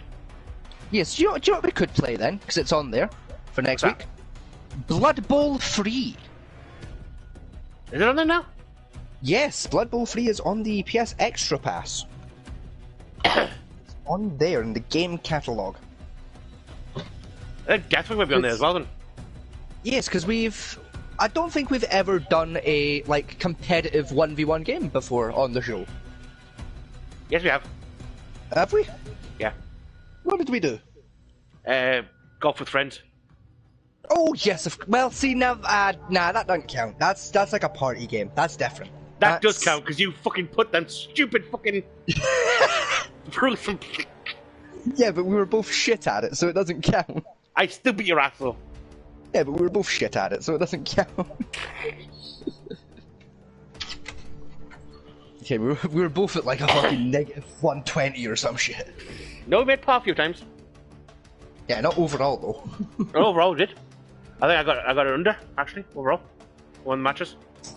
Right, I'm gonna pee. I'll be 2 seconds. Hey, Phil. Thanks for joining us, and that's the end of the show.